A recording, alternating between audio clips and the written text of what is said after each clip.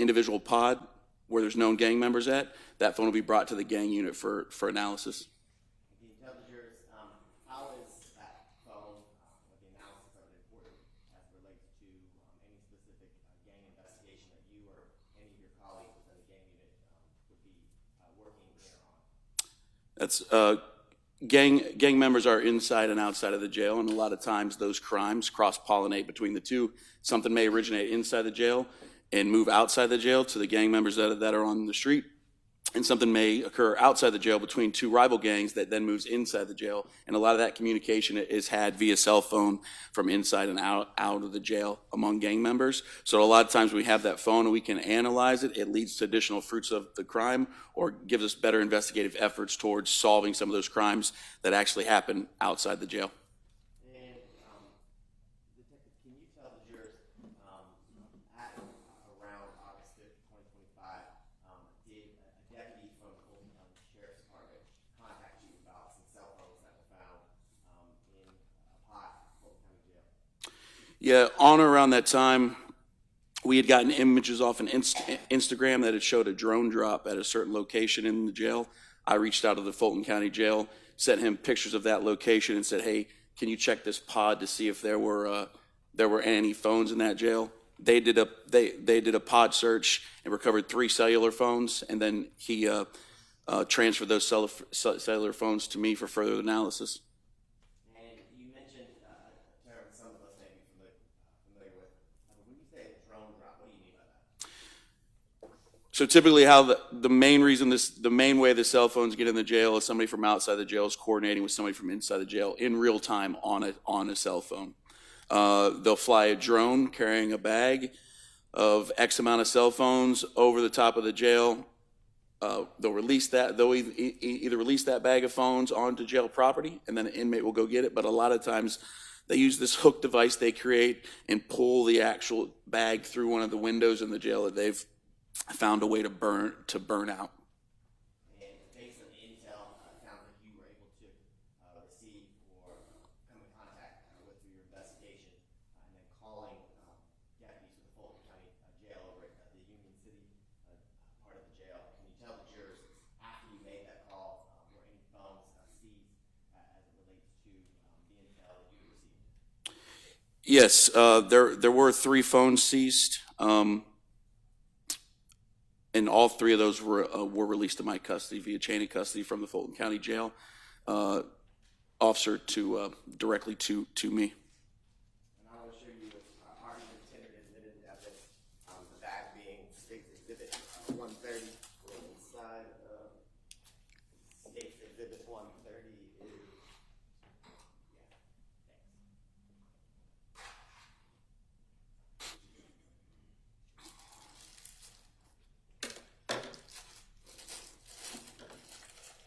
State Exhibit 130A and State Exhibit 130B. Do you recognize those phones that you received as it relates to the shakedown or search of the pod in the Union City Jail that you had gotten intel on? Yes, sir.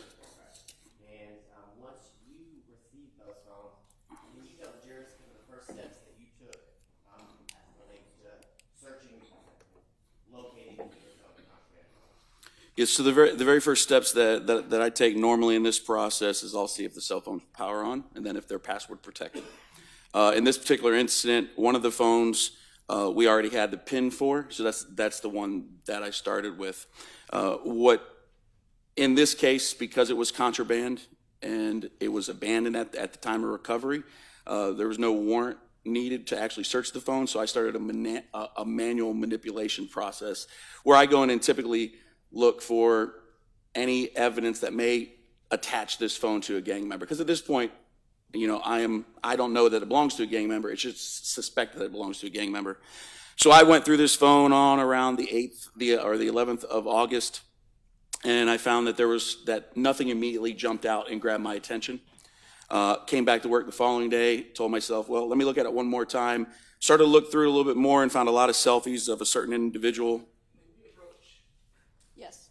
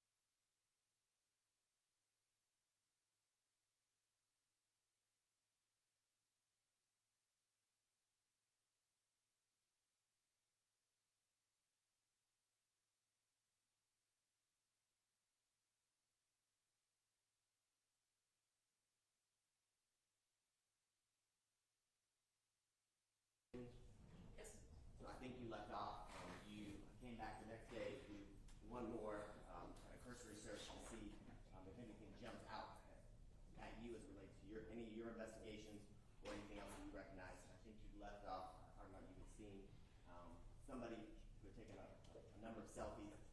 And did you find any other information that was pertinent to an investigation that you happened to be investigating, or somebody or investigation you knew somebody had been working? Yes, sir. So to continue, I was looking through the phone one more time, found those selfies, and then I came across some specific images that really caught my attention. On the phone were what was clear to me as internal communication, what appeared to be a detective's case file. And they said confidential across the page, which I know typically is only our homicide files are confidential.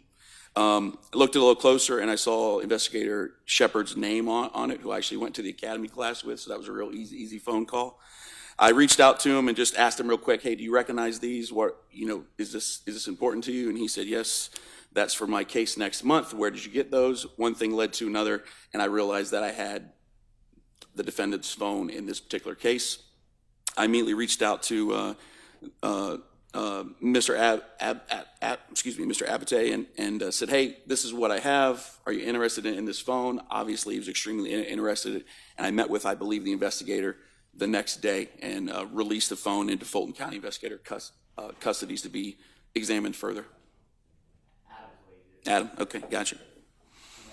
Once you reached out to both Detective Shepard and then members of the Fulton County District Attorney's Office, did you then provide the cell phones that are for you at 6 and 130 and then specifically 130A and 130C to investigators here with the Fulton County DA's office? Yes, I believe her name was Oliphant. Yep. Well, thank you very much for your time, and I appreciate it. I have no further questions. If anything, I have some questions on cross. Examination?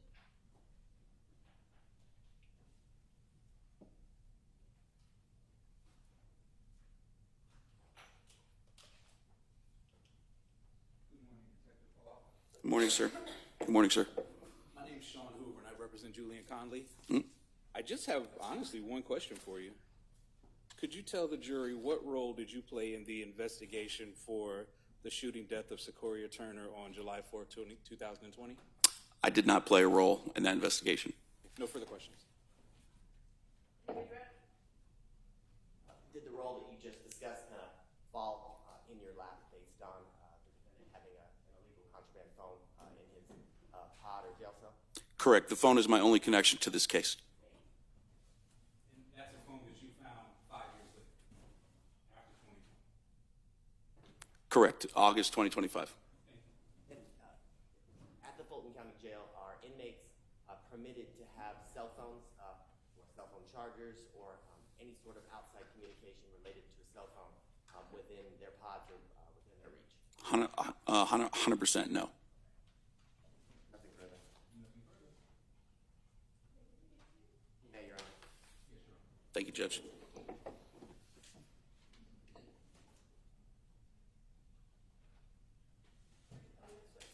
State would call Detective Keith Sherwood.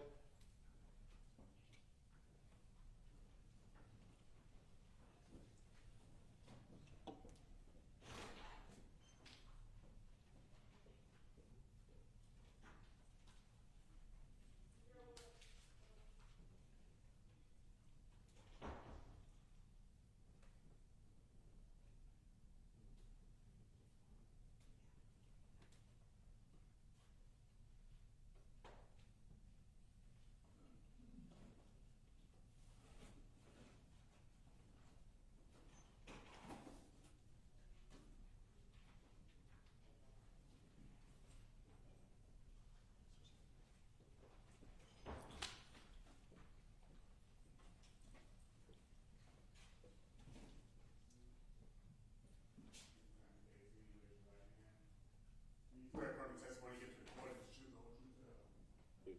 Go ahead and have a seat next to the mic. State your name. My name is Keith Sherwood, Keith Sherwood. Good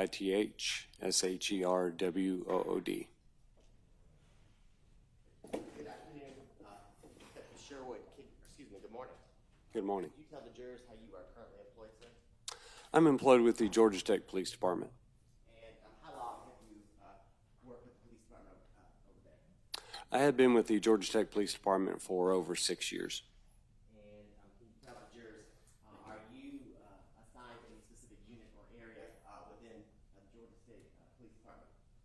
Yes, I'm employed at the Georgia Tech Police Department. I'm assigned to the Criminal Investigation Division as a forensic investigator and examiner. Can you tell the jurors briefly a little bit about your job responsibilities and duties as a criminal intelligence investigator in that department? Yes, my duties and responsibilities include, in addition to assisting the investigators at our agency and outside agencies in general criminal investigation, I also specialize in general physical forensics such as CSI and digital forensics such as the examination of electronic devices. So I want to focus today a little bit about digital forensics and the investigations that you do and the tools that you use for those investigations. Can you tell the jurors a little bit about that? Yes, sir. Part of what my duties include is working with digital devices and electronic devices such as mobile devices, as commonly known as cell phones and tablets, and computers, desktops, laptops, and the analysis and acquisition of data from these devices. And that involves using multiple tools, which are such as the ones that we use are magnet forensics and gray key are some device and tools that we use. And there's also tools such as Cellbrite, which we also use. And there's a variety of different types. It's a matter of which is the preference of the examiner and is approved by your agency. Now let me ask you this. You just used a lot of large kind of technical terms. Can you tell the jurors, as part of your job responsibilities and duties, when you receive digital evidence, do you receive things like cell phones, for example? Yes, cell phones are probably the most common type of device that we'll receive for analysis. And can you tell the jurors, when you receive, for example, a cell phone, what are the first steps that you take in order to try to pull any data or the information off the cell phone that you receive? Yes, in an example such as mobile or cell phones, what I'll do is first determine do I have access to the device? Is it password locked? If so, do I have the password? And if I have that, then I can use these tools to perform what I call an acquisition and then have it analyzed. And we do this with special software that we have on one of our computers. And let me ask you this question. In instances where you receive a cell phone and would say you don't have the password to get into a phone, are there ways and means for you to use different programs and equipment to still gain access, or I think your term was in order to have an Acquisition and analysis. Yes, yes. In cases where a device is passcode locked, there are some tools that are available to us. The one that we primarily use is known as magnet gray key, and it uses proprietary software. It means it's unique to this particular company and device, and it has the capability sometimes of bypassing passwords and passcodes to devices. It's not compatible with every kind of device, every kind of phone, but some of which it has proved useful in bypassing these passwords and providing us access to these devices which are locked. Okay. And can you tell the jurors, in August of this year, did you receive cell phones from investigators from the Fulton County District Attorney's Office? Yes, I did. I received 3 cell phones from Fulton County District Attorney investigators. And on the desk before you, there should be state exhibits 130A and then 130C, the 2 cell phones. Are those the phones that you, are those 2 of the phones that you received in relation to what was dropped off by the Fulton County District Attorney's Office? Yes, they are. These are 2 of the 3 devices that were dropped off. And can you tell the jurors, once you received those devices and both phones, or were you able to get into either of the phones? I was able to get in the one phone, which I believe is listed as Exhibit 130A, which is a Samsung A15 cell phone. Okay. And can you explain to the jurors, I know you went through the overall general process, but how you were able to get into State Exhibit 130A Samsung phone? Yes, the Samsung phone, the investigators provided a passcode or PIN for the device already. So there was no attempt needed in trying to unlock the phone with Gray Key or any other tool. I was able to access it directly. And what I did then is the software that I use is called Magnet Axiom, and it's a well-known and well-used software in the digital forensic community. And as a result, what I did is I plugged it in and requested that it acquire all the relevant data that it could find on the device. And when it does this, it then puts it together in what I refer to as the analysis. So the initial is the acquisition. Essentially, it pulls the information off of the device, and then it separates it. I like to refer to as collating the information, and separates it into categories which are easy to understand and to look through for the investigator that is provided to. It'll separate it into images, media files, documents, emails, so that way I can then provide that information to the investigator for them to follow up on whatever information they need. Kind of like how your actual cell phone will separate a photo or a folder for all your photos, for all your videos, a folder for messages, things of that nature. Yes. Okay. And when you were able to successfully get into the phone and tell the jurors, were you able to get a full extraction or acquisition off the phone? Yes, I was able to extract what I believe to be the full amount that it was capable of from the device. Yes. And once the full amount was extracted or acquired from the phone, did the process that you just described as it relates to the separating or the coalition of the data, did that occur? Yes, it did. It provided a summary of all of the individual items that were pulled off of it. And again, it separates them into different categories. It refers to them as file artifacts, but they're computer files. Okay. And after that was done, can you tell the jurors at that point, does the district attorney's office have to come and seize your computer to get the information? How do we acquire the information? No, the way I provide that information to investigators, whether it's with district attorney's office or whatever agency I am assisting, is they will provide, as in this case, external devices such as a flash drive, USB drives. They already provided all of that to me to place these files and whatever information I find onto this drive. And that's what I did. So I place it on a USB drive, which is then turned over back to the Fulton County District Attorney's Office. I want to show you the mark of State 131, and you will look that over and let me know if you recognize State Exhibit 131. Yes, I do.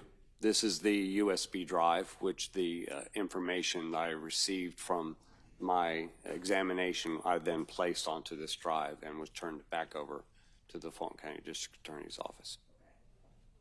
Okay. Now, is it common for you to assist agencies like the Fulton County District Attorney's Office or other agencies in the city of Atlanta, throughout the greater Atlanta area?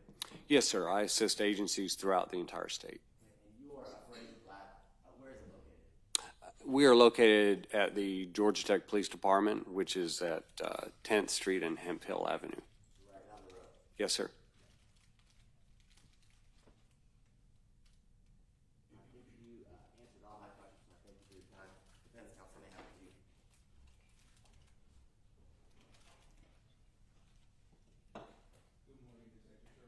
Good morning. My name is Sean Hoover, and I represent Julian Conley. I have a couple questions for you. Now, you said that there are a number of different types of proprietary software that you use. Yes, sir. Could you explain the different types that you have available to use? The types of software that we use, the one I refer to is Magnet Axiom. It's one of the products that are available from Magnet Forensics. Magnet Gray Key is a device that is also under Magnet Forensics, and it's actually a physical device, which is where you would plug in cell phones and other devices into it. And we also use Cellbrite, which is another commonly used tool by agencies throughout the country. So those are some of the examples of tools that we use. Okay. And you said with the software that you use, you basically work on cell phones, tablets, computers, laptops, anything like that? Yes, sir. All right. I understand how you are extracting data from a cell phone. What do you do with laptops and computers? Because those are a little different. Yes. With a laptop and a desktop computer, ideally what you want to do is image the hard drive of the device, and then you perform an examination off of the image. And did you do that with any laptops or computers for the Fulton County District Attorney's Office in this case? I did not. When were you first contacted by the Fulton County District Attorney's Office? It was sometime in August. I believe the date was I know they arrived on the 14th of August of this year. Of 2025? Yes, sir. And they gave you cell phones? Yes, sir. They brought 3 cell phones. Okay, so if I'm hearing you correctly, you didn't take part in any part of this investigation until August of 2025. Yes, sir. That's correct. So once we did get to August of 2025, no one from the police department or the Fulton County District Attorney's Office ever gave you any surveillance videos or cameras or anything like that to work on? No, sir. Thank you. No further questions. Yes, sir. As it relates to the acquisition of the data that's extracted from the phone, can you tell the jurors, you talked about the artifacts and how it's separated in different file folders and things of that nature. Does it also separate each file by date and time and things of that nature? Yes, sir. It breaks them down by file created date, file if there's whenever the file originally is, as it says, created, also file modification date and file access date. So it usually will break them down by those. And based on your review of the successful extraction, was that done in what's contained in State Statute 131? I did not review the contents of the extraction, but the general acquisition and analysis that appears to have been the case. Just a cursory glance of files as they were found. Okay, and we talked briefly about State Exhibit 131. You said that is the USB drive that you provided to the District Attorney's Office after you did the process that you described to this jury? Correct. Your Honor, at this time, the state would tender what's been marked State Exhibit 131 into evidence. Any objection?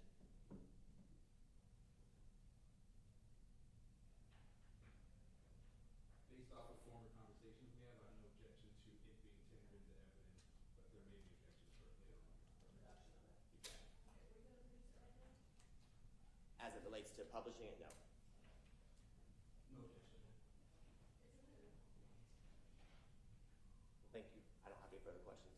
You can be excused from the stage if you have questions from the Any cross-examination? Nothing further, Your Honor. Thank you. Okay, thank you. Thank you, Your Honor.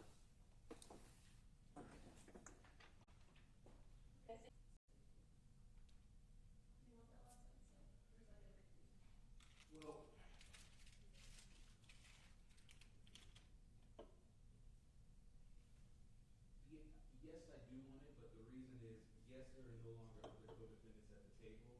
However, when the jury hears certain information, there will be other people involved in it. And I want to make sure it's clear to the jury that they have nothing to do with this case. They have nothing to do with the ultimate issue. If you or the state want to craft it differently, I believe that's okay, but I want to make sure that they are going to hear about other people being involved in other things. And I want to keep that separate from this trial. Anything you want to add to the amendment, or are you happy with taking that phrase out of the first sentence and leaving the rest? I think I'm okay with the charge generally. I think somewhere it needs to be stated that they're permitted to consider the evidence for standard as it relates to 24-418, and that's what the State v. McKinney case stands for. Okay, so we can change that last sentence. You may consider this evidence only insofar as it may relate to the defendant, which is named in testimony pertaining to such acts, and not the others that are mentioned, and say the sentence you just said. You were permitted to consider this or that evidence for its bearing on any matter to which it is relevant.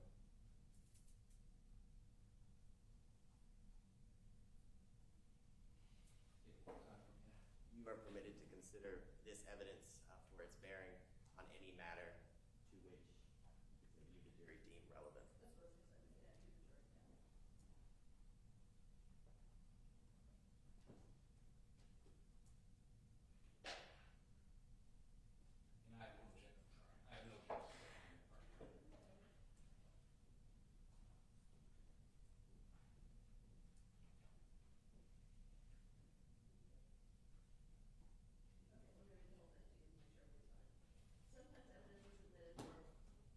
Microphone. Sometimes evidence is admitted for a limited purpose. Such evidence may be considered for which the evidence is limited and not for any other purpose. Evidence regarding crimes and acts not specifically charged in the indictment have been offered as proof of the existence of a criminal street gang and criminal street gang activity. The commission of an enumerated offense by a defendant is not itself sufficient to prove evidence of criminal street gang.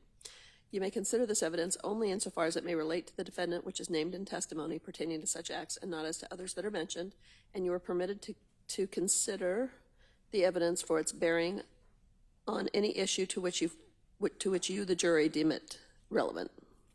Is that fine? I read it badly, but okay. All right. Okay, I think we're ready for the jury. You would land in a speed talking. I know, I'm sorry. No, I like it. Poor Carrie. Same way. Good morning. How are you doing? Good. Did you finish your trial down the hall? Oh, okay. You looking like Prince today. Now you got Joe. When you got an audience, you got Joe.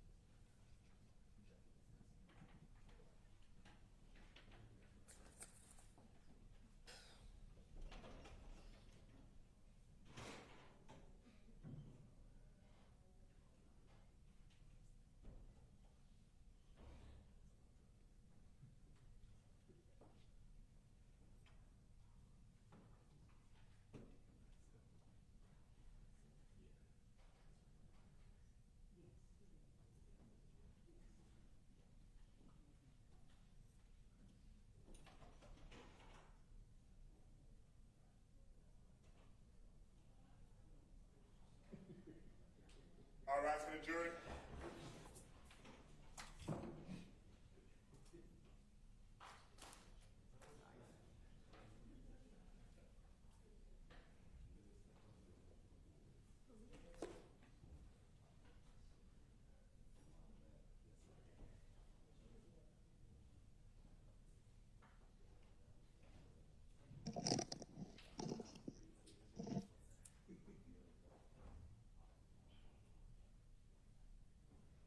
Judge, that kind of point.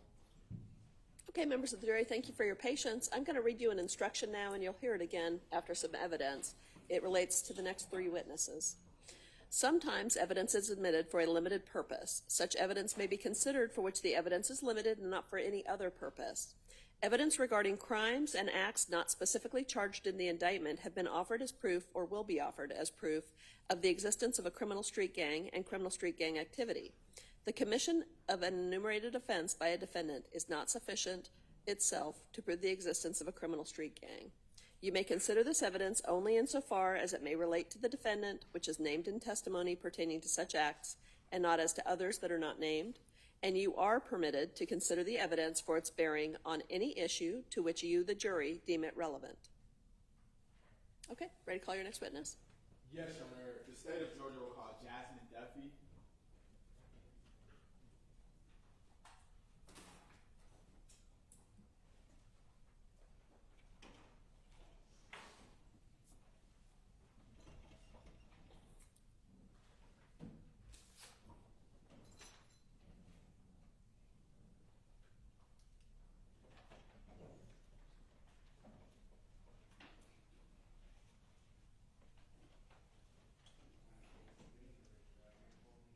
Swear upon the testimony you give according to truth.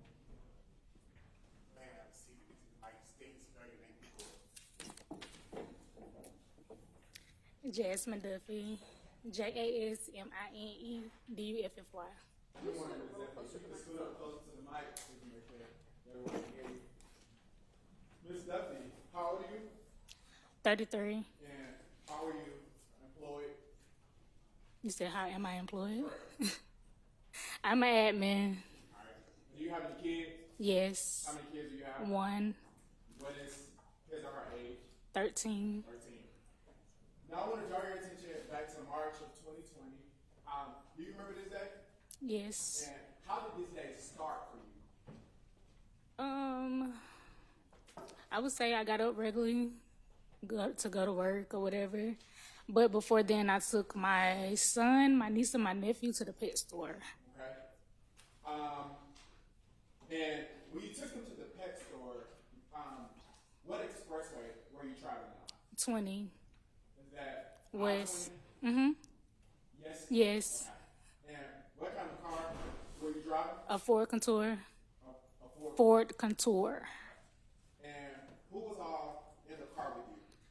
My niece, my son, and my nephew. How old is your niece? At the time, Yes. not sure. She's 20-something now. Okay. All right.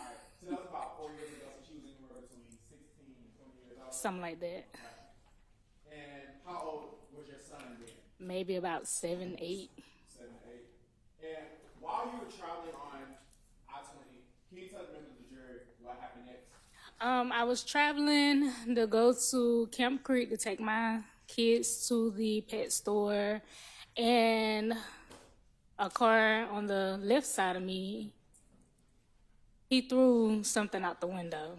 At the time, I said it was a firework. Hold on 1 second. So you said the car that was on the left side of you, which lane were you in? Let's say it's about 4 lanes. I was in the 3rd lane. The third lane. And then the car that was on the left side of you, would that be the car that was on your driver's side? Yes. And do you remember what kind of car that was? I want to say it was a Dodge Journey, maybe. Okay. Not sure. Was it a truck or It was an an SUV. SUV? Do you remember how many people was in this SUV? 3. And do you remember where the 3 people were sitting? Not sure. Would you agree that there was a driver? That threw something out the window? No. Would you agree that there was a driver? Oh, yes. Would you agree that there was a passenger? Yes. Or would you agree that there was somebody sitting in the back seat? Yes.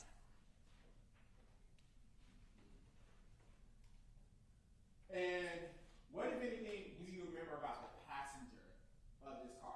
He threw something out the window and looked at me like he wanted some problems. Okay. And when you say he threw something out of the window, what did you believe at the time he threw out of the window? I said firework. Okay. I didn't know the name of it, but I knew it was like a gender reveal powder dust. Okay. So when you said like a gender reveal powder dust, would you be referring to like what reveals whether or not? If it's a boy or girl, yes. And what color was this dust? Pink or red. All right. And once you, I'm sorry, where did the dust come from? Once you saw it rise, where was it coming from? Was it coming from underneath your car? It just went everywhere. Okay, try not to lead. When this device exploded, what happened next?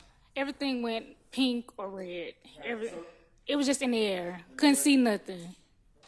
and once this happened, did you call 911? Second, yes. My first thought, no. Okay. Once you called 911, what happened after that? I chased them. Okay. So you say you chased him. How did you chase him? I went everywhere that he went. He went 285, I went 285.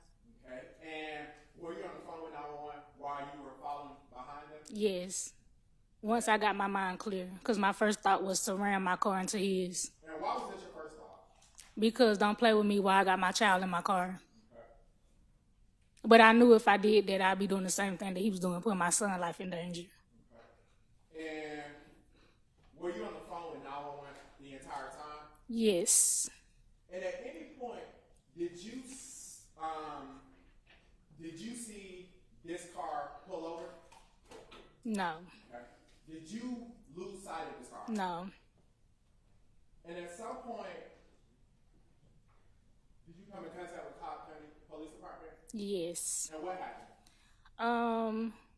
I got in contact. I don't know where we were when I seen them, but I know that an officer looked at me and pointed at the car to make sure that was the correct car. I nodded my head, yes. They pulled him over. I kept going. All right. And when you kept going, where did you go? I went to the pet store in Cobb County. So from there, did you ever receive a call to come back to the scene? Yes. And did you respond back to the scene? Yes. And if you remember, where did you go back to? The battery. The battery? Mm-hmm. Is that where the brakes play? Yes. And did you tell the officer where that person was sitting who threw the... Mm-hmm. Yes? Yes, I did. Okay. And where did you tell the officer? The passenger seat. Passenger seat. I am going to show you what is already in evidence as State's Exhibit 117. Do you recognize that person in that photo? Yes. And who is that person in that photo? The person that threw whatever it did out the window. And I remember his face because he gave me a very look like I can cuss in here. You can express yourself. He gave me a look like, yeah, bitch, I did it. Okay. Permission, it would be published, but permission to publish State's Exhibit 117 is already into evidence. It's already in. Hey, you can publish it.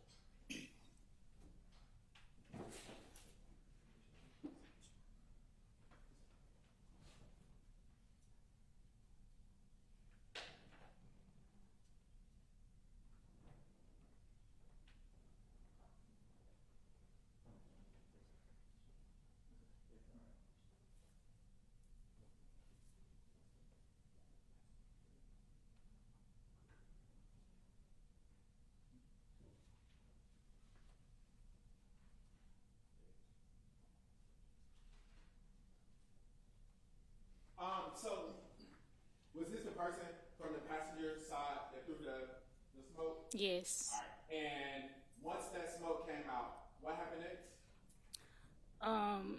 He looked at me. At first, I was gonna let it go. Everybody was swerving and braking on the highway, and it kind of made me mad. But then it was like when he gave me that look, it was like, yeah, I did it. And now you playing with me while I got my child in the car. So now we're gonna see who the bad is. And then this one, I decided to chase him. Okay, and when you chased him, you called 911. I did. 1 second. The state will pass the witness. Defense may have some questions. Okay.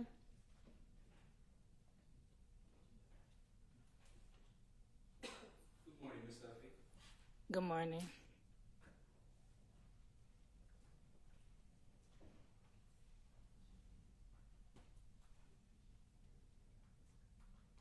My name's Sean Hoover, and I represent Mr. Conley. I have a couple questions for you as well. All right.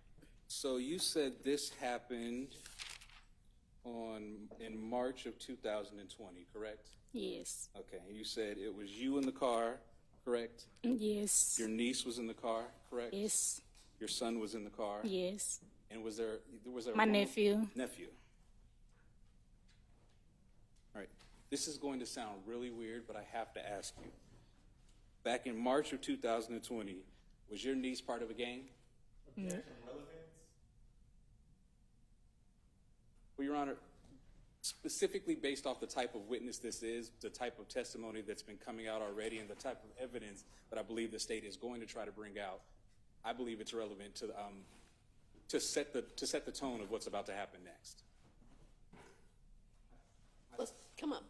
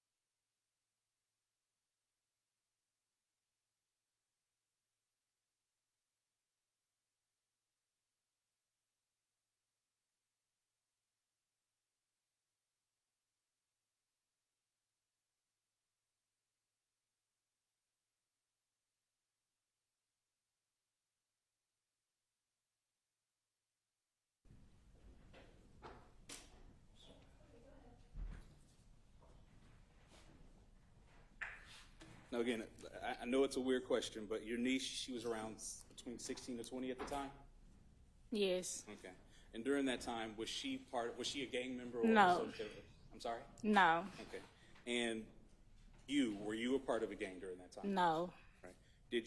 And the other two were children, right? They were minors? Correct. Okay. You and your niece, did y'all have any issues with gang members during Absolutely not.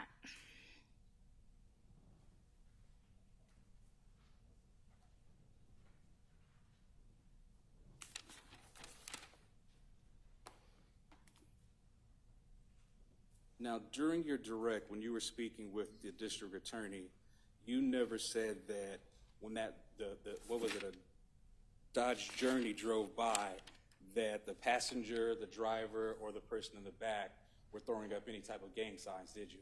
No. Okay.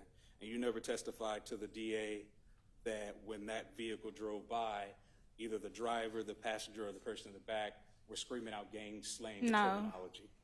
And you never testified with the DA that when that vehicle drove by, that the driver, the passenger, or the person in the back were throwing up gang signs or anything like that? No. Okay.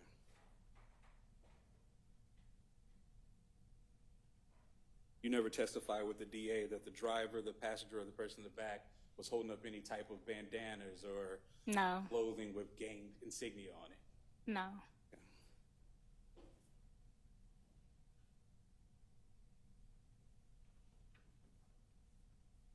And before that day, have you ever seen either the driver, the passenger, or the person in the back seat? No.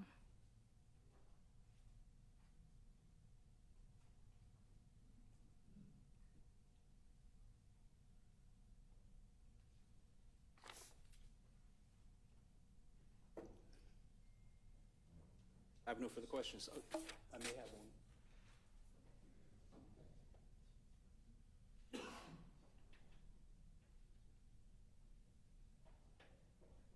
I have no further questions. Thank you, ma'am. You're welcome. No, Your Honor. She can be. Yes, Your Honor. All right.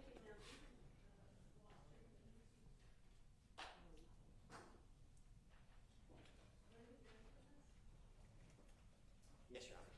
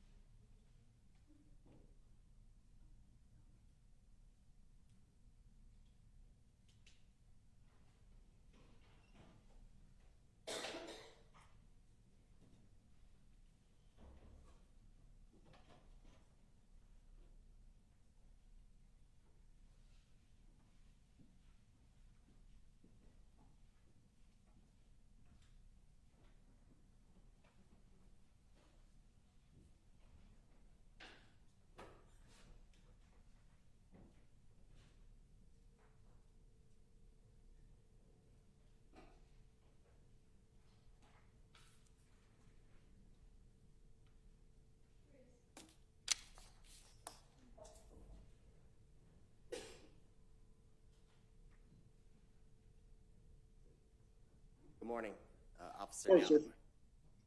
So could you raise your right hand? You solemnly swear and affirm that the testimony you're about to give in the matters pending before this court will be the truth, the whole truth, and nothing but the truth, sir? I do. Okay, you can put your hand down. Good morning. Morning, sir. Can you tell the jurors, they're in the courtroom, how you are currently employed, sir? I am currently employed with the Cobb County Police Department, and I am currently assigned to the Cobb County Police Training Facility as a mandate coordinator in charge of the police recruits. And can you tell the jurors, how long have you been a member of the Cobb County Police Department? Just over 13 years. And I know you said you are at the training facility working with the recruits. Can you tell the jurors prior to that position, where were you employed within the Cobb County Police Department? At the Cobb County Police Department, I started off my career at Zone 3, Precinct 3, which is around where the Brave Stadium is at now. I was assigned to uniform patrol for approximately 8 years. I finished off 8 years as a field training officer before I came over to the training facility to be in charge of the recruits. And can you tell the jurors, were you working in that position in Zone 3, kind of around Truist Stadium back on March 29th of 2020? Yes, sir, I was. And can you tell the jurors, as a part of your employment and your position, did you work within Officer Boyd?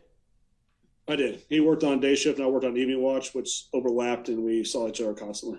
Okay. And can you tell the jurors, back on March 29th of 2020, were you dispatched to assist Officer Boyd at 945 Battery Avenue? I was. And can you explain to the jurors, where is 945 Battery Avenue in Cobb County? That is what we call a 318 beat. You're looking at 285 at Cobb Parkway, which is one of our highest traffic areas, which is around the new stadium, which is Truist Park.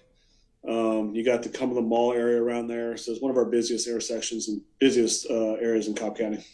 Is that kind of near what I would call the 285 kind of underpass right there by the Cobb Galleria? Yes, sir, it is. It's right there. And can you explain to the jurors why were you called out to assist over there at 945 Battery Avenue?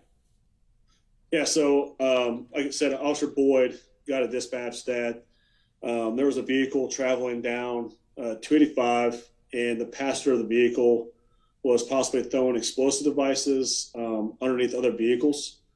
And that vehicle that called in, the complainant that called in, was still following that vehicle. So we responded to the area, try to cut off that vehicle, try to catch up to him. The vehicle, being a Dodge Journey, displaying the tag of Charlie Bravo 6921, was located by Officer Boyd and other officers when he got off the exit to 285 eastbound and got off at Cobb Parkway, right where that mall is at, and the Brave Stadium and the Galleria that day. It was observed just under that underpass.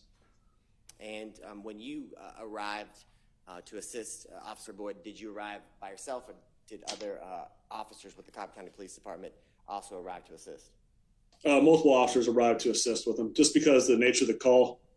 That's not a call that you usually get, is about explosives going underneath cars and things like that. So it's very concerning. And can you tell the jurors, once you got there, kind of the first steps that you took as it relates to assisting Officer Boyd with what now would be a stop vehicle? Yes, sir. So Officer Boyd got behind the vehicle, verified the vehicle that he was behind fit the description of what we were looking for. When he did so, he noticed the passengers inside the vehicle, saw multiple passengers inside the vehicle, moving around more than any other passengers usually would be moving around. This is the way he would probably describe it. He had put that over the radio channel that he had some people moving inside the vehicle, possibly occupied 3 times inside the vehicle. And anytime you kind of say, hey, there's 3 people inside the vehicle, 4 people inside the vehicle. Hold on 1 second. Yep. I have to object to the hearsay. Sorry, he couldn't hear me. My microphone wasn't on. I'm sorry. This witness has said a lot of what other people have said, so I know it's difficult because we're on the screens, but I will object to the hearsay. I'll ask a more tailored, specific question. Okay, thank you. So once you arrived, and you said there had been some communication over the radio. I don't want to talk about what was actually communicated. When you arrived, did you get out of your vehicle? When I arrived, Officer Boyd had stopped the vehicle near the Battery Avenue, which is 945 Battery Avenue, is when I started pulling up to assist him. Okay. And can you tell the jurors the first steps that you took once you arrived to assist and got out of your vehicle to speak with or assist Officer Boyd? Yeah, when Officer Boyd, when he pulled up, he's on the PA system getting suspects to control their hands and things of that nature. We end up pulling the suspects out of the vehicle, the occupants inside the vehicle out, and began doing a pat down for any kind of weapons or obviously explosive devices, what the call came in as. Can you tell the jurors, you said use the word or occupants, plural. Do you recall how many occupants were inside the Dodge Journey that you talked about? I want to say there was 3 to 4 occupants inside the vehicle. Okay. And once the occupants of the vehicle were removed, and you said that they patted down for, I think you said weapons or any other possible explosive devices? Correct. Yes, we brought them outside the vehicle. We pat them down, have them have a seat on the curb while we conduct our investigation outside of that vehicle. And can you tell the jurors the next steps that you took as it relate to your assistance and anything that you noticed about the vehicle itself as you walked around it? Yes, sir. You know, as we open the doors to the vehicle and have them exit out, our first part was to conduct our pat down of the actual individuals, have them sit down the curb. While the doors are open, after we got everyone out of the vehicle, I could actually see a weapon in the driver's side floorboard. Okay. And can you tell the jurors, once you saw that weapon in plain view, what did you do next as it relates to not only that weapon, but any additional search of the vehicle? Yeah, obviously we took that weapon and made it safe, put it into a safe location with our vehicles.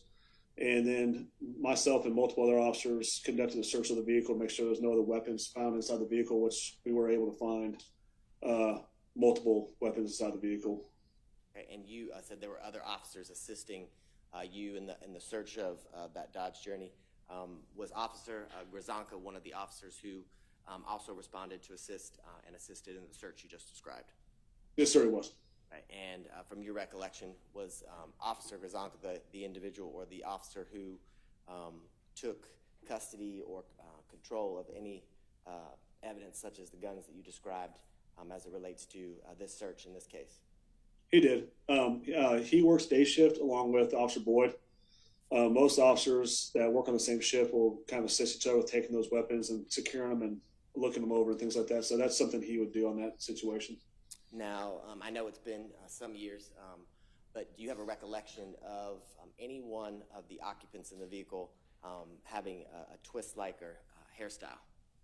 Yeah, we identified one of the individuals, Conley, as being the passenger with the twist, and the description of the male who was actually throwing explosives out of the vehicle. Okay. And other than what you've described for the jury here today and the assistance you provided to Officer Boyd and the other members of the Cobb County Police Department who arrived to assist, did that kind of complete your role and responsibilities as it relates to this case from March 29th of 2020? Yes, sir, it does. And, Yeah. and I forgot to ask you, so I apologize. Can you tell the jurors, we know this happened on March 29th of 2020. Do you remember about what time this was all occurring on that day? The only thing I can regulate or reframe or go back to is during the day, about 3:20. I think that's what it was too. So 3:20 is when day shift is still on there and evening watch is coming on shift. So we overlap each other like that. Okay. So it's sometime in the middle of the afternoon, it sounds like. Yes. Thank you, sir. I don't have any further questions. I hope you're feeling better. Defense may have a few on cross. Thank you.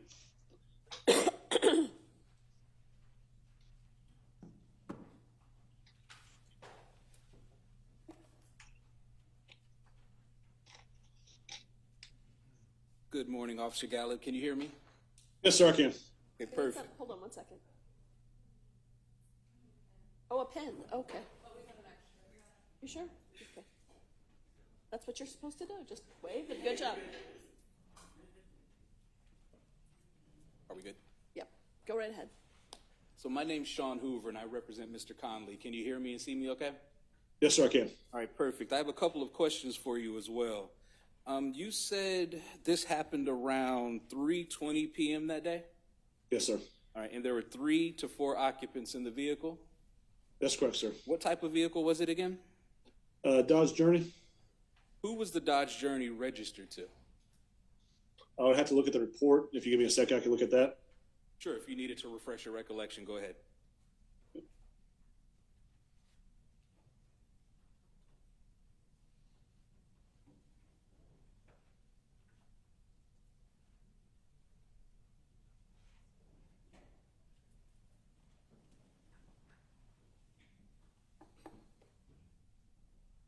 I'm not sure if I have it on this report of who the actual registered owner is. I don't know if it was a driver or not. I can't remember unless it's on this report or not.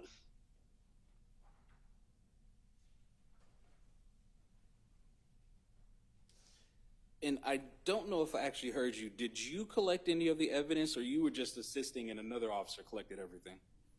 Assisting. So, like, obviously the weapon, obviously locating that, searching the vehicle. When we searched the vehicle, any guns that we did pull out, Officer Grzanka and guys from day shift that were assisting Boyd, Officer Boyd, them being the people that are going to take the report, the officers that are going to take the report, we're more assisting getting all that stuff over to them, and they're going to be they were the ones that documented it, held on to everything, and put everything in evidence. Okay. And I guess my last question is, you said you got the occupants out. Oh, I'm sorry. Let me back up. You said multiple passengers were in there moving around more than usual? Yeah, he put it out as without telling us hearsay. What's that? Without giving us hearsay testimony, you can't tell us what somebody else said.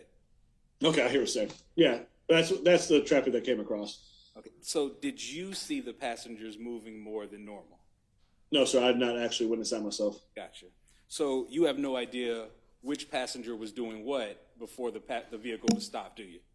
That's correct, sir. Okay. I have no further questions. Thank you, sir. Yes, sir.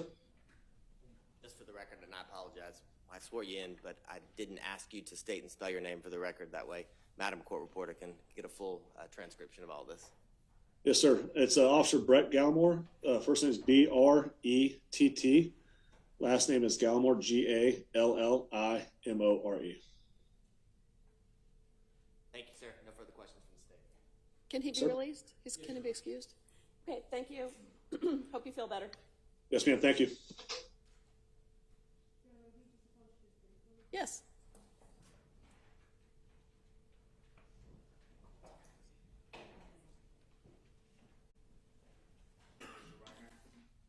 You verify the testimony given to the court is the truth, the whole truth, so help you God. Swear. Right now, see, it's the mic, state, spell your name.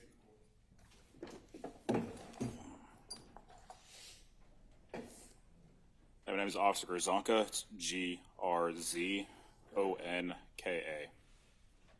Good morning, Officer Grzanka.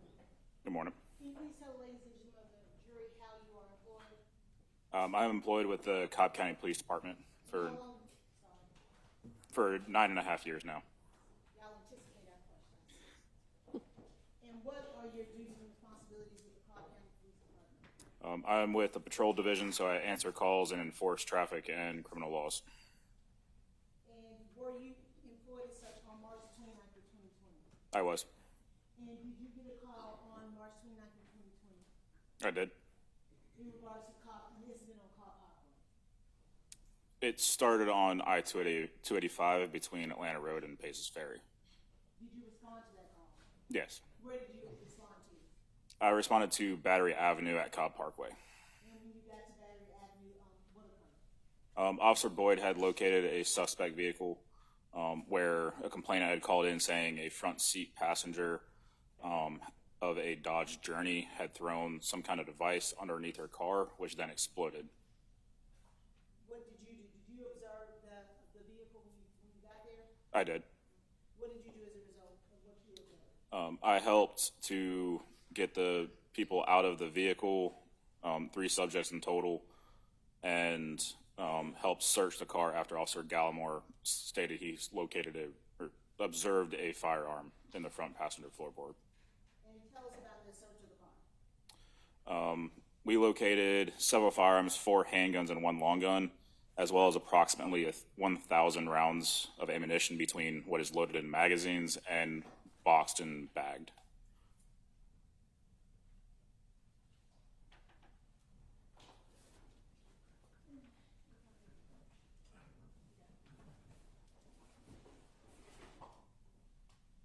And were you the person in charge of collecting that evidence? I assisted along with the other officers.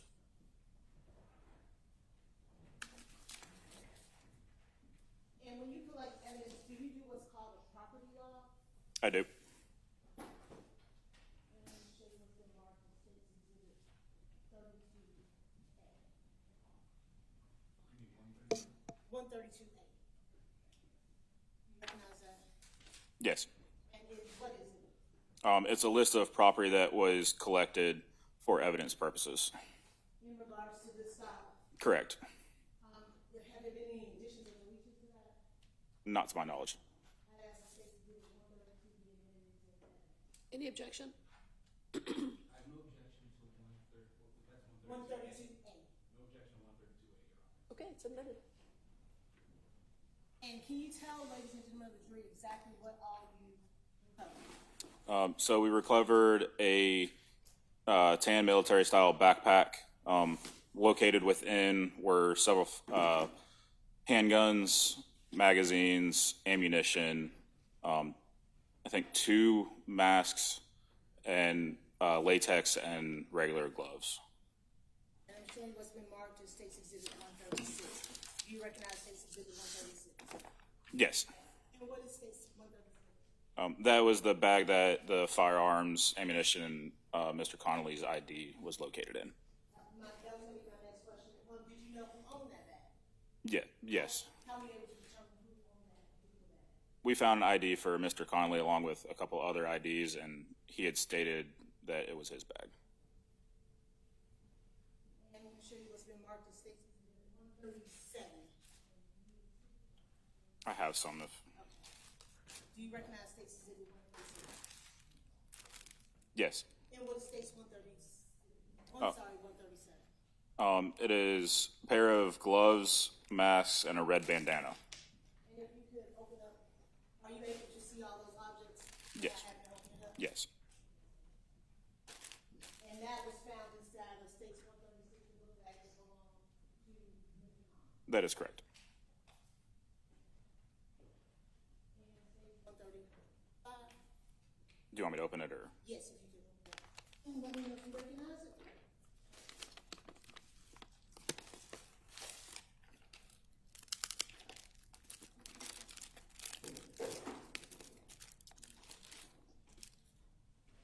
Yeah, they were a real ID for a second person as well as an ID with that person's name and Mr. Connolly's picture on it. So it was improper. Any changes to that, to those items, those 2 items as part of State's 137? Not that I can tell. And you indicated that there was a real ID. 135, I missed. Yes, it's a real ID for Reginald Lane, as well as an ID with Reginald Lane's name on it, as well as Mr. Connolly's picture. Fake ID. Correct. I asked the State's Exhibit 135. 135? It's admitted and you can produce. If there are any weapons, have they been made safe? Yes, there are 2 weapons, Your Honor. They have been made safe. Okay. Okay. You can look at States 134, 133, 134, and 139. Let me know if you recognize it.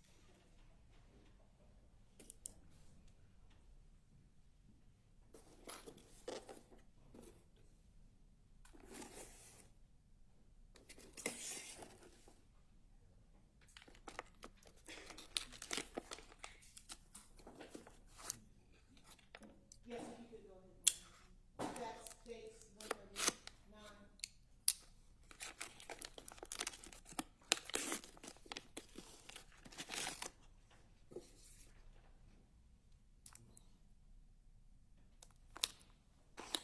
Yeah, they were the 2 firearms, one a Glock 33. States Exhibit 133, you recognize that? Yes, it is the Glock handgun that was located inside the bag. And it states Exhibit 134. Do you recognize that? Yeah, it was a HK VP9 also located in the bag. And it states 139, I believe. Yeah, it's a box of 6-hour ammunition, 9 millimeter. It states Exhibit 134, 133, 134, 139. Objections? No objection, Your Honor. They're admitted and you can produce. Now, let me ask you, the call, did you receive, so we have the 2 guns, are there magazines in states 133 and 134 as well? Yes. Were they fully loaded magazines? From what I recall, I believe that they were, yes.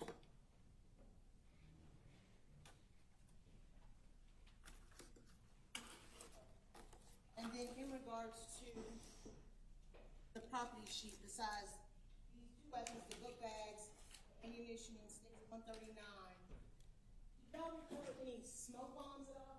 Yes, 2 smoke bombs that were then turned over to the bombs team.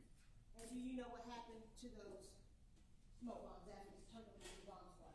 I'm not privy to their procedure, but I would assume that they're destroyed. Actually, it states 138, and once you recognize it, you can cut it open and place the items inside 138. Do you recognize it 138? Yes. How do you recognize it? There were magazines and ammunition located inside the bag. Any changes to those recoveries? Before you do that, any changes to any of that evidence that you recovered? Not that I can see. I asked the states 138 to get this evidence.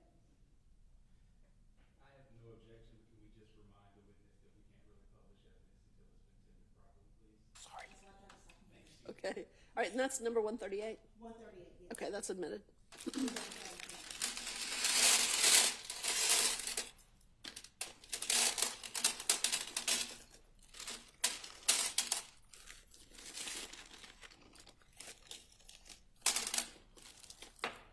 How many rounds is that? I believe it was approximately 200 rounds. Inside of that, are there additional rounds? Yes. Do they all appear to be the same types of rounds, the ones that's inside? And actually, I'm gonna mark that it states 138A. Want the Inside it states 138A, is that, additional ammunition? yes.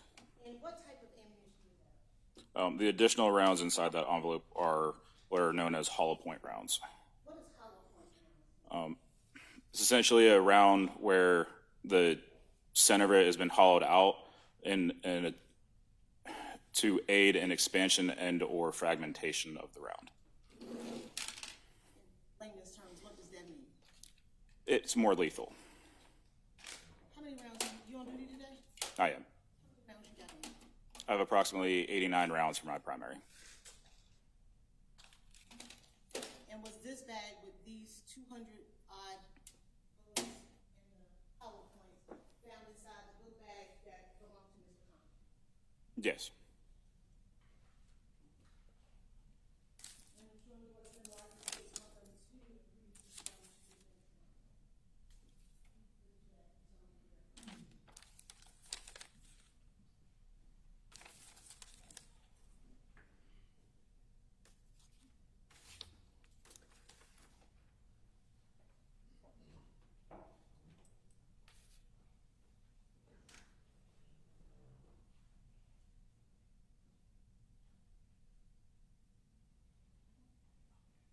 Do you recognize states 132? Yes. And what is states what's contained in states? How are you able to recognize it? It's a standard booking photo for our jail. And does it appear to be any alterations, deletions, or modifications to that? No. I'd ask the states to do the 132 be admitted into evidence. Any objection? No objection, Your Honor. It's admitted. And who is that booking photo? Julian Conley. In that booking photo, what hairstyle does he appear to have? He has short dreads / twists. And is that the person that was the ownership of all of the items we just went through, and the person that was looking at on the March 29th and 2020? That is correct. Did you have any other involvement outside of the case besides collecting No. Nothing further at this time. Cross-examination? Yes, Your Honor, thank you.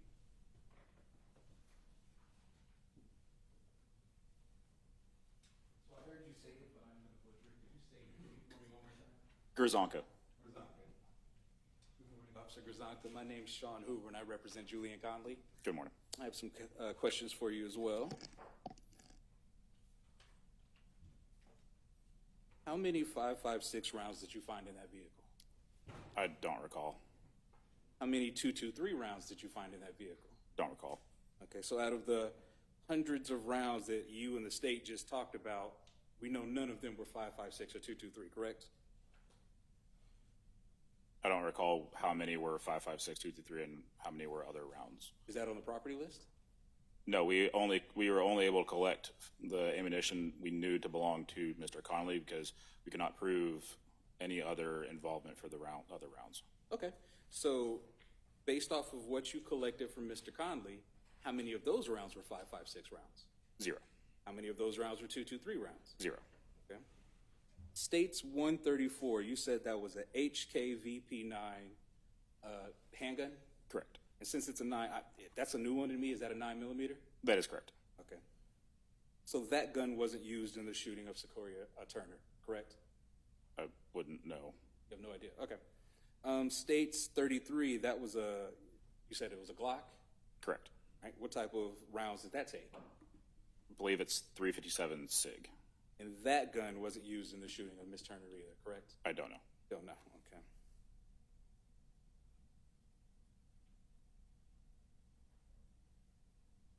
Now, are you familiar with who Miss Duffy is? I believe she was the complainant / victim. Did you ever receive information that Miss Duffy saw somebody pointing an HKVP9 at her vehicle? The only thing I can recall was that a device was thrown underneath her vehicle. Okay, so that's a no. You never received information that she saw an HKVP9 pointed at her vehicle? Correct. Okay. Did you ever receive information that Miss Duffy saw a Glock pointed at her vehicle? No. Did you ever see information, did you ever receive information that the complainant, Miss Duffy, saw someone holding any type of guns at any time while they were on the road together? No. Okay. Did you ever receive any type of information that Miss Duffy said anyone in that vehicle had a mask on their face? Not that I recall. Did you ever receive any type of information that said the complainant, Miss Duffy, reported that anyone in that vehicle had latex gloves on? No.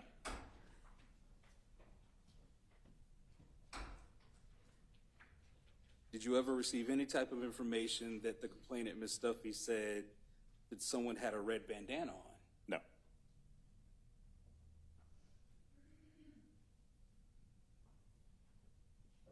And you said one of the IDs had the name of Reginald Wayne on it?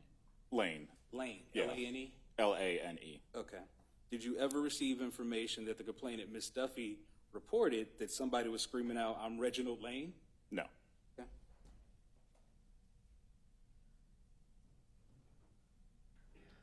And if I heard you correctly, it's your understanding that the person that was in the front passenger seat is the one that threw some type of smoke bomb? Some kind of device, correct. Thank you. No further questions, Your Honor. Any redirect? Just a little bit. First I'd ask if states 132 can be published. You can publish it. Officer was on the, if you could, asked you about a mask, latex gloves. Can you open that up and pull out the contents?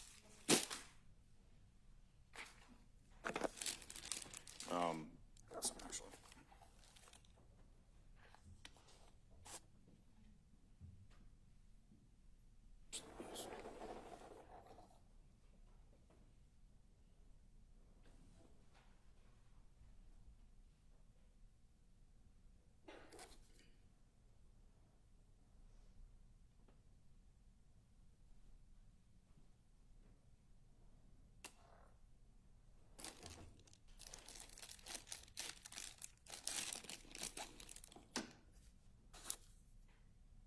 need better scissors.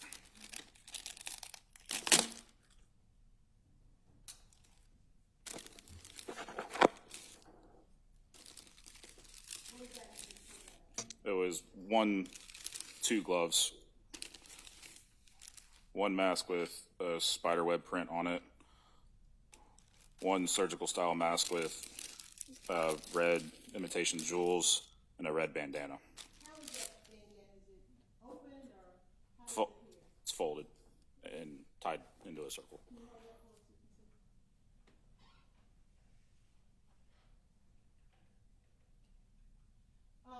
And I think Mr. Hoover asked you about any 5.56 or any 2.23. Was there any weapons in their car capable of firing 5.56 and 2.23? Yes, there was one long gun that was capable of firing that round. What type of gun was that? AR style long gun. AR-15?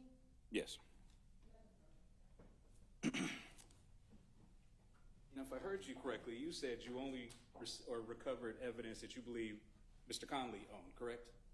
Yes. So Mr. Conley didn't own that AR-15. Is that safe to say? Yes, I believe the driver stated that was his long gun. Okay. I guess my last question is, since the state had you open stuff up and show it to the jury, what, if any of that evidence there, can help the jury determine who shot Secoriea Turner? I have no knowledge of that case. No further questions, Your Honor. Any redirect? So the driver told you that the AR-15 belonged to him. I believe so, yes. Did y'all want to check to see who it belonged to? We don't have that capability So y'all on the just road. went based on the driver who was driving around, Mr. Conley telling you that AR-15 belonged to him. Correct.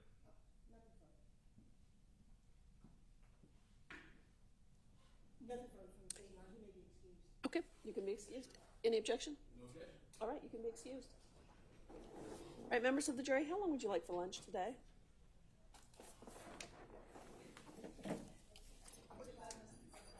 That'll give you enough time to go get it? Okay. All right, we'll see you in 45 minutes. All right, for the jury.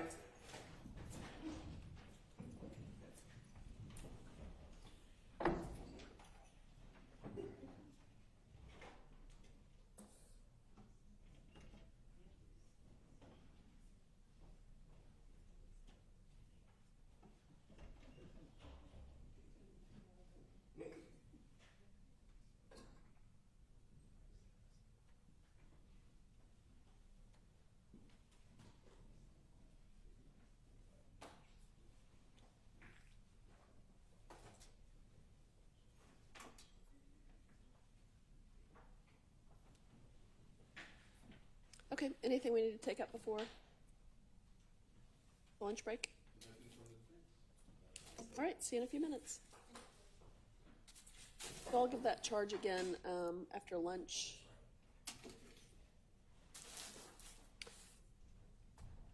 Do I need to give that charge in addition to the information about the telephone? I mean, it's potentially a crime? Well, I'm going to hesitate to say yes, but I think there's a lot we need to discuss. Okay, when are we going to get to, when do we need to discuss that? Whenever they plan on calling. Okay, hold on one second. So will you go ahead and let him know what witness are you looking for to make that argument? Whatever witness they're going to try to actually show some of whatever's found on the cell phone. That'll be the very last witness for the state. It would be former special agent Jerry Coleman. Okay. So that will be after, there'll be two witnesses after lunch. We have crime lab still? Yeah, we have lunch, then we'll have Dr. Sullivan, Sarah Van Holm, and That was mean to do. Right for lunch. Okay. Yeah. Thank you. Yeah, she said. Okay. All right. We'll see you after lunch.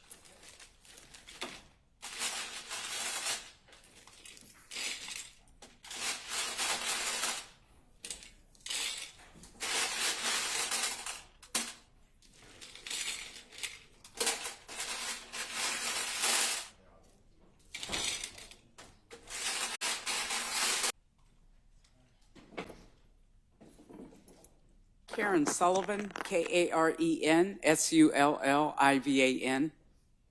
afternoon, Dr. Sullivan. Good afternoon. Can you please tell us how you are employed in? I'm the Chief Medical Examiner for the Fulton County Medical Examiner's Office here in Atlanta. And how long have you held that position as Chief Medical Examiner? Since spring of 2021, I believe. Before the spring of 2021, were you employed with the Fulton County Medical Examiner's Office? I was And what was the position that you held at that time? the Deputy Chief Medical Examiner. Can you tell us a little bit about your educational background and training to allow you to be the now Chief Medical Examiner here in Fulton County? I have an undergraduate degree in zoology from the University of North Carolina at Chapel Hill and a master's degree in anatomy from the University of Georgia. And after getting my master's degree, I was a high school teacher here in Fulton County for about 5 years before going to medical school at Morehouse School of Medicine here in Atlanta. And then after graduating from Morehouse, I did a residency in anatomic and clinical pathology at Emory, and then an additional year of forensic pathology fellowship training at the Fulton County Medical Examiner's Office in conjunction with Emory. And can you tell us what are your responsibilities as the Chief Medical Examiner are in 2020 over your duties and responsibilities as a Deputy Medical Examiner? Actually, in the last half of 2020, I was the interim chief medical examiner. Our job is to determine the cause and manner of death of people who die of sudden, unexpected, or unexplained causes, people who die as a result of trauma, either self-inflicted or inflicted by another person. In addition, as the interim chief and now chief medical examiner, I'm also the department head for that department, so I have a number of administrative duties. Over the course of your career, how many autopsies would you say you have performed? I've either performed myself or supervised pathology residents and fellows, at least 3,000 autopsies. How many of those, if you know, involve gunshot wounds? Probably between 10 and 20%. And have you ever had occasion to testify as an expert in regards to any autopsies that you performed? I have. About how many times have you testified as an expert? More than 100. And each of those times were you qualified and attended as an expert? I was. Have you ever failed to qualify as an expert? No. In what field were you qualified in as an expert? Anatomic, clinical, and forensic pathology. At this time, it's safe to tender Dr. Sullivan as an expert. Any objection? Absolutely not. Okay, she's so qualified.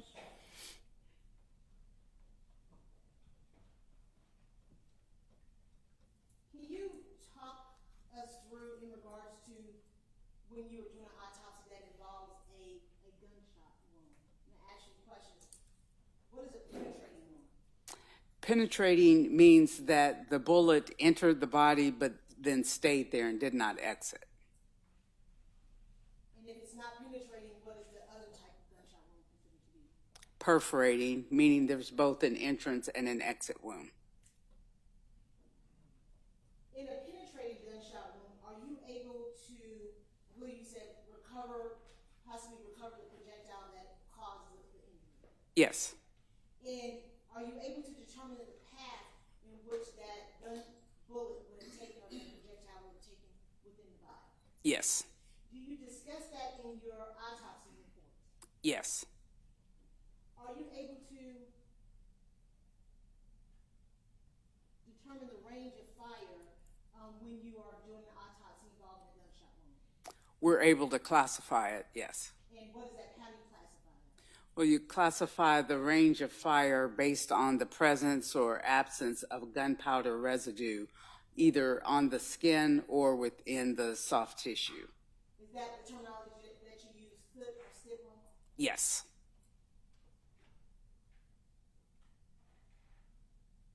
And I believe, did you have the occasion to perform an autopsy on the victim, in this case, Secoriea Turner? I did. Do you recall when that was that you performed that autopsy? It was on Monday, July the 6th, 2020, starting at 9:30 in the morning. When we talked about the path, or is it considered to be the path or the trajectory that the projectile takes in the body? Yes. How do you determine, what position do you look at, or should the body be in when you're talking about what path that it takes within the body? We describe a decedent or deceased individual as being in the anatomic position so that they're standing facing you with their palms facing out. With their feet down, palms facing out. Correct, yes. And why do you do it in that manner to describe the trajectory that the projectile took inside the person's body? Well, one, it's a uniform standard way of describing a projectile's pathway. The other is a particular gunshot wound trajectory can be the same despite a number of different positions that a person's body is in when they are shot. So I describe it to students as a game of Twister. You can still have your hand touching the yellow dot and your right foot touching the red dot, but how you are in relationship to those dots can be different with your hand and feet still being in the same position. When you consider the path or trajectory in regards to that projectile, are you talking about what's happening inside the body or outside the body? Inside the body. And is that because the body is moving? Can that, when it takes on that gunshot, let me ask another question. Are you able to determine how the body is moving or positioned at the time that that gunshot occurs? Not in detail, no. And I'm going to show you what's in the March of States Exhibit 1. Thank you. And do you recognize States 140?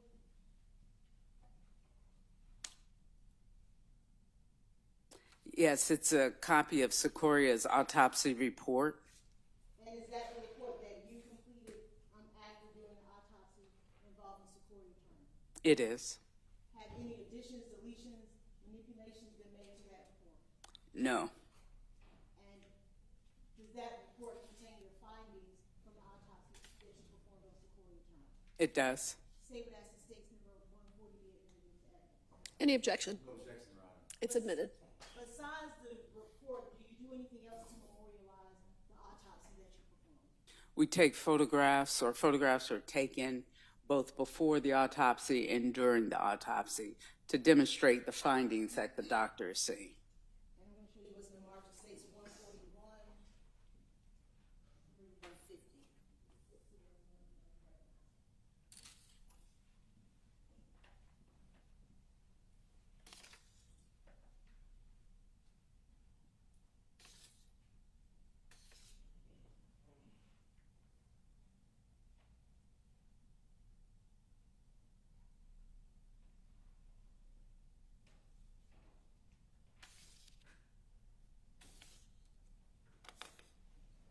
I do recognize them.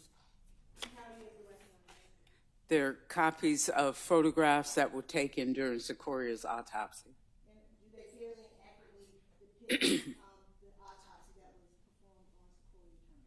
They do. I'd ask the State's Exhibit 140 through 150 be admitted into evidence. Any objection to those? No objection, although I would ask if there have been provisions made to preserve a degree of dignity. We talked to, it will not be shown, we're saying we're live streaming, but it will not be shown via the live stream. I believe we asked the live stream be turned off. Okay, it's time then to end the live stream. Thank you. Cameraman has agreed not to show the screens during this. I couldn't hear what you just said. Cameraman has agreed not to show Oh, the screens during this portion of Dr. Sullivan's testimony. okay. Thank you. We're going to start with State's Exhibit 141. If you could tell us what is contained in State's 141, Dr. Sullivan. This is a photograph of the Fulton County Medical Examiner Center identification tag that was attached to Secoria's disaster or body bag. And on it is written her name with her last name first, her age, race, and sex. And in the top right-hand corner here is her medical examiner case number, 20-1357. State's 142.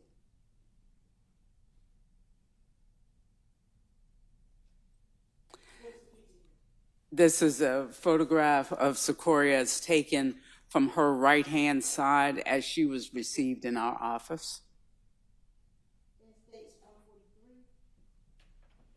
It's a corresponding photograph from her left-hand side. Now, during the course of your autopsy, one of the things that you look at as to whether or not there was any medical intervention taken prior to you receiving the body? Yes. And in this case, were you able to determine if there was any medical intervention that was taken on behalf of Secoriea Turner prior to her coming to the medical examiner's office? Yes, there was. Can you tell us about that medical intervention that was taken? Well, there's in her mouth an endotracheal tube to help her breathe. There's an IV or intravascular catheter in her left antecubital fossa or the crook of her left elbow. There's a similar catheter in her right leg, and those are to provide fluids for resuscitation.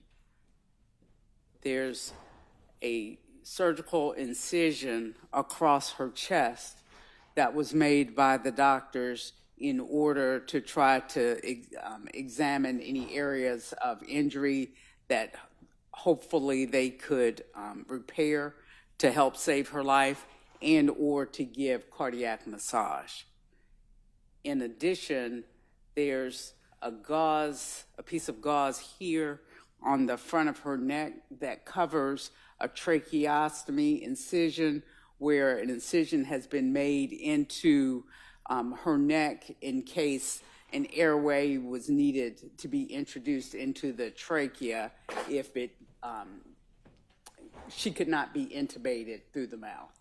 Were you able to determine from your examination whether or not a tracheotomy tube had to be placed inside of her neck? No, there was no incision in the trachea itself, just in the soft tissue.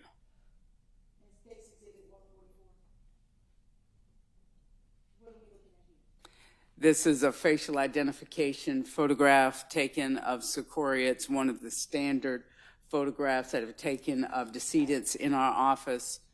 And here in the front of her neck, now that that gauze has been removed, is the tracheotomy incision.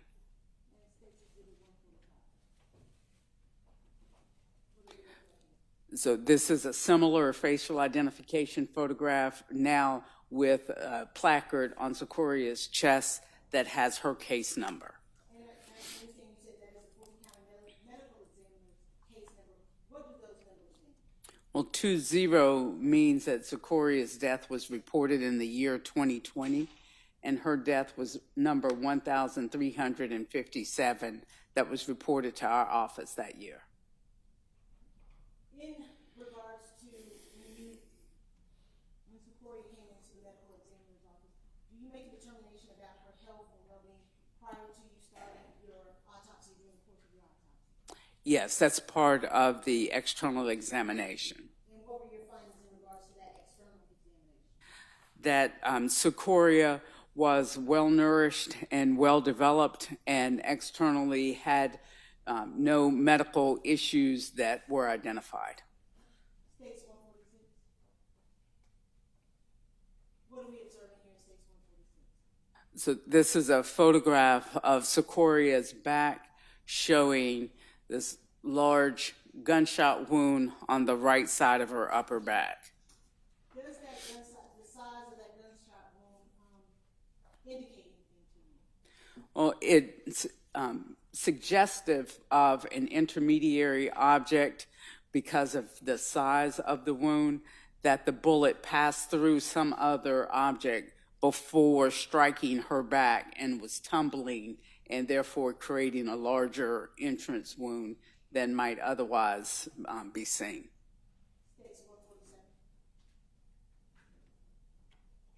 And what are we looking at in States 147? So in this photograph, now Secoriea is lying face down on the examination table and her back has been cleaned. And again, it's this large entrance wound on the right side of her upper back. And in addition, there's a contusion or bruise that's at the edge of the wound. Does that indicate anything to you, that contusion or bruise?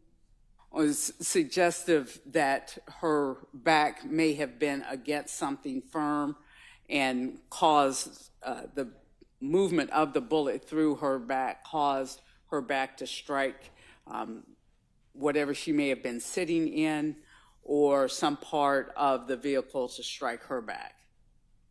You said vehicle. Did you know where Secoriea was at the time that she was shot in the back? We had the information that she was a passenger in a vehicle.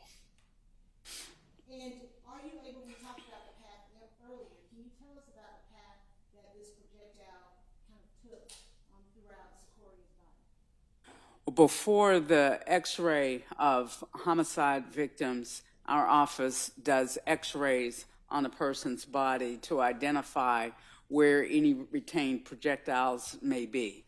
And in Secoria's case, there was a small piece of projectile on the right side of her chest and a larger piece on the left side of the chest. In Secoria's case, the projectile moved from her back towards her front, from her right towards her left, and upward. It passed through the right side of her back, the right scapula, which is the shoulder blade, the back of the right fifth and sixth ribs, the right lung, the right mainstem bronchus, which is the branch of the trachea that goes to the right lung, the pulmonary artery and aorta, which are the large blood vessels that leave the top of the heart to distribute blood to the lungs and the remainder of the body, respectively. It went through her thymus gland, which is a small gland in chest that's especially prominent in children, that's responsible for making white blood cells. The anterior or front aspect of her left first rib, and then lodged in the left pectoralis major muscle or the left large chest muscle. A small fragment was recovered from Secoria's right lung. And the passage of this bullet through Secoria's body caused rib fractures, hemopericardium, which means blood in the sac where the heart is, because of the passage through the pulmonary artery and aorta, even though the bullet didn't pass through the heart itself, and bilateral hemothoraces, which means blood in either side of the chest cavity. What would be the natural and probable consequences of such an injury? Well, with that degree of blood loss, then that blood is not available in Secoria's body to supply oxygen to her internal organs, most importantly, her brain and her heart itself. So in terms of her heart, that lack of blood flow can cause an abnormal heart rhythm or dysrhythmia, which means that the heart's not beating in a coordinated fashion, and therefore blood's not circulating to the internal organs. And of course, the lack of blood flow to the brain can cause brain death.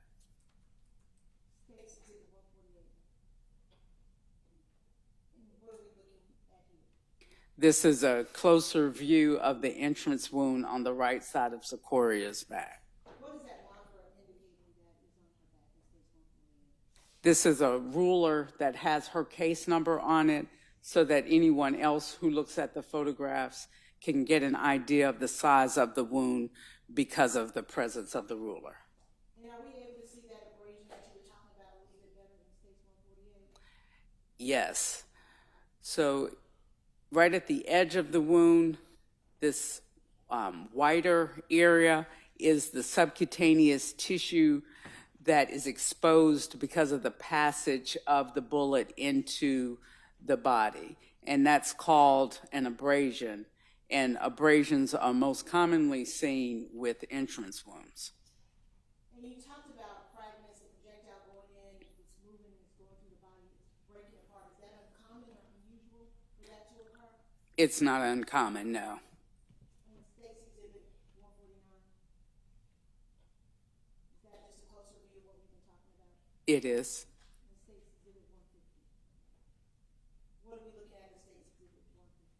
These are the projectile fragments that were recovered from Secoria's body.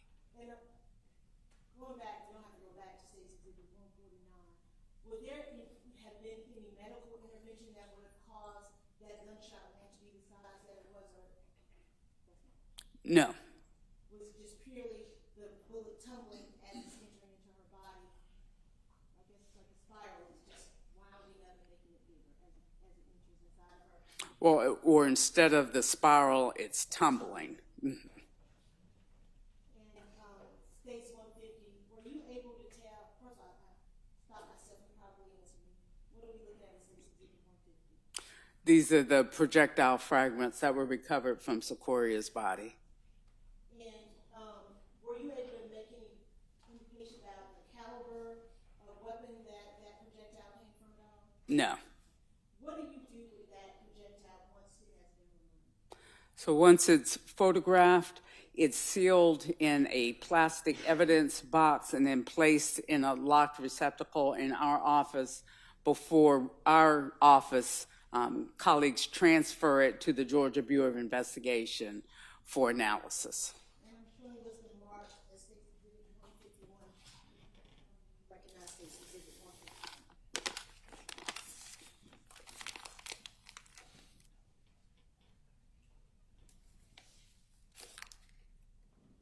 Yes, I do recognize it. It's a plastic evidence box that has the projectile fragments recovered from Secoria, and within the box is this label that I've labeled torso with my initials. And that is the projectile that was removed from Sequoia that was autopsy. Yes. I'd ask the States Exhibit 151 be able to. Any objection? No objection, Your Honor. It's admitted. Dr. Sullivan, were you able to make a determination as to the cause of death of Secoriea Turner? Yes. And what was that cause of death? Gunshot wound of the back. And were you able to make a determination as to the manner of death?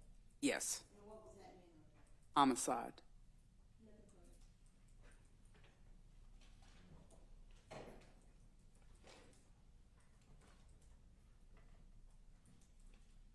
Good afternoon, Dr. Sullivan. Good afternoon. It's always good seeing you, Dr. Sullivan. Good to see you too. I'm just going to ask you a few brief questions, I think. Are you going to be looking at photographs during her testimony? No. Okay, so we can resume the stream.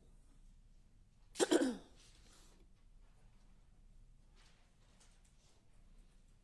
talked a bit about trajectory. And if I recall your testimony, the trajectory is right to left, low to high, back to front. Correct. So, and I believe you indicated that you were given information that young girl was sitting in a car, correct? Correct. And you also testified about a wound on the back that is consistent with the back being against a firm surface, correct? That is correct. Would the seat be such, potentially at least, such a firm surface? It could be, yes. And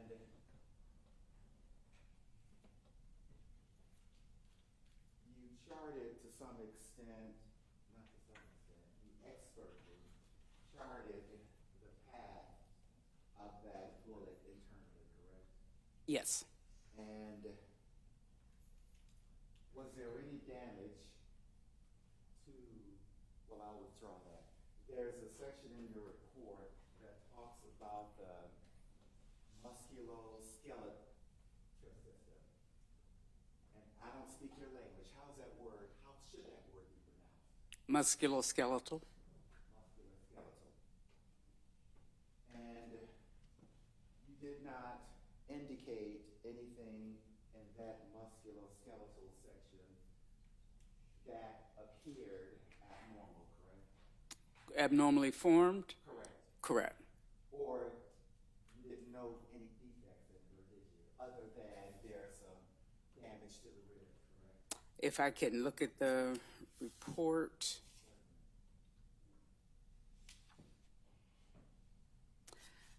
No, I simply said that the skeletal muscles are symmetrical. There is nothing indicative of, for example, that projectile hitting the scapula and ricocheting, correct? Well, that information about the scapula is under the evidence of acute injury section on page 4 of the report. The scapula, and that's what, that flat V-shaped bone, sort of shoulder blade bone? It is. It's not shattered or anything, is it? Well, the projectile went through it, but it was still in that same outline of a scapula. And so,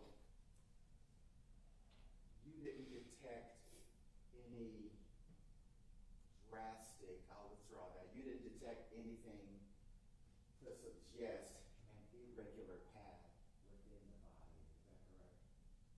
I'm not sure what you mean by irregular.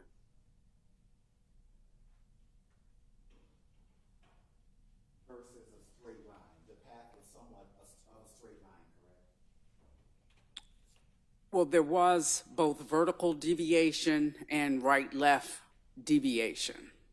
But nothing indicative of a full-scale 180-degree change in direction, correct? No, that's correct. And as you indicate, and I am going to,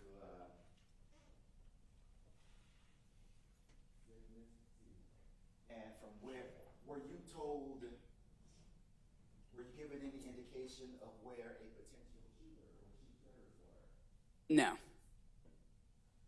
Well, as you sit right where you are sitting, and if this is a car with the driver's side facing you, based on what you have determined to be a rightward, a right to left, low to high, back to front trajectory, from where you're sitting right now, and assuming again the back is begins to seat that firm surface,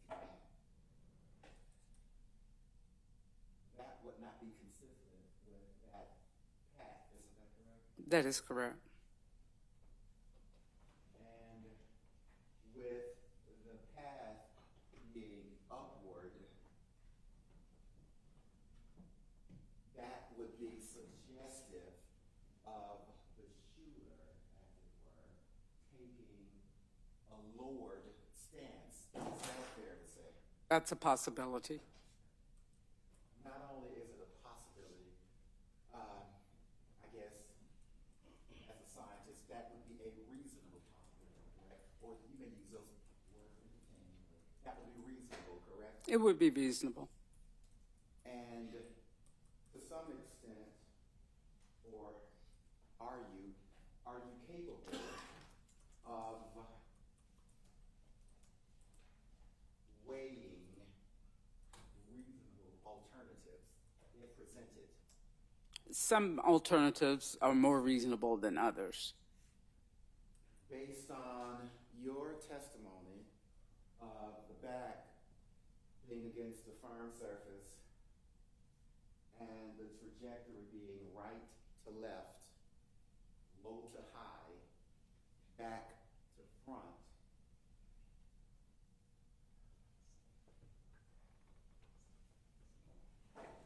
would it be more reasonable that someone sitting at prosecution table would be the shooter rather than someone sitting where you're sitting?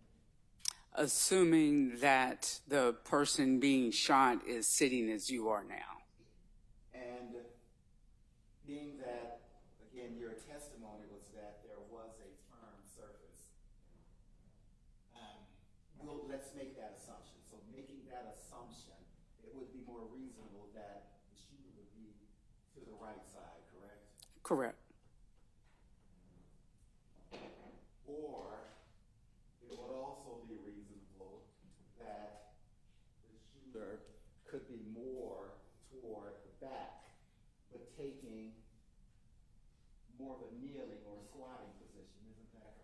That's a possibility.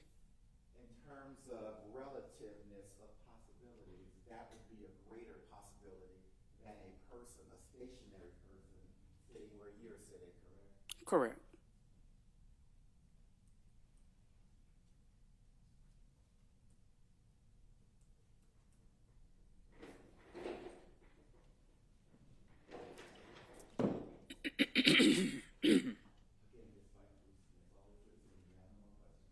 Thank you. Thank you. Dr. Sullivan, that bruising that you saw, could that come, is it only before that body would have to be up on a smooth surface at the time that the bullet wound went in? Could it come after she's been shot and leaned up against something? It could be if her body recoils with enough force to strike the seat again. If there's a seatbelt stuck behind her as she's being shot and tugging going on trying to get that seatbelt off, could that cause those bruises that we saw? That could, yes. And if all the defects and shots that entered into that car on the driver's side, nothing from the right side, would it be fair to say that the gunshots that came into that car and shot and killed Secoriea came from the driver's side? But object to the mischaracterization of evidence, Ronna. There is evidence of 2 shots in the rear of the vehicle. I can pull out the photographs. I think it would be a good idea to do that.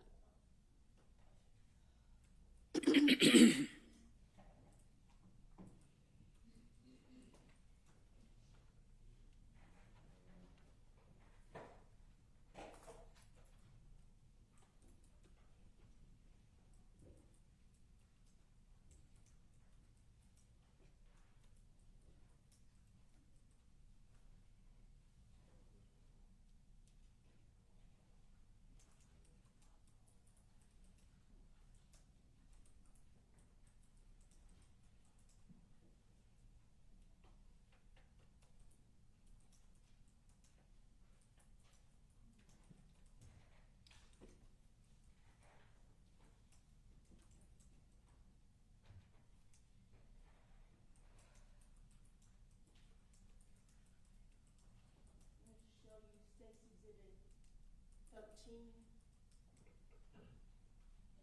before I start, are you familiar with what bullet holes may look like in the car on the driver's side versus the Ron, I don't know if the passenger state side? has withdrawn its previous question, but there's still an objection on the table. I don't know what's. I'm showing her the photographs. You're rephrasing your question. Yes. Okay. I was just kind of setting it up. Are you familiar with the driver's side and the passenger side of the vehicle? Yes. If you can look at State's Exhibit number 13, are you able to see defects in State's Exhibit number 13? Yes. If you could please start.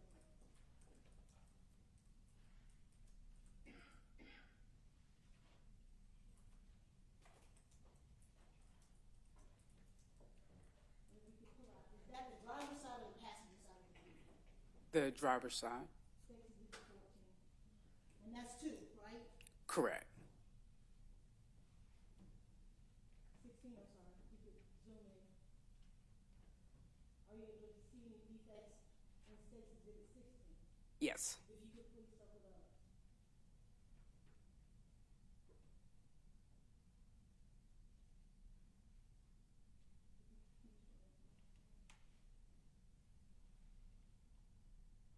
Are you able to see any other defects?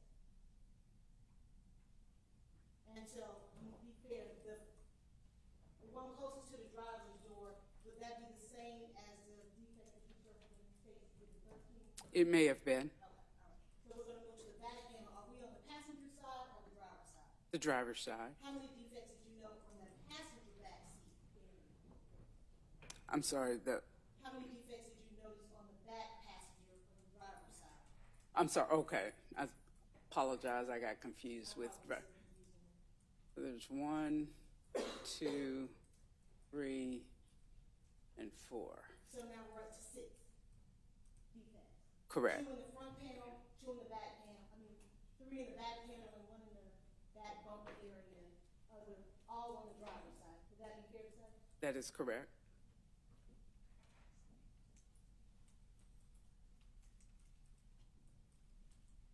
And then what part of the car were we looking at in State's Exhibit 20?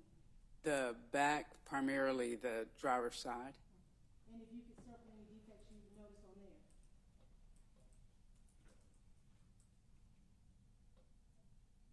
there. I'm not sure if this is one there.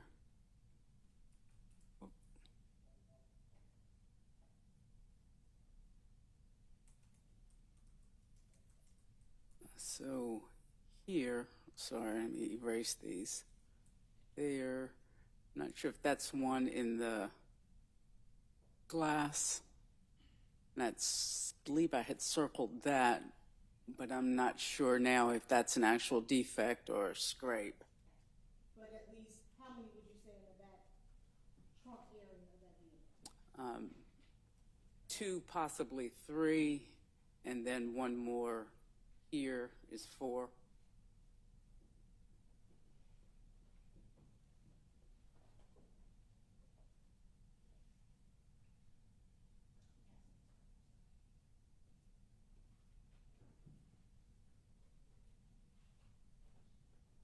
And what side of the car are we looking at here in State's Exhibit 26? The passenger side. And I'm going to ask Mr. Abadi to zoom in, if you could circle if you see any defects on the right side of that vehicle at all.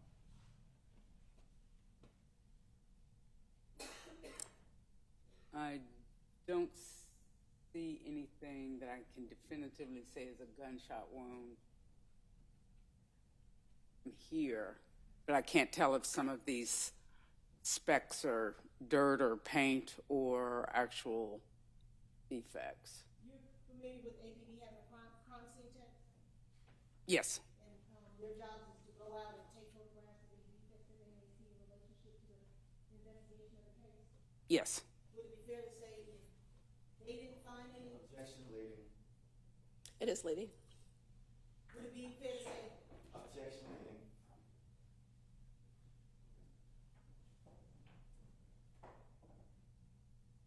Would they be the individuals to determine defects in the car in regards to a closer image? Yes. Now, Mr. Reagan's talked to you about from low to high. Does what's going on inside the car affect how that bullet would be entering into the Objection outside the scope of her expertise, Your Honor. Pathologist, mechanic, outside. Okay, let's hear your question, and then I'll decide before you answer. Please, doctor. Okay. With what's going on with Secoriea, what she's doing inside that car at the time that those 8 shots are coming into it, affect the path of that bullet as it enters into her body? I think she can answer that. Oh, right, right. No objection to that question, Your Honor. Okay. Yes. So if she is moving, jumping up and down, trying to dodge bullet shots, are you going to get a different path of her body? Objection leading. Well, I think it's just a very specific question. Go ahead. Yes. If she's leaning over trying to get out of the seatbelt, is that going to affect the path of that bullet inside of her body? It could, yes. Would that affect the low, the high, the left, the right, the back, the front? Yes. Nothing. Recross? Let's sort of, I'm a little technical, but let's I think what the state indicated was if a person is jumping and turning, perhaps at the same time, but that, of course, a person's position inside a car would affect the trajectory, correct? That is correct. Although, again, it was determined, or your testimony was that there was a firm, the back at some point at least appeared to be against a firm surface, correct? That is correct. And let's say a person, to the extent a person is possible while sitting in a seatbelt, jumps up and down. Does vertical motion impact left and right? Well, it's not, the movement of a person is going to be in 3 dimensions throughout space. So I don't look at a person moving simply in one plane as opposed to all 3, as they may be interacting with another person or being assaulted or shot. So, if a person is seated and are in this position, but if they're elevated,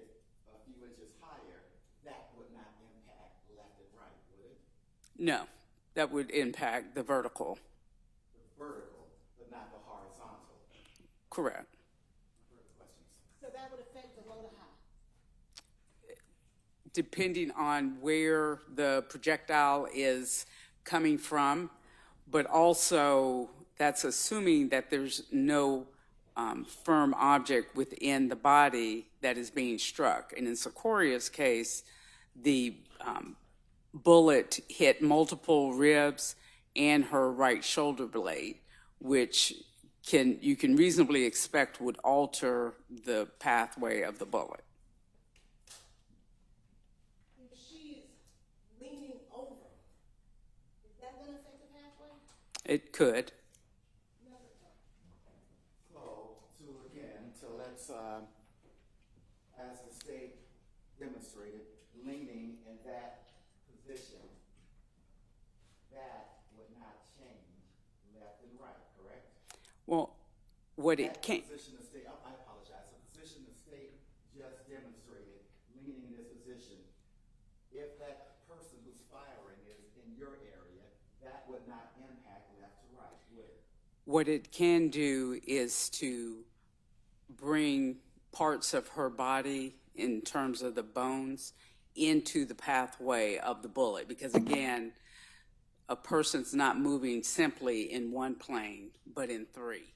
Even if the majority of the movement is left or right or up or down.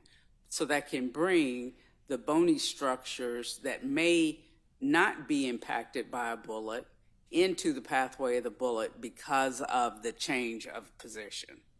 And having said that, with the bullet entering, as your testimony has indicated, on the right side of the back, that would make such a maneuver fairly difficult, correct? To go from right to left? Right, while the back is against a firm seat.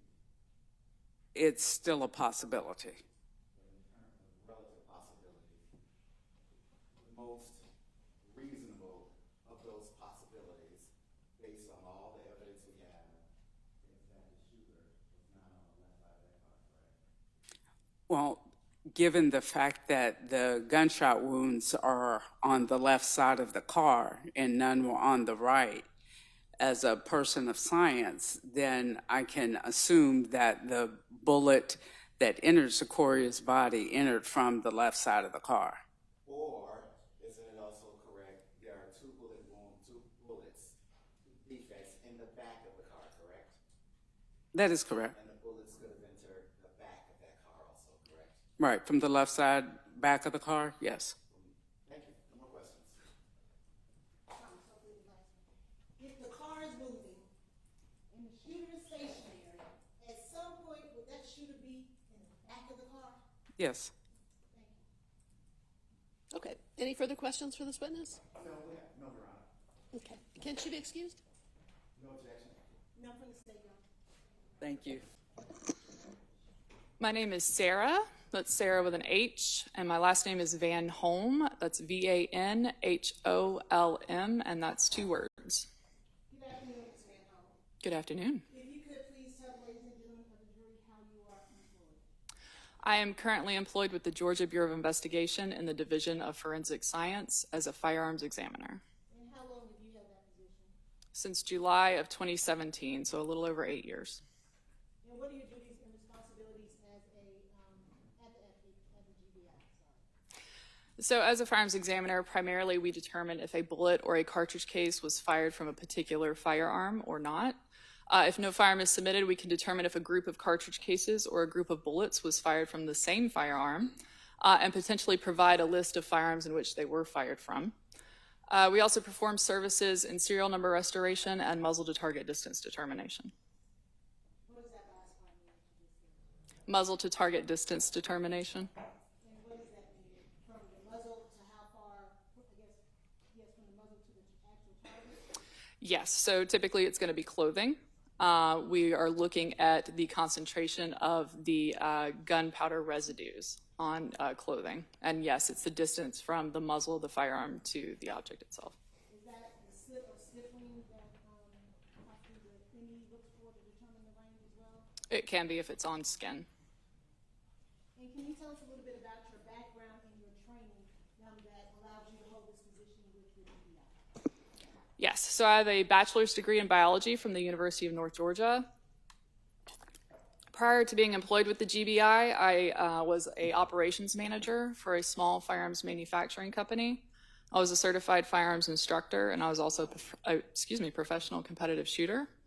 Upon being employed with the GBI, I completed a 14-month training program to become a firearms examiner, and that was followed by 7 months of supervised casework. I have been certified as an armorer for multiple firearms manufacturers. I have attended multiple conferences and conventions that are firearms examiner related and just firearms related. And I'm also a member of the Association of Firearm and Toolmark Examiners as well. And have you previously testified as an expert in the field of firearm examination? Yes, I have. And have you, about how many times have you done that? I believe this would be my 83rd time. At any time have you not been qualified as a firearms examiner? No. At this time, the state would ask that Ms. Van Home be tendered into evidence as a firearm examiner expert. Any objection? Okay, she's so qualified. Can you kind of describe the process that you go through when you receive evidence for purposes of examination, specifically firearms? Yes. So what we are looking at as firearms examiners are the repeating patterns of markings that are formed on the different components of a cartridge during the firing process of a firearm. And those markings are formed during the manufacture of that firearm. And I do have a demonstrative if I'm able to use it.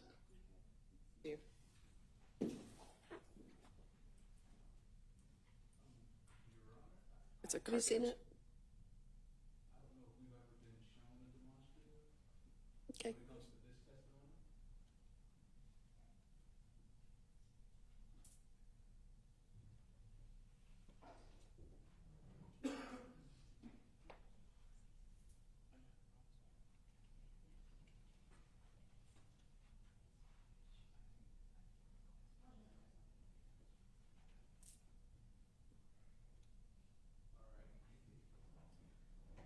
I'll mark it as state's exhibit.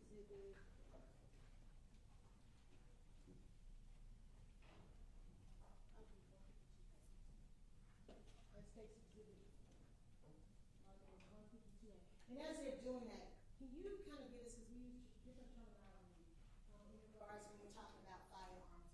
What is, and I don't know if you can Depends on what the question is. what's a cartridge case? Yes, that would help.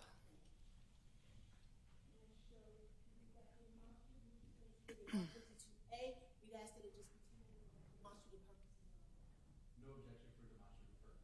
It's so admitted. Okay. So as firearms examiners, what we are looking at are the repeating patterns of markings that are imparted on the different components of what we call a cartridge during the firing process of a firearm. So a cartridge is a single unit of unfired ammunition. It's composed of 4 main parts. Your main housing is going to be your cartridge case, sometimes referred to as a shell casing. In the mouth of that cartridge case is going to be your bullet or your projectile. Inside of that cartridge case is going to be your gunpowder or your smokeless powder. And then on the base of that cartridge is going to be what's called a primer, kind of looks like a button. So when the trigger is pulled on a firearm, it releases what's called a firing pin. That firing pin is going to dimple that primer on the back of that cartridge. And what that does is it creates a rapid gas expansion inside of that cartridge case. That rapid gas expansion actually dislodges this bullet from the mouth of the cartridge case and sends it traveling down the barrel of the firearm, where that projectile is going to pick up markings from the barrel of that firearm, from the rifling of that firearm. Well, because of equal and opposite reactions, as that bullet is being pushed down the barrel of the firearm, this cartridge case is actually slammed against the breech face of the firearm. It's also expanding slightly inside the chamber of that firearm. All of these interactions with that firearm are creating markings from that firearm to the cartridge case and to the projectile that we as firearms examiners will receive as evidence, the bullet and the cartridge cases, to be able to examine. and look at those patterns of markings. And is that the same mechanism that is used in any type of firearm? So as far as the actual firing process, it can change depending on the type of firearm, but overall, the interactions are going to be pretty similar. If we were discussing an AR-15, what would the mechanism of that, I guess, when you're firing a cartridge case or a live round out of an AR-15? Yes, so that's a semi-automatic type rifle. And that cycle of fire would be very similar to that. So when the trigger is pulled on an AR-15 firearm, it's going to dimple that primer. It's going to cause that rapid gas expansion that's going to send the projectile down the barrel of the firearm. This cartridge case is actually going to hit what's called the bolt of an AR-15, and that's going to cycle the firearm. When the bolt comes backwards, it's going to pull that cartridge case out of the chamber and eject it from the firearm. So that's how an AR-15 is going to work similarly. And the ejection of those cartridge cases, how does that occur in an AR-15? So once the cartridge is fired inside the chamber of the firearm, that bolt on the AR-15 is actually going to retract, which is going to pull that cartridge case out of the chamber, kind of grabs it like a claw, pulls it out of the chamber, and then there is a mechanism on the bolt called an ejector, and that's going to hit that cartridge case and send it out of the ejection port, or that opening on the side of the firearm. And when that cartridge casing comes out of the AR-15, can it just go anywhere? Is there a particular path of travel that it generally takes? So typically, because the ejection port is on the right side of the firearm, it's going to go to the right and to the rear of the shooter.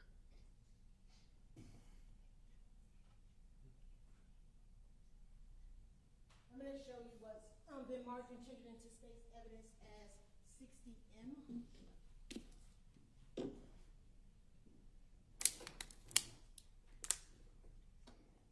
And it's still marked and safe. Thank you.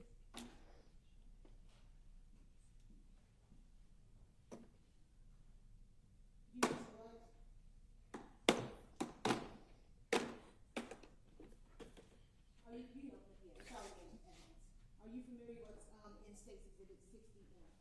Yes, I am. Is that an AR-15 that we kind of were talking about before? This is an AR-15 style firearm. That is correct. Are there different styles of AR-15s? So AR-15 is a type of operating system for a firearm. They can fire different types of calibers, but generally the operating system is going to be the same. It's a rotating bolt. Ooh.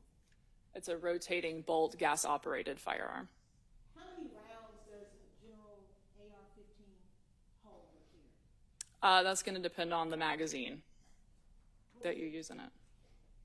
Is there different magazines that can go into that weapon? Yes. What's the least amount of rounds that one would hold? You can get, you can put one cartridge in here without a magazine and fire it, or you can get any number of magazines that will hold different numbers of rounds. It just depends on the company. I'm going to show you what's been marked as 60. So you can put that back in.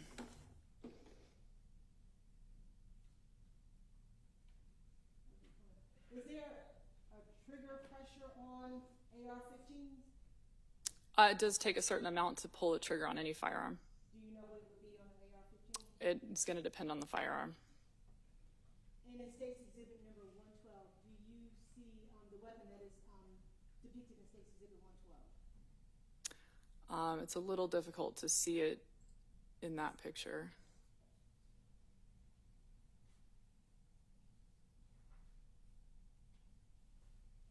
Is that bad?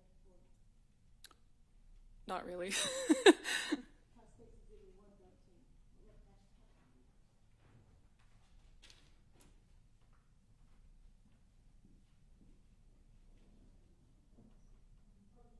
Well, 113. 112, 113, and 128.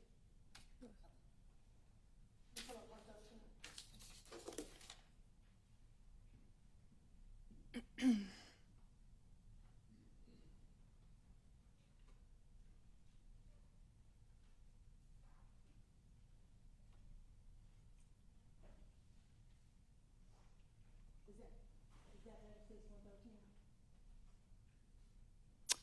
Yes. in States 113, is that weapon similar to what we've just been looking at, the AR-15 in States Exhibit 60M? So just based on a picture, whether it is a real firearm or not, I do not know the answer to that. However, the silhouette is resembling an AR-15 style firearm. And how, in regards to chambering and rifling an AR-15, do you know the mechanics of that? Yes. What is a mischamber or a double feed? So a double feed is caused when a cartridge is loaded into the chamber of the firearm and then the firearm tries to load another cartridge behind it. And what would happen with that original cartridge that's inside the barrel when another one is trying to be placed in there? So different things. It just depends on the circumstances of what is going on with the firearm itself, whether it's a magazine issue or a bolt issue. So can you? So if someone already has a live round in there and they're trying to put another one in there, could it eject that one live round out of the gun, out of the weapon? So typically you'll have one cartridge in the chamber of the firearm and then one trying to load behind it, but the bolt won't be able to close. So you'll have to eject the magazine and eject that second cartridge in order to be able to fire the firearm. So does that mean you have to take it out, take the cartridge out? Yeah, if there's two in the chamber and then one behind it, you'd have to take one out.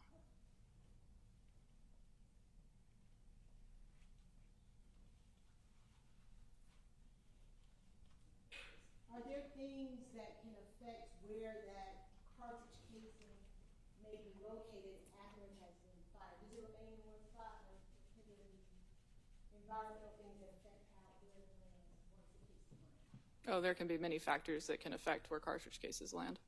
Could moving vehicles affect cartridge casing and the location that they're found in once the weapon has been fired? If they're fired out of the moving vehicle? No, if the moving vehicles go in the area where that cartridge casing has landed once it's been fired. Oh, if the cartridge cases have been run over, then yes, that can affect where they are, for sure.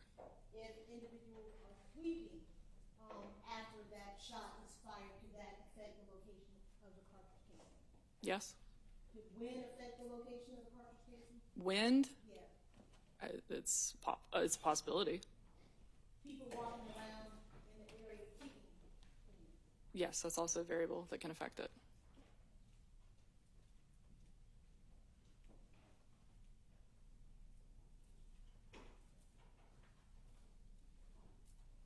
Once a projectile is ejected from the weapon, what happens with that projectile once it hits the surface? A bullet? Yes. Once it exits the barrel. Once it exits the barrel and hits the surface. So if it hits a surface that's harder than the metal it's made of, it's going to deform. And when you say deform, what does that mean? It's going to become misshapen. Could it fragment? Can it break apart? Yes, absolutely. In this case, were you asked to examine specific evidence in regards to firearms or ballistics evidence? Yes, And did you complete a report as a result of that? I did. 152 was already in evidence. 60, which contains 68, and then 60. Could you hear which ones? Do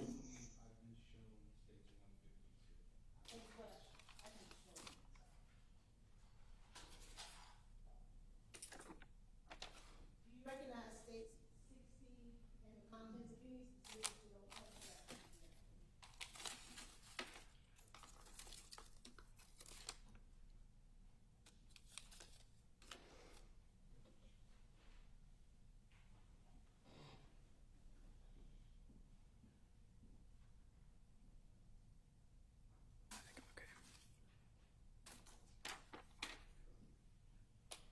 Do you recognize states 152?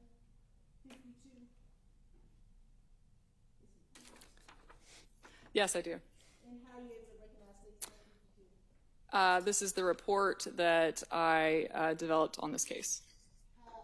Have there been any deletions, additions, or alterations to that report that you created? Not that I see. I'd ask the State's Exhibit 152 be entered into evidence, Your Honor. Any objection? No objection. It's admitted. So we'll start with State 60A through K, I believe. Hold on one second. Can you hear the prosecutor, members of the jury? Okay, go ahead. I couldn't hear you for a second. I'm sorry. Okay, you're fine. We'll start with State 60, I believe it's A through K. Just let me look here.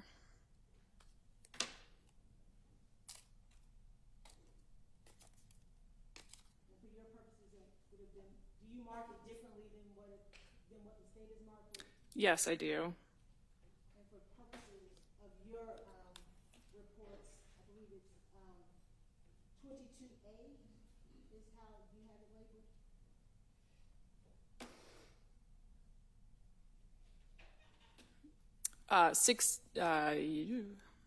Let's see. Sorry, I'm just trying to organize this.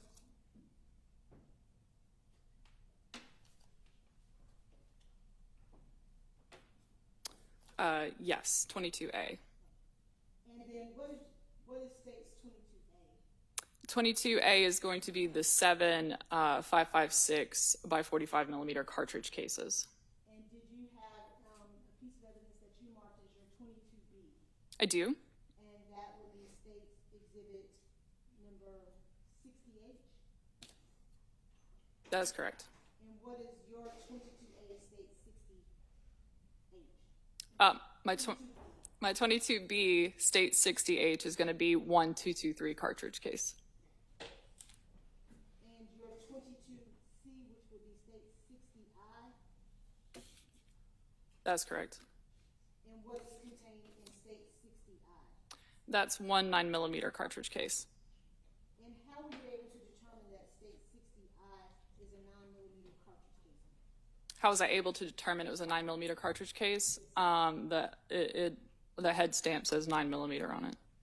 Are you able to determine what type of firearm that it was fired from? I was not. Why is that? Why are you unable to determine that? So when we determine the manufacturer that a cartridge case was fired from, what we're looking at are called class characteristics. So those are markings on that cartridge case that tell us how that firearm was made.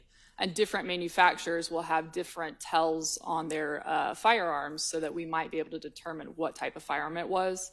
These markings on this cartridge case were a little bit they weren't unique enough for me to determine which manufacturer they were from. And that's that 9mm cartridge case? Yes, that's correct. And then State's Exhibit 60L.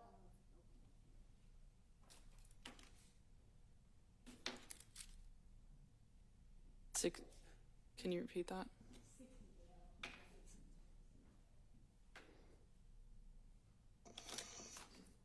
Oh, yes. And what number is that for you during your examination?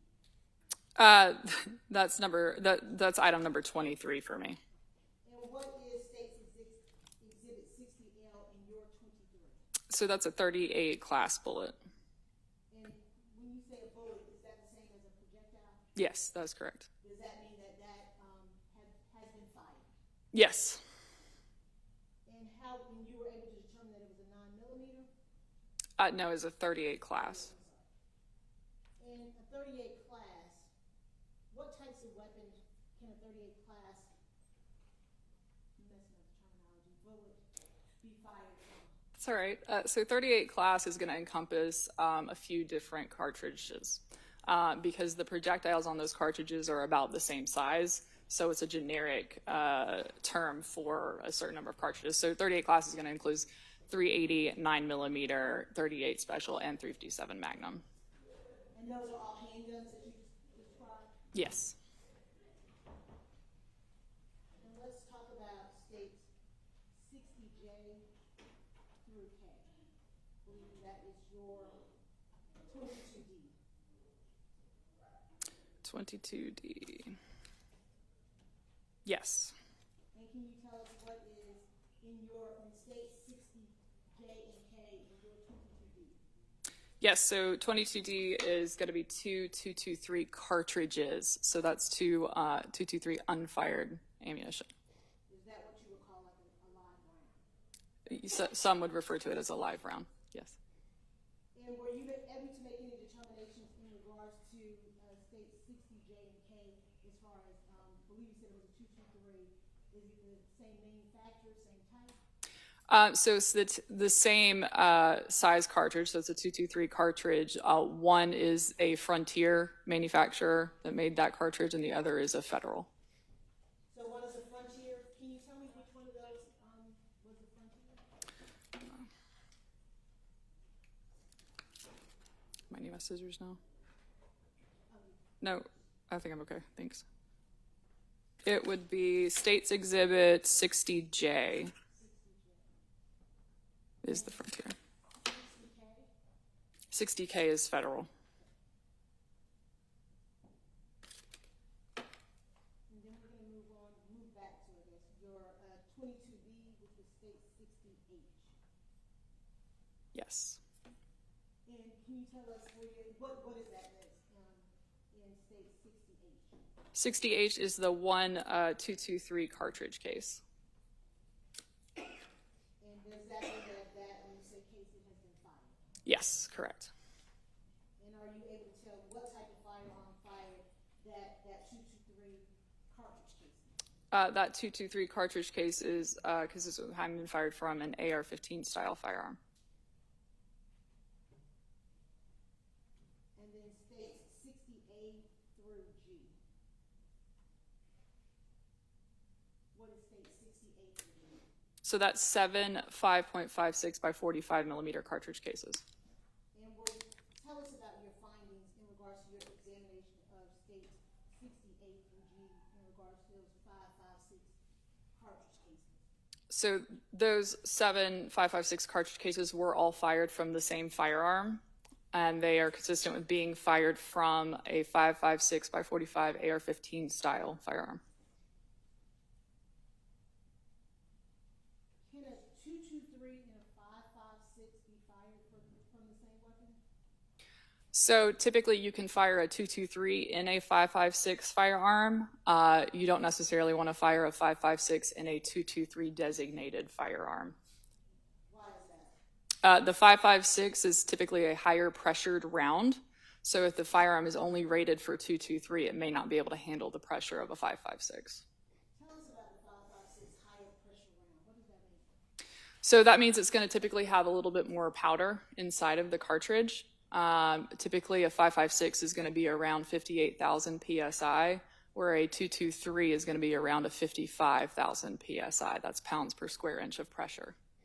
Does that affect the accuracy, the speed, and the distance that once it's fired, that projectile or bullet will go? It can be argued that a 5.56 has a higher velocity and more accurate than a 223, but that may be debatable. But definitely more gunpowder, Yes. which creates more power. Yes.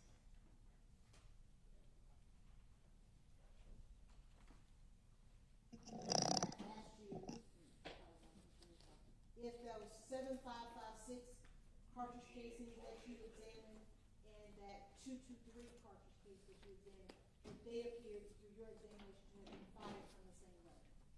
So the result for the 7 5.56 cartridge cases and the 1 223 cartridge case was inconclusive. So it was not determined whether they were fired from the same firearm or not.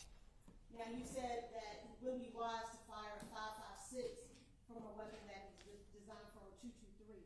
What about firing a 223 in a weapon that was designed for a 5.56? That would be just fine.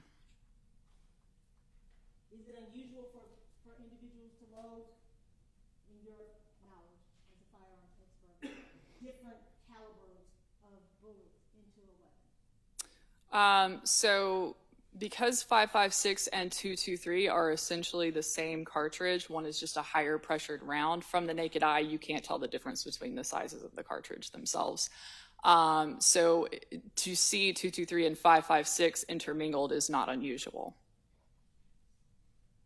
If you're pulling, as you're loading your rounds, if you're pulling them out of bags and not the boxes that they would normally come in, could that occur? It could occur.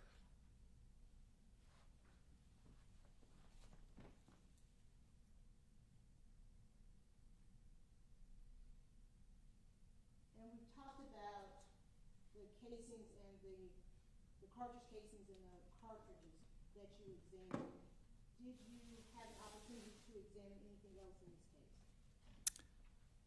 I examined the projectile from the medical examiner's office.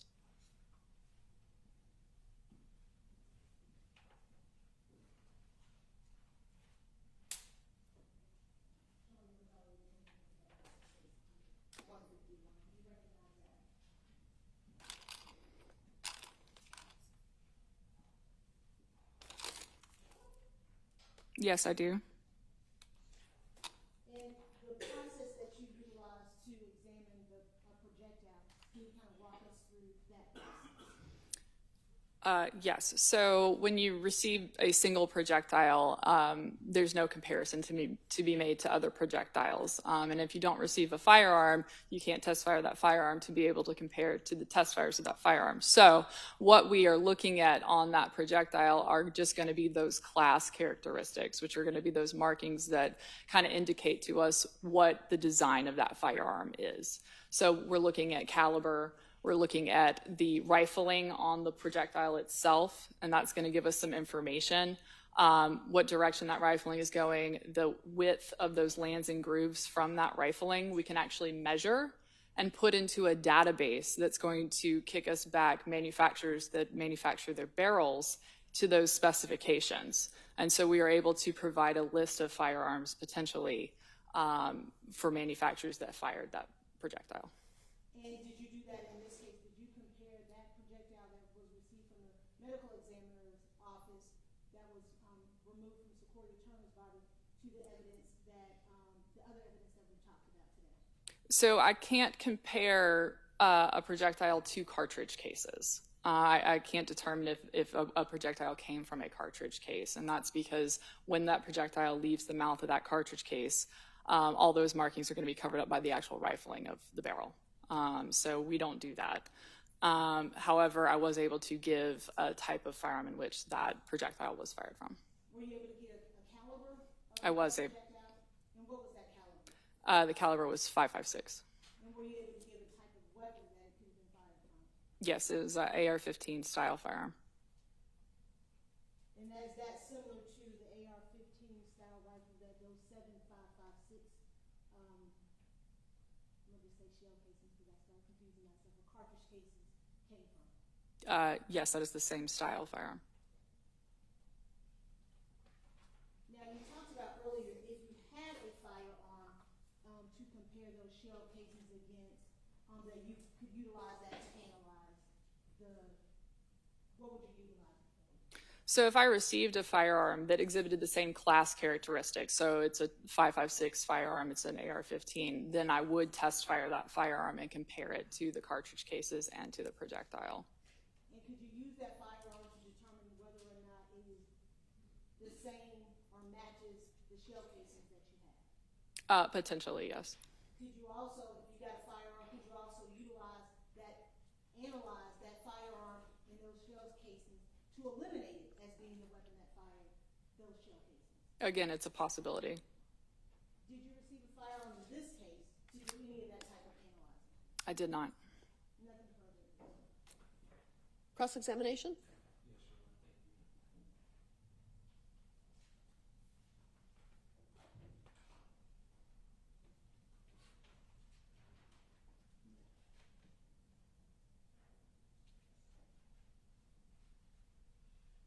Good afternoon, Ms. Van Holm. Good afternoon. My name is Sean Hoover, and I represent Julian Conley. I have some questions for you. I've tried to make this as succinct as possible. If I ask you a question that just sounds weird, please let me know so I can rephrase it, okay? Okay. Now, you said this was, let me back up. You testified with the state about an AR-15 operating system. Is that correct? Yes. Okay. And just so we're clear, you're not talking about one specific gun. You're talking about an operating system that's literally on like 7 or 8 different types of weapons, correct? Yes, it's on a lot of firearms. As an example, Colt makes an AR-15 style rifle. Is that correct? Yes, they do. Smith & Wesson makes an AR-15 type rifle, correct? Yes, they do. Heckler & Koch makes an AR-15 style rifle, correct? Yes, Heckler & Koch does. Sig Sauer makes an AR-15 style rifle, correct? They do. Ruger makes an AR-15 style rifle, correct? They do. LWRC makes an AR-15 style rifle, correct? Yes, they do. And Diamondback makes an AR-15 style rifle, is that correct? They do. Okay. So when you're saying that it's an AR-15 style rifle, you're not saying it's a particular rifle, you're saying it's a type of operating system that multiple manufacturers make, is that correct? Yes, it's a lot like saying an SUV for cars. Thank you. And the weapon, I don't even, oh, right there in front of me, the weapon that you showed the jury, that's not, you're not saying that any of these cartridges, any of these bullets, any of those, the ballistics came from that particular weapon, correct? No, I'm not.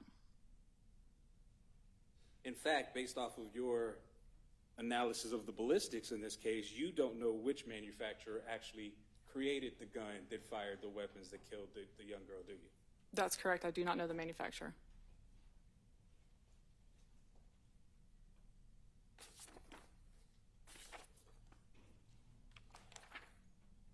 And I saw that you had, just like me, you had a little trouble looking at the gun in the pictures the state put up because they're blurry.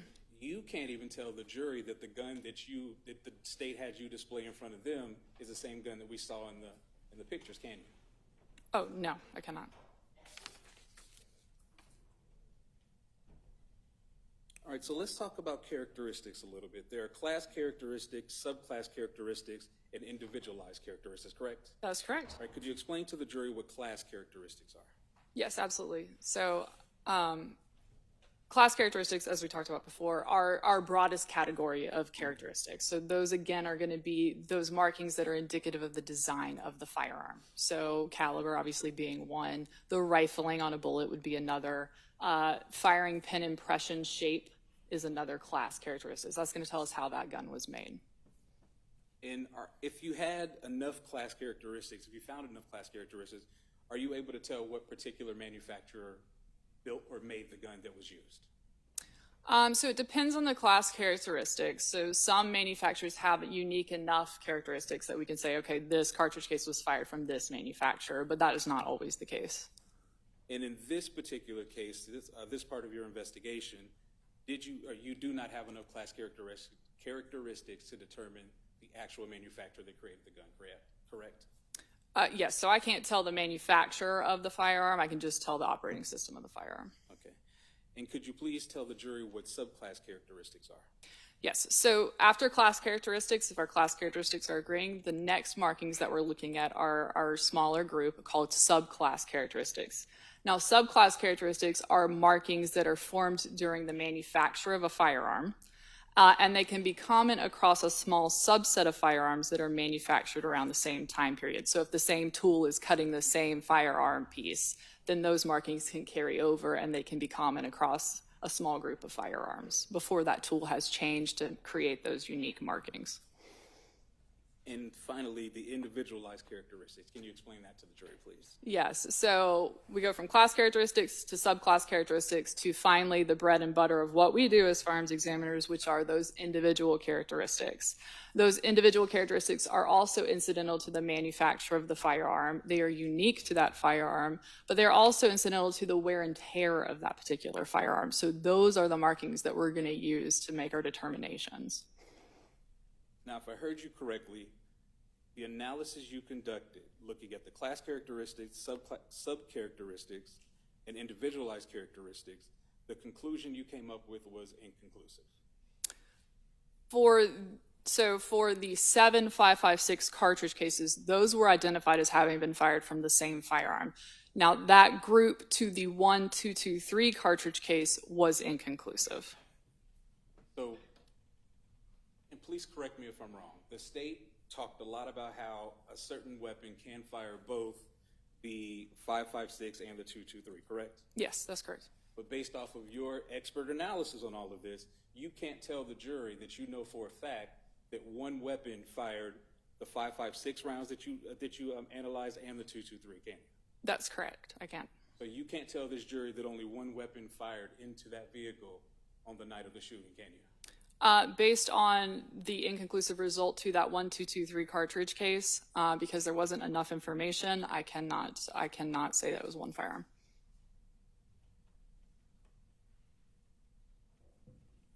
And I have to ask this because the state asked you this.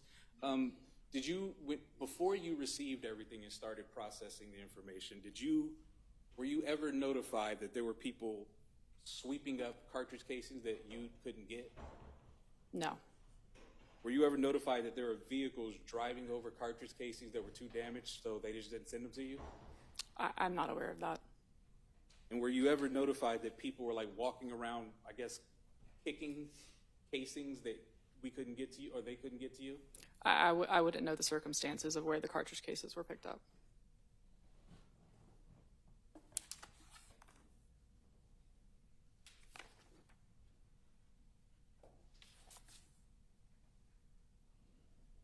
That's all the questions I have for you. Thank you.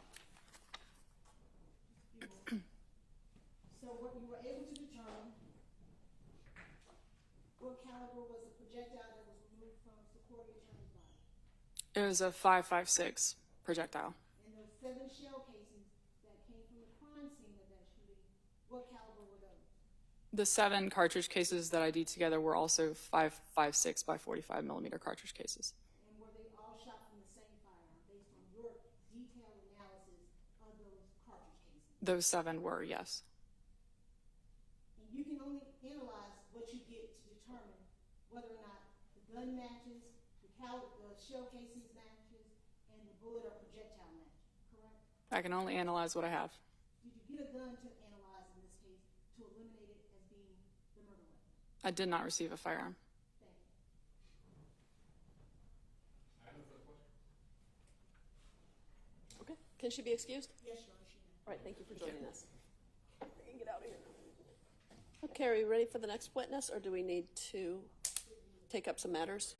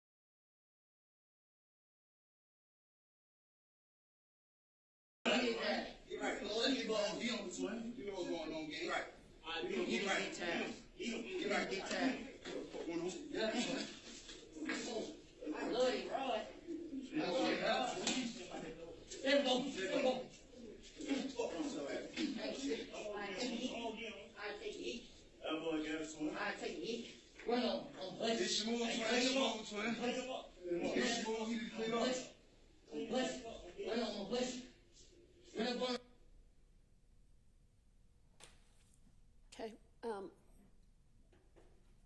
Were charges brought as a result of that video? No. There's no charges right now about that?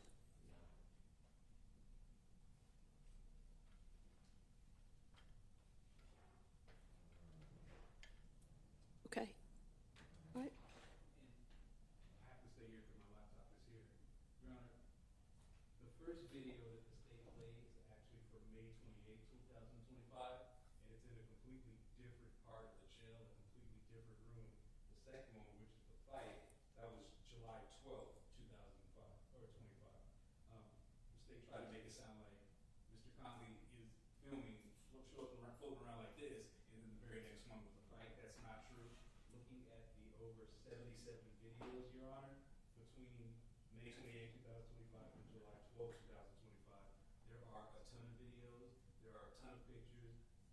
A lot of them have nothing to do with Mr. Conley. He's not in them.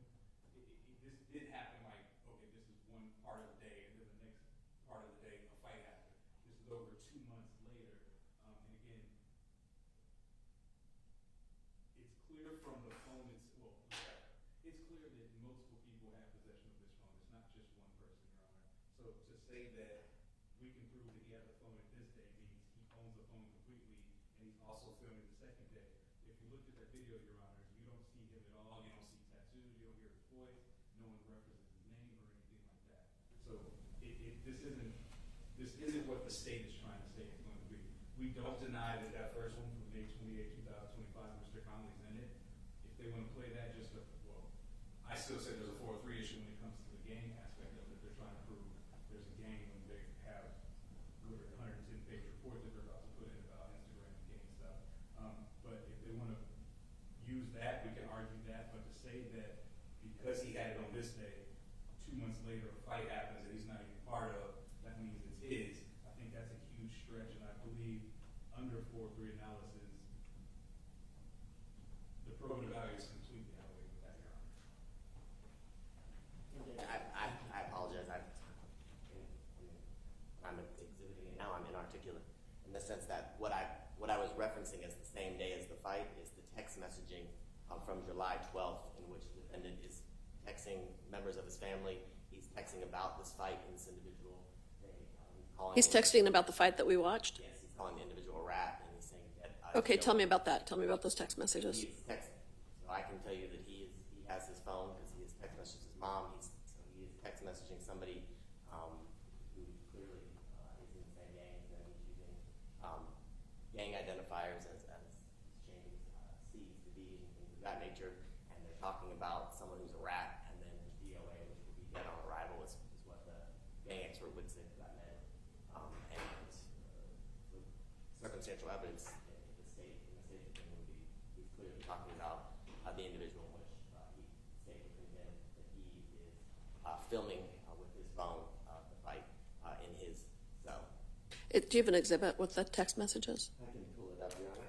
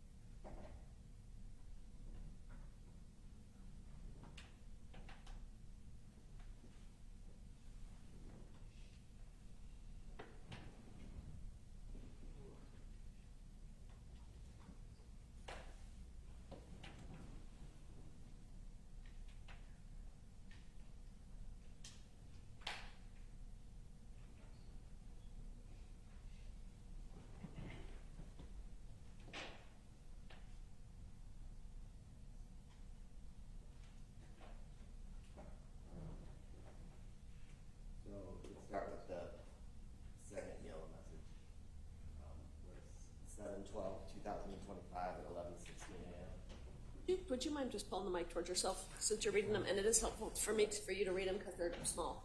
Yes, Your Honor. I'll start with this. It's 7/12/2025 at 11:16. I ain't gonna lie, these boys won't know. And it's $5 twin. Well, I won't read you can read. You want me to read for the record? Please. All right. Let's see. And all the Billy Bros on 23 and 1, we just ate the N-word nightmare. The Billy N-word nightmare and Shid, SHIID. They might buck y'all's store, but I got 10 to 15 in food to use a N-word name. And then he references he a rat, and then he references DOA, which would be the gang expert would testify means dead on arrival, and that's the same day as it relates to the fight, Your Honor. It's at what time? 11. That's around 11:35 in the morning. And when is the fight? Later that afternoon, I believe. I don't remember the exact time, to be perfectly frank with the court.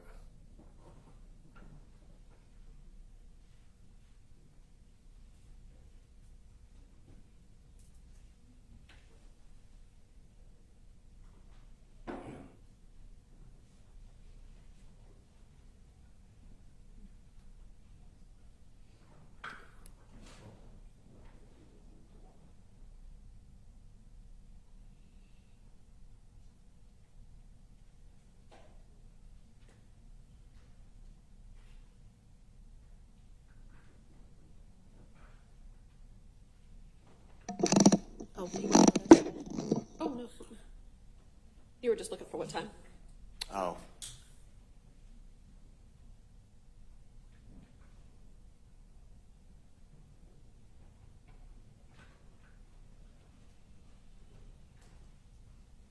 Please stop the stream for a second till he's got it, so. Time is the fight.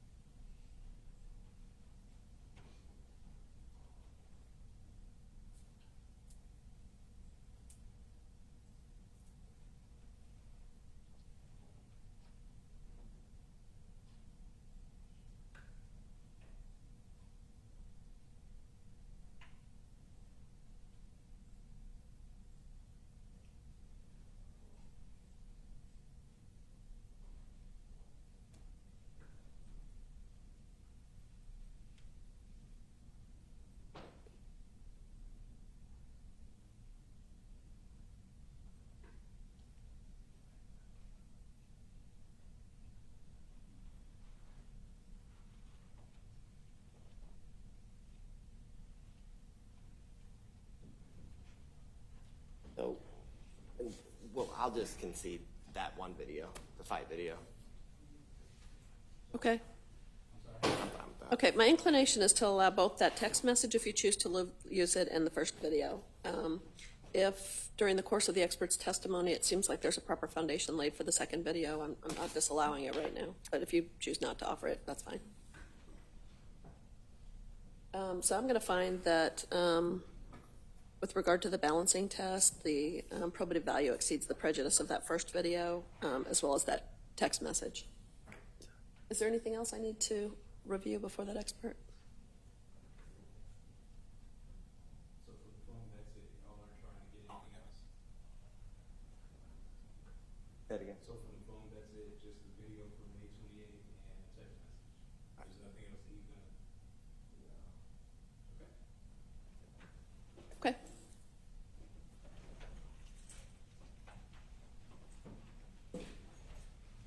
All right, let's bring the jury in. That just keeps it clean. Yeah.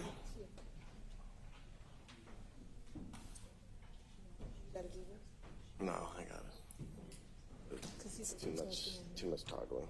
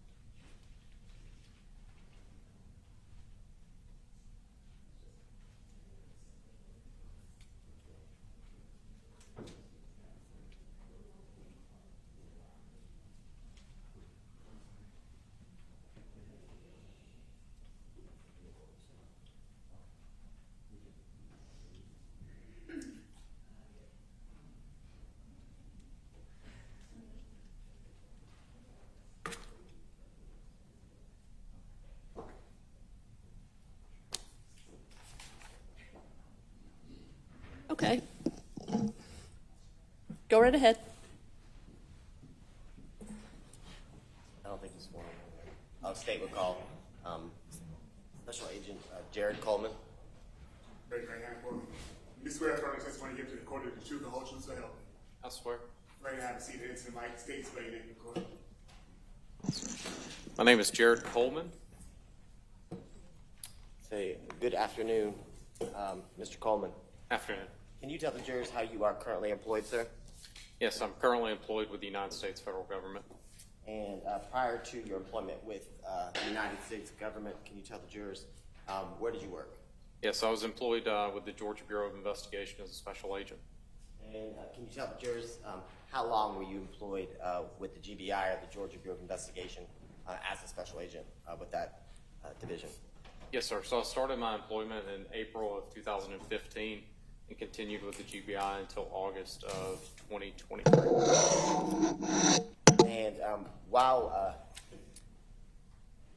being employed or working with the GBI, can you tell the jurors a little bit about your roles and responsibilities at the GBI as a special agent?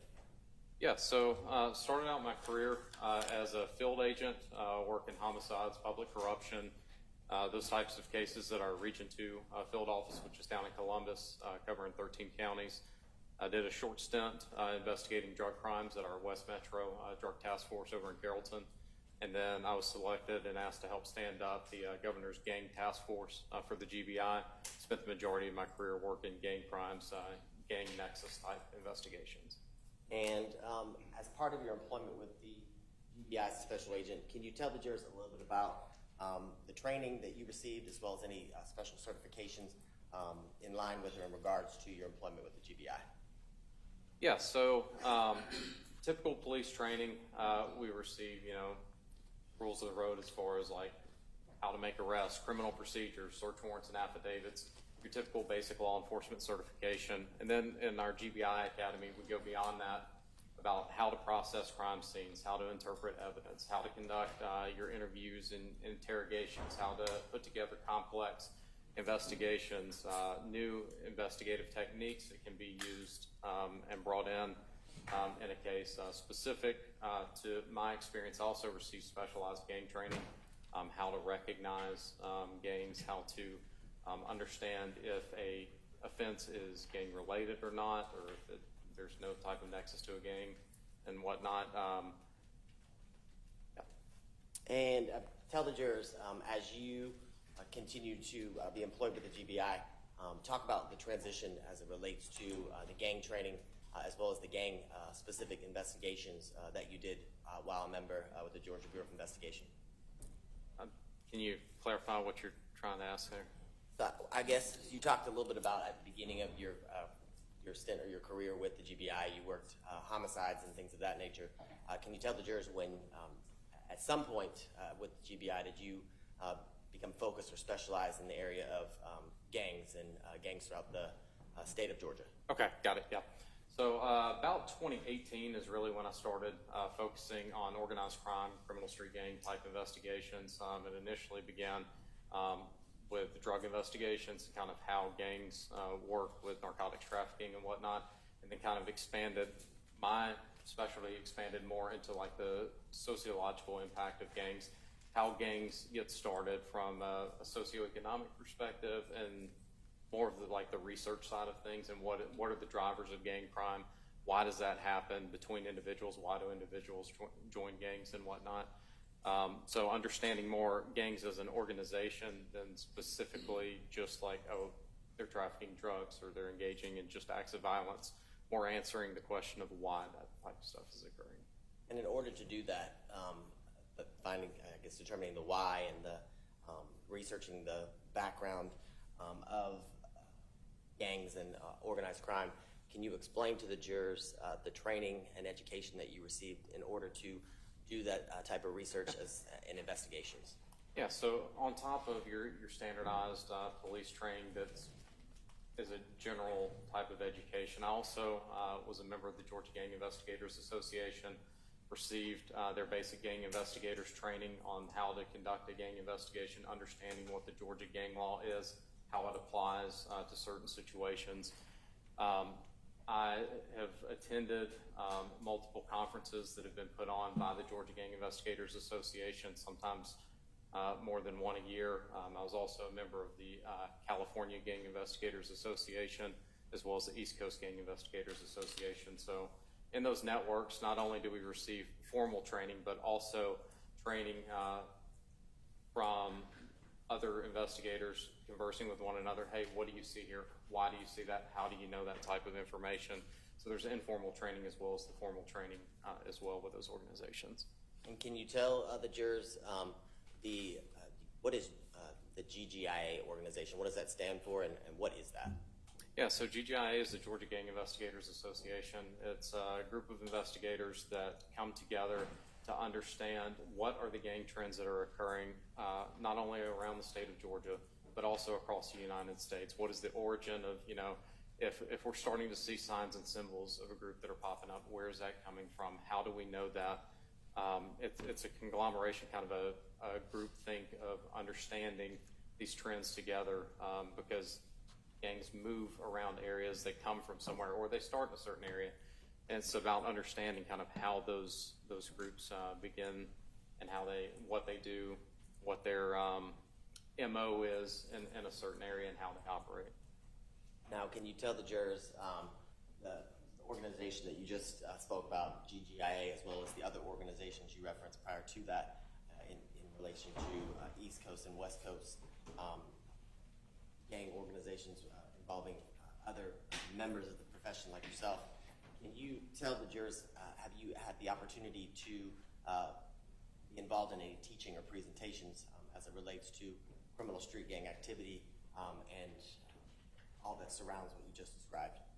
Yes, sir. I also have taught courses about gangs, criminal gang activity.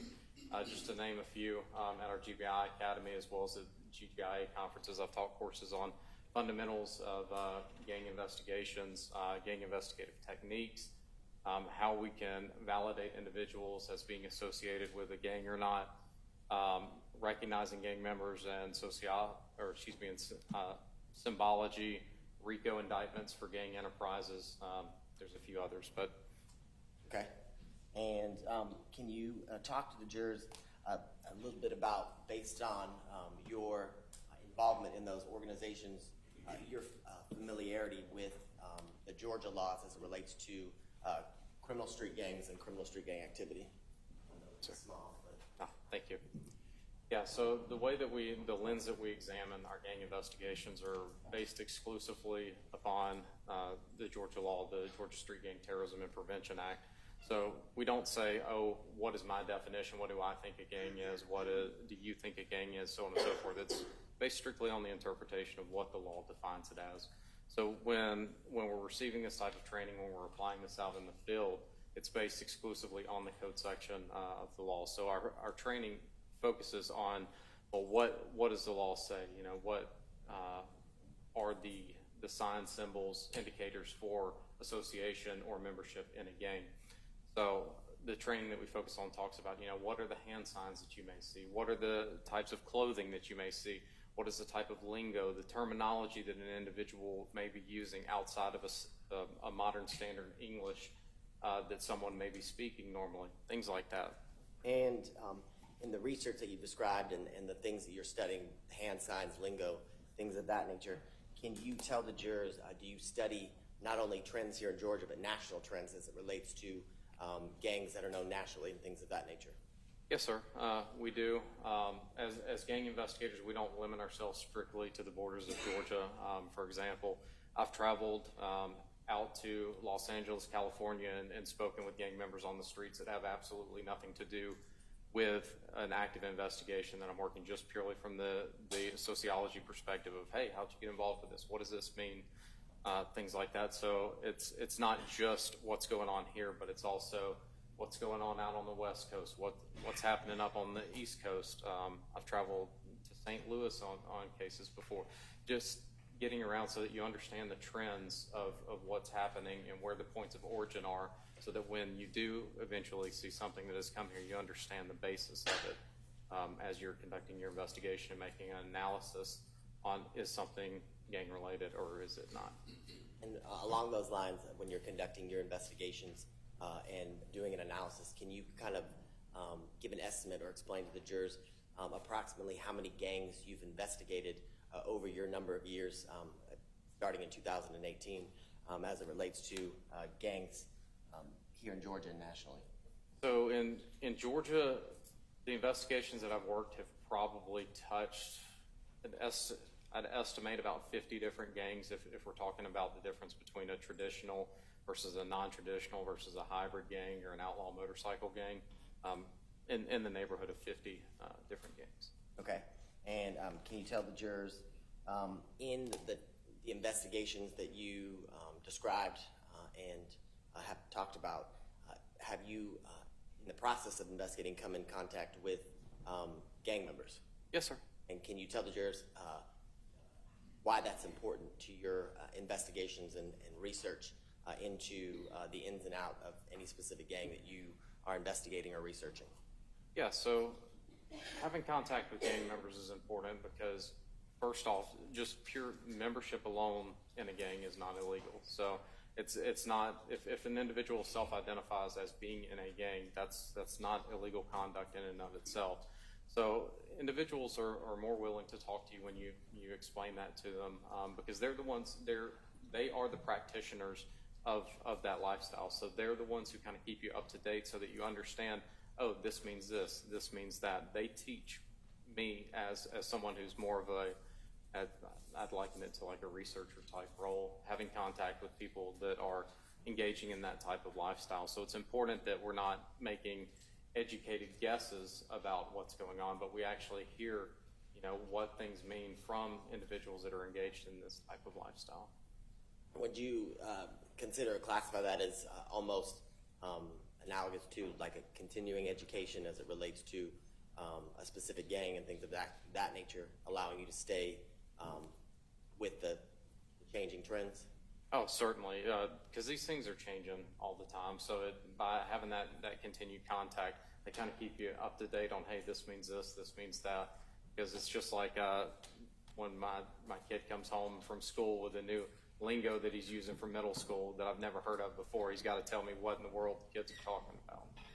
And can you tell the jurors, have you, prior to today, in the past, when you were working with the GBI, been requested or asked by other prosecutorial offices in assisting in gang investigations like the ones you described today?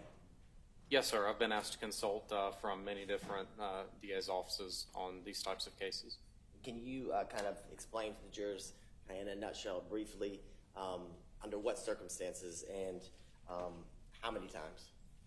Yeah, so as far as the circumstances, the GBI is a request agency, so we don't maintain original jurisdiction, but on a few very specific types of offenses. So if really we're just here to help out, to be a force multiplier for other agencies. So before we can even come in and help on a case, we have to have a request from either a district attorney, a judge, a police chief, or a sheriff has to say, hey, I have this issue, please come and help. So we don't just get to walk in and say, this is my scene now, right? So in order to come in specifically for like this case, I received a request from the district attorney's office to assist on this case. So that's kind of the way that we get involved in these types of investigations.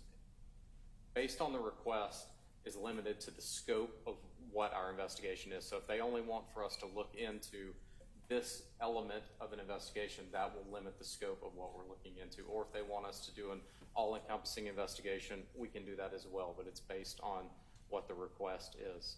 As far as how many of these I've been involved in, as a lead investigator, probably about 50 of these cases, assisting in some capacity over 100. Based on the knowledge you've talked about today, can you tell the jurors, are you part of sharing intelligence and information, not only with, in this example, the district attorney's office, but law enforcement agencies throughout the state of Georgia and the country nationally? Oh, certainly. Both through a formal means of information exchange through like training and stuff like that, and also just as much as, I've made a contact from, a prior investigation, they'll pick up the phone and say, Jared, what in the world am I looking at right here? What do you see? So an informal network of consultation as well. And you talked about one of the ways to stay kind of up to date with current trends and things of that nature as it relates to gangs was speaking to actual members of gangs. Can you explain to the jurors, are there other ways that you are able to maintain and have the ability to stay kind of up to date on trends and things of that nature for any specific gang that you are researching or investigating? Yeah, so I mean, not only are we going out and talking to individuals that are living this lifestyle, but we're receiving training from other sources, federal training, state training, local training, and then also you can do research online. I mean, this stuff is very much put out there.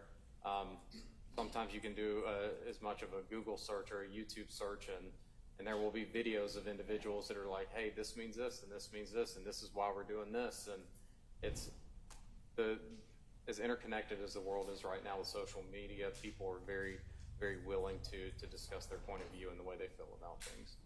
And based on the training that you've received, as well as the in-person kind of investigating experience that you have obtained while doing your investigations, have you developed familiarity with criminal street gangs, their activities, customs, and behaviors kind of not only here in the state of Georgia, but across the country? Yes, sir, I have. Okay. And in that experience, or in your experience, can you tell the jurors, you also developed familiarity with the general accepted methods of general gang investigation and prosecution? Yes, sir. Basically what we call best practices, and when we develop a gang investigation, we call it the Iron Triangle. It's basically satisfying the different elements of necessitating or substantiating a gang act violation. We basically look into who the person is, who the gang is, and then the offense being defined as criminal gang activity. And then we draw a connection between each one of those things. Is the person associated with the gang? Is the offense furthering the interests of the gang? And has the person committed the offense? And if all three of those things come together, then that's how we substantiate charging under the Georgia's Gang Act. Now, you mentioned this, but can you tell the jurors in a little more detail, when you use the term kind of best practices for gang investigation, what are you referring to, and what does that mean in relation to what you do as a gang investigator? Yeah, so when I talk about best practices, generally what we're talking about is what is accepted within the legal community and in the investigative community as the best practices to conduct these types of investigations. Like, how do you go about collecting the information? How do you go about documenting the information? What is the legal standard that has been set forth for us to collect or analyze this type of information? So those are things that we're able to distill down through our training, but also through making sure that we're up to date on our accepted case law and what's been decided through the courts. Okay, and the best practices, is that all kind of utilized while working with the GBI? Did you utilize the majority of the time the Georgia anti-gang laws or statutes? Yes, sir, exclusively the Georgia statutes. And can you tell the jurors what is the impact of the usage of the Georgia anti-gang laws and legislation on criminal gang activity? So based on my experience in the jurisdictions where we have aggressive charging under the Gang Act, we see a statistical declination in gang crimes occurring in those jurisdictions. Now, the best practices that we're talking about, did you utilize those best practices as it relates to the investigation and analysis you did for this case? Yes, sir. And can you tell the jurors roughly, because in an estimation, have the investigations that you have been involved in led to success or convictions under the anti-gang statutes and legislation here in Georgia? Your Honor, I'm going to object to that line of questioning. His success in other cases has nothing to do with this case. I have to give my success in other cases. Moving forward to what we're doing. I'd love to hear about each person's success, but I'll move forward. Okay. Can you? Ooh, low blow. Can you? I wasn't in it. Can you tell me? Have you, in the investigations that you have done in the past, did you utilize the anti-gang statutes here in Georgia in conjunction with the best practices you've described? Yes, sir. Okay. And is that something in each investigation that you are requested your assistance is requested to be involved in, are those same practices utilized each time and the same methods in which you've described here today? Yes, sir. Okay. And in the times that you have been requested, your assistance was requested with a GBI as part of a gang investigation. Can you tell the jurors, did you testify before a jury as an expert like you're being requested today?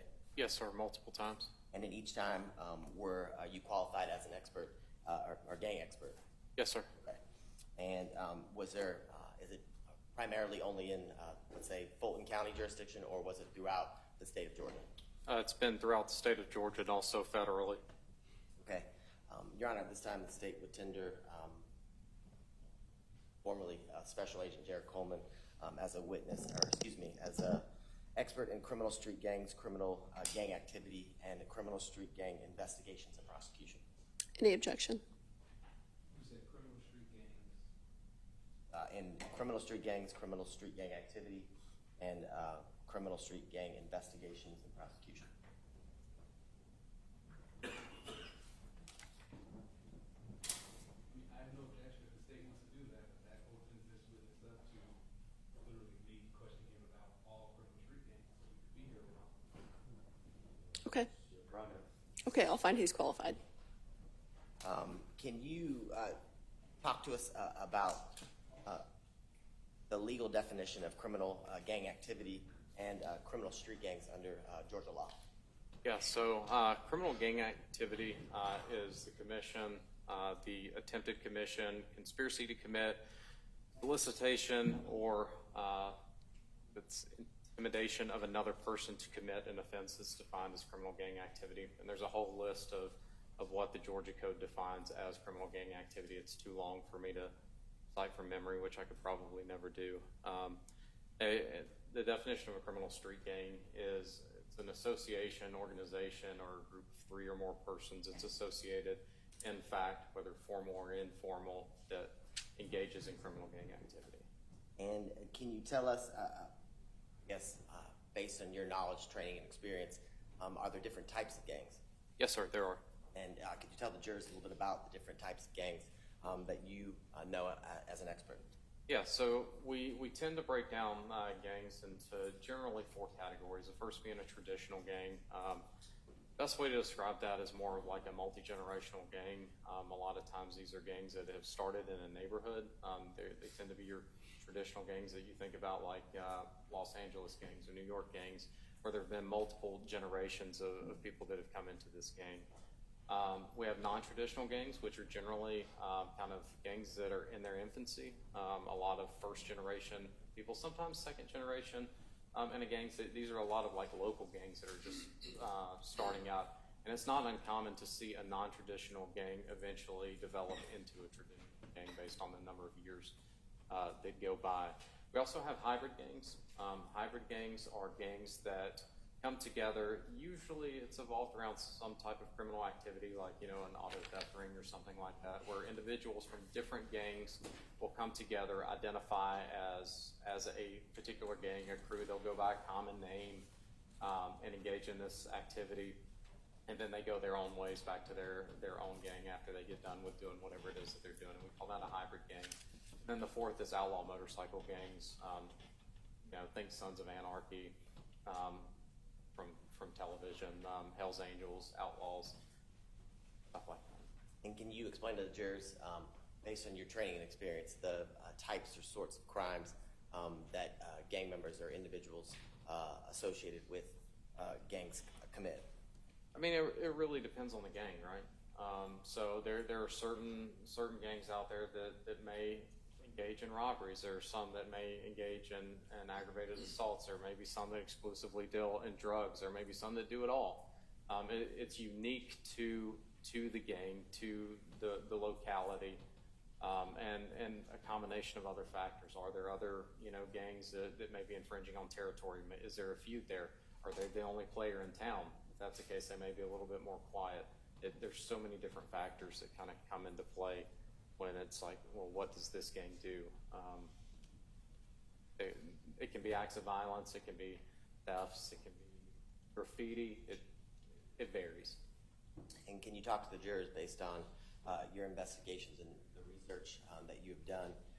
What motivates someone to join or become a member or associated with a gang? Yeah, so there's a variety of motivations on why a person may decide to join a gang. A lot of the currency of the street is in power dynamics, right? The ability to dominate certain situations. So some people join for power. Some people join for money. They don't have things, and this is a way for them to be able to acquire things, right? And then other times, some people don't have, that sense of belonging at home, and these individuals that are in the gang are providing that sense of belonging, and it becomes, for lack of a better term, a second family for some people. So there are different motivations, but these are some of the motivations on why people will join gangs. And I know you talked about the variety of crimes, that it could be a whole lot of different things. Can you tell the jurors of the different types of crimes that different gangs commit? Are there classifications as it relates to the specific kinds of crimes that gang crimes, for lack of better words? Yeah, I mean, there's like violent crimes, there's financial crimes, there's fraud, there's thefts, there's property crimes and stuff like that you could classify each of these into. For gang members, there's an expectation, the phrase is putting in work on behalf of the gang. There's an expectation that you do something to advance the reputation, reputation is the best way to put it, but the reputation, again, you have to bring something to the table. You're not just there to just to hang out and have a good time, right? So some people are good at engaging in acts of violence. Some people are maybe good in, bringing money in through fraud or stuff like that. It all depends on what the culture of that specific gang is and what the expectations are that are placed upon those members. And touching on what you referenced with culture, can you kind of define for the jurors, what do you mean by gang culture? Yeah, so like I said, the currency of gang culture is all about respect. It's all about power dynamics, and power is binary. So either I have the power in a situation or you have the power in the situation. So it's all about dominance and asserting dominance or ceding that authority, right? So in the gang world, you can't be, like a better term, punked by someone else, right? You have to have that machismo, that bravado in certain situations, because if not, then you're showing weakness. And if you're weak, then that means that you can be dominated, you're ceding your authority, you're ceding your territory in a situation, and then that's how violence happens and why you have to respond with violence so that you're not ceding that authority.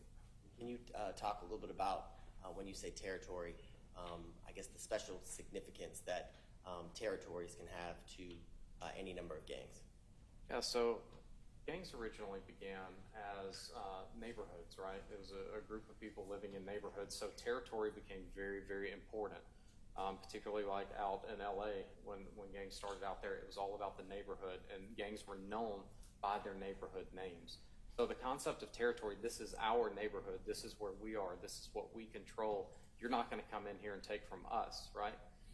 So the concept of territory and the ability to control land and a certain area has been a part of gang culture since gangs really began in earnest since the 1950s. And you've talked about kind of reputation and the importance of reputation within a gang and dominance, that a reputation outside of the gang, the importance of that. Can you tell the jurors, what does the term like love have to do with gang culture? So love is, the term is love, but really what it means is loyalty. If you're showing love to a gang, it basically means that you are devoting yourself, you're demonstrating your loyalty to that gang, whether that be through spoken words, whether it be through some type of overt demonstration of loyalty to rep that gang, whether it be engaging in an act of violence against an opposition gang to show that, oh, my gang or the gang that I support is more dominant than that one. It means a lot of different things, but usually when you hear love, like insert gang name love, it means I'm loyal to this gang. Can you tell jurors what does it mean to claim any specific gang association or membership? Yeah, if you're claiming it, it means that you have been accepted at minimum as an associate of that gang. Not necessarily a membership, but definitely an association. Because if you claim that you are associated with a gang and you're not, in the gang world, there are ramifications, oftentimes violent ramifications in response to what we call false flagging or falsely claiming to be associated with a gang. And within a gang, can you talk about, are there rules and regulations that specific gangs, their members, abide by or use? Yeah, there's different rules and regulations. Some of these can be very mundane, like, hey, this is a dominant color that we wear. Oh, we, display things on this side of our body, mundane things like that. Then you get into things like there may be a rank system where, oh, this individual is known as an OG or an original gangster. This one has been in the gang even longer, so he's a double OG, an original gangster. Little stuff like that. And there are also kind of the unwritten rules to where like there's an expectation that is placed upon the members to engage in a certain type of conduct.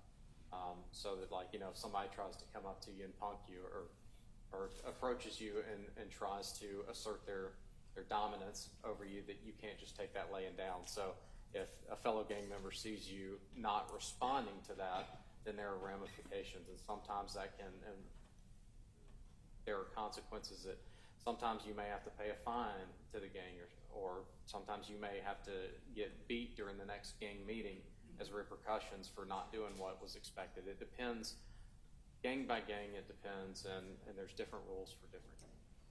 Okay, and along those lines, can you tell the jurors how do gangs identify themselves within the rules and regulations that you kind of just talked to and talked to the jury about?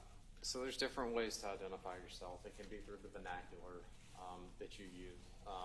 It's just like any other language. If you see a certain type of written pattern, if you hear certain words that are being said, you recognize that individual as, oh, they know our lingo. They know, where we're from. If I leave Georgia and I go up to Washington, D.C., everybody knows I'm from the South immediately because of my accent. Similar type thing, right? There can be, postings on social media so that everyone can see. There can be graffiti that's out. Really, social media is the new graffiti because you reach more eyes that way because everybody's got their phone or their eyes on a phone right now. That's kind of ways that individuals will identify each other. Sometimes it can be written down into what we call a book of knowledge, but generally speaking, books of knowledge are kind of something that was done. It's on its way out as far as gangs. They used to write everything down. Here's the rules, here's the rank structure.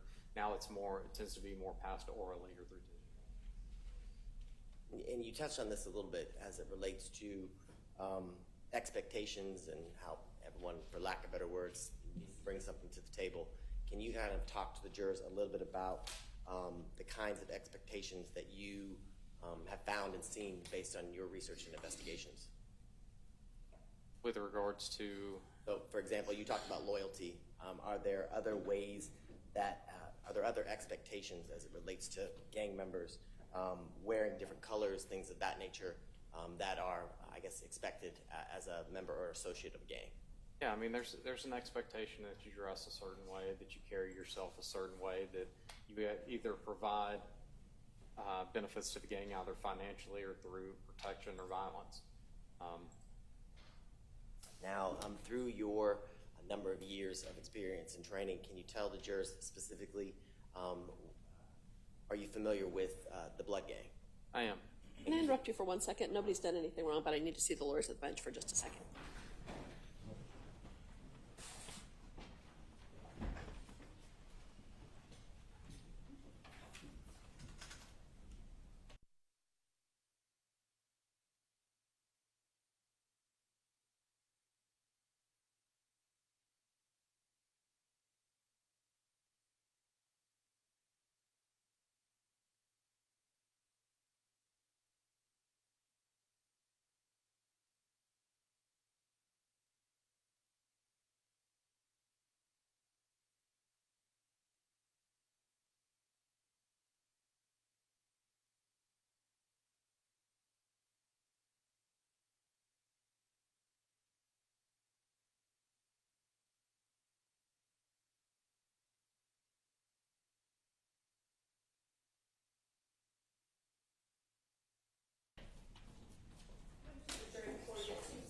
into, before we get too far into the specific testimony of this witness, I need to read you that limiting instruction again. Members of the jury, sometimes evidence is admitted for a limited purpose. Such evidence may be considered for the purpose for which the evidence is limited and not for any other purpose, such as the character of the defendant.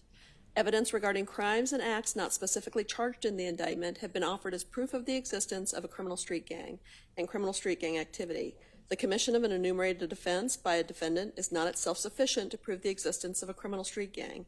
You may consider this evidence only insofar as it may relate to the defendant who is named in the testimony pertaining to such acts and not as to others that are mentioned. And you are permitted to consider the evidence for its bearing on any issue to which you, the jury, deem it relevant. You may also hear testimony about legal acts committed by the defendant, alleged to have been committed by the defendant, that the state alleges show the defendant's intent to participate in criminal street gang activity or to prove the existence of a criminal street gang.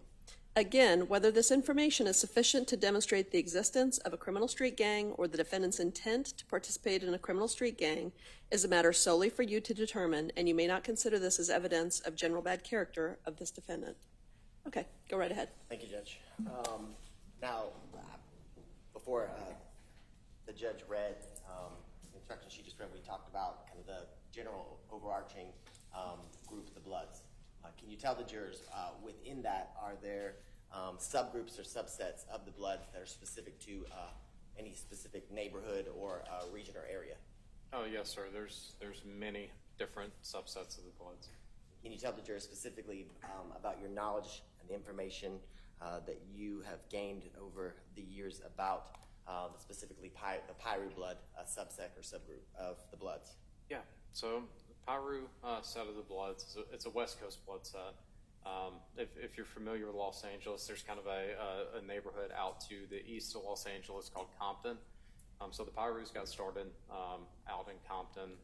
There's a very small street called Piru Street. When I went out there to go and see the street, I couldn't believe how small it was.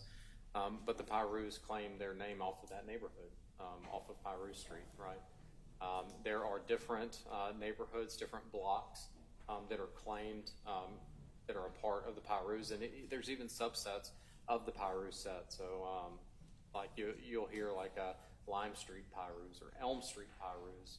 A lot of these are based on the street names because it's like I talked about earlier with like these gangs started as neighborhood groups that came together to defend their neighborhood and their territory, right? So that's kind of where the name comes from with the Pirus. Okay, and can you tell the jurors, you said that it's a West Coast originating gang. Can you talk about its movement throughout the country over to the East Coast, specifically here in Atlanta? Yeah, so the first set of Bloods started out in Los Angeles. Originally, the Crips were the only gang that were out there as far as your predominant African-American gangs. The Bloods formed as a group in opposition to the Crips. The Crips were kind of coming out of their neighborhoods, victimizing the unassociated neighborhoods, and the Bloods formed in response to that, right? And so as far as the spread goes, after the Bloods started in Los Angeles, then the Bloods were formed in New York City. They came out of Rikers Island, and that's kind of where you get your East Coast Bloods that came out of. And then they spread into Chicago. And then after the three major cities developed their population of the Bloods, that's kind of where you had, when people were moving around, your transplants and stuff like that, you have East Coast Bloods that have come down from New York. You've had your West Coast Bloods who've moved into the Atlanta area from Los Angeles and brought that culture with them, and that's kind of how we had the genesis of the transplanting of the traditional Bloods gangs into Georgia and the Atlanta area. And can you talk about, I guess, the common color symbols, things of that nature as it relates to the Bloods, but specifically the Piru Bloods, based on your training, experience, and knowledge? Yeah, so generally speaking, the Bloods represent the color red. Generally speaking, and that comes because out of Centennial High School, their colors were red and white, and that's kind of where things started out in Los Angeles. Specific for the Pirus, they will use red a good bit, but they also use the color burgundy. And so sometimes you'll see a burgundy red that's mixed in, but generally speaking, to show that, you know, the association of the Bloods umbrella, you will see red as the dominant color. Based on your investigations and your experience, can you talk about, I guess, the common crimes that you know that members of Piru Blood specifically are associated with or commit? Yeah, so the Piru Bloods, based on my investigation, are probably one of the more violent gangs that I've worked, particularly when it comes to gun crime, acts of violence, physical violence. They will sometimes dabble in the drug world, but it tends to be more about violence, gun trade, stuff of that nature, generally speaking. Okay. And can you, based on your investigations and your experience, explain to the jurors the importance of respect and authority and dominance, as you described previously, kind of generally, how that, the importance or how it's related to the Piru Blood gang? Yeah, so like I said, respect and power is the currency of the gang world, right?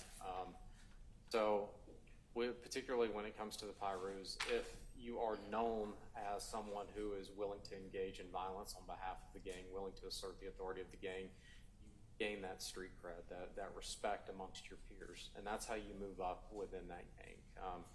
If you get punked, if you're not willing to engage in those acts of violence, if you step back from those confrontational situations, that's how you lose respect, you lose your clout, and sometimes may even be kind of excommunicated out of that gang. So that it's extremely important, particularly when it comes to the Pirus, being willing to engage in acts of violence when the time is appropriate to do so. Can you tell the jurors specifically, as it relates to this case, how you got involved or why your assistance was requested in regards to this case and the facts of this case? Yeah, so the way that I got involved in this case was after the death of Miss Turner, the Atlanta Police Department conducted an investigation, and after they conducted their investigation and made their initial arrests in the case, they turned their case file over. I apologize. The screen was frozen and I couldn't see him, but yes, as I said it. That's fine, and you may want to speak more into the microphone because it's getting harder to hear you. Yes, Your Honor. Okay, thanks. After the Atlanta Police Department had made their arrest in the case, they turned their case file over to the Fulton County District Attorney's Office. As they were conducting their review of the file, they noticed a possibility of some type of gang connection and submitted a request to the Georgia Bureau of Investigation for assistance in gathering and analyzing if there was a gang nexus to this shooting, and submitted a request, and I was assigned to conduct that investigation. And can you tell the jurors the things that you were provided or utilized in order to conduct a thorough investigation as it relates to this case and the facts from it? Yes, sir. So I was provided a copy of the Fulton County District Attorney's Office file. They had collected social media records for the defendant in this case. There was video footage that the Atlanta Police Department had collected from multiple locations. I believe one was like a video camera from a store, one was from a MARTA bus. Basically, the APD case file and the Fulton County DA's office case file is what was provided to me. Okay. And can you tell the jurors, after receiving that information, did you review what you received in full? Yes, sir, I did. And based on your review of the materials or the files, did you then begin your own independent investigation using what you'd been provided? Yes, sir. Okay. And can you tell the jurors, as it relates to, I guess, the initial steps that you took, can you explain to the jurors, based on your review of the materials, the relevance of the assistance you provided? Yeah, so earlier I talked about, how we conduct a gang investigation, the kind of three sides of the investigation, the person, the crime, and the gang, right? And so the the investigation, as it was provided to me, had already conducted the investigation between the person and the crime. So my job was to look at, was there a connection between the person and a gang, and if there was a connection between the person and a gang, identify what that gang is. Is it a gang under the Georgia statute? And then determine if there is a nexus between the criminal act that occurred and does that benefit the gang in any way? Is it in furtherance of the gang's interests and activities? And I apologize, I should have asked a more articulate question. But as it relates to your involvement in setting kind of context as it relates to your investigation, this occurred in the summer of 2020, is that correct? Yes, sir, it did. And can you kind of explain to the jurors the events leading up to why we're here today for the murder of Ms. Turner, how that context of what was happening in the summer of 2020 played a role in your investigation? Okay.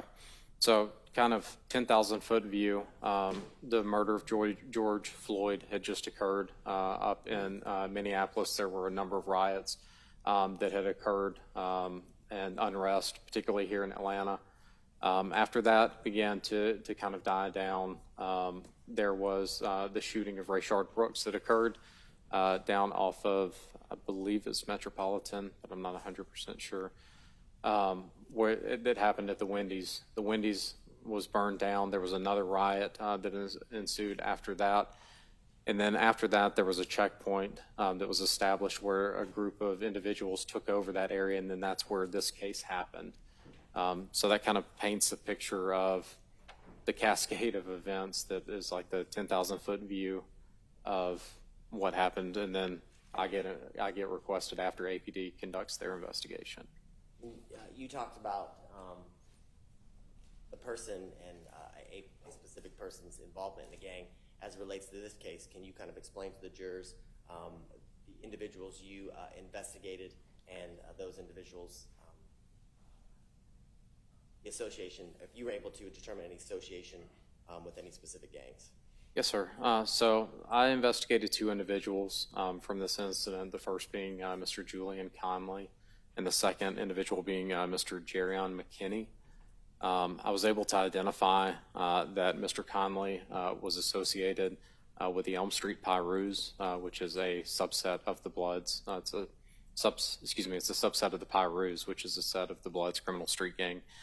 And then Julian McKinney, I was also able to identify that he was associated with a hybrid gang out of St. Louis called the Not Boys Gang.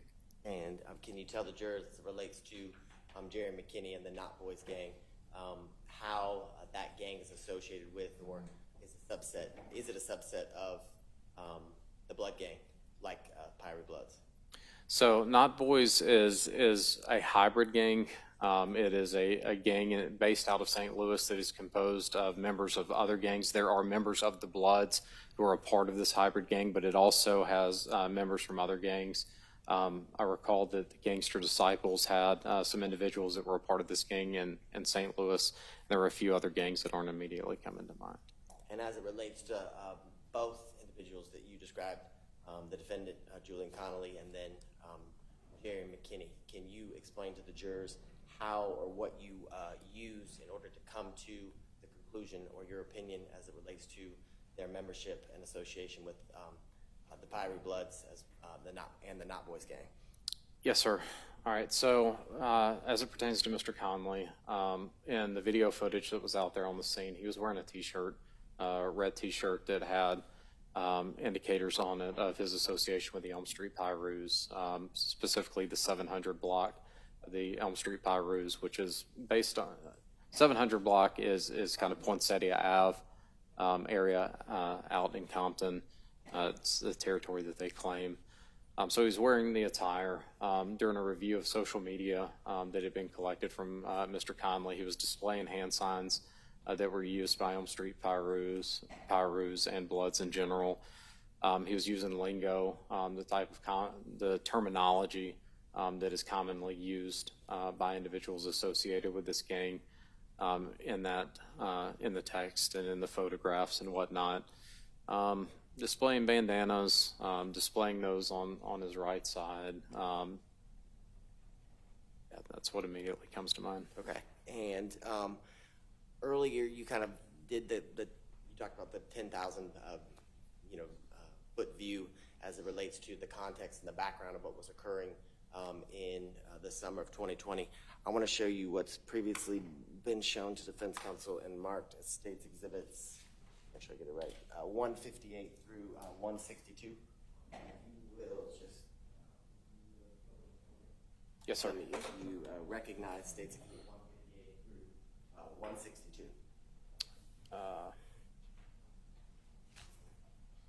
I'm assuming that these 5 slides are all the exhibit numbers that you reference, sir? Yes, the first slide being States Exhibit 158 and the last photograph being 162. Great. Yes, sir. I recognize these as images that I pulled from a video that was taken where the Wendy's was burned down at graffiti that was marked at that location, and then also there's an image of that was identified of Mr. Conley. And do the images in States Exhibits 158 through 162 fairly and accurately depict the Wendy's that you've described where Mr. Brooks was killed and kind of the context that you've talked about in relation to your investigation? Yes, sir, with a significant amount of Pyru-related graffiti around the structure. At this time around, the state with tender was marked States Exhibits 158 through 162 into evidence. Any objection? No objection. Those are admitted. Thank you, Judge. Now,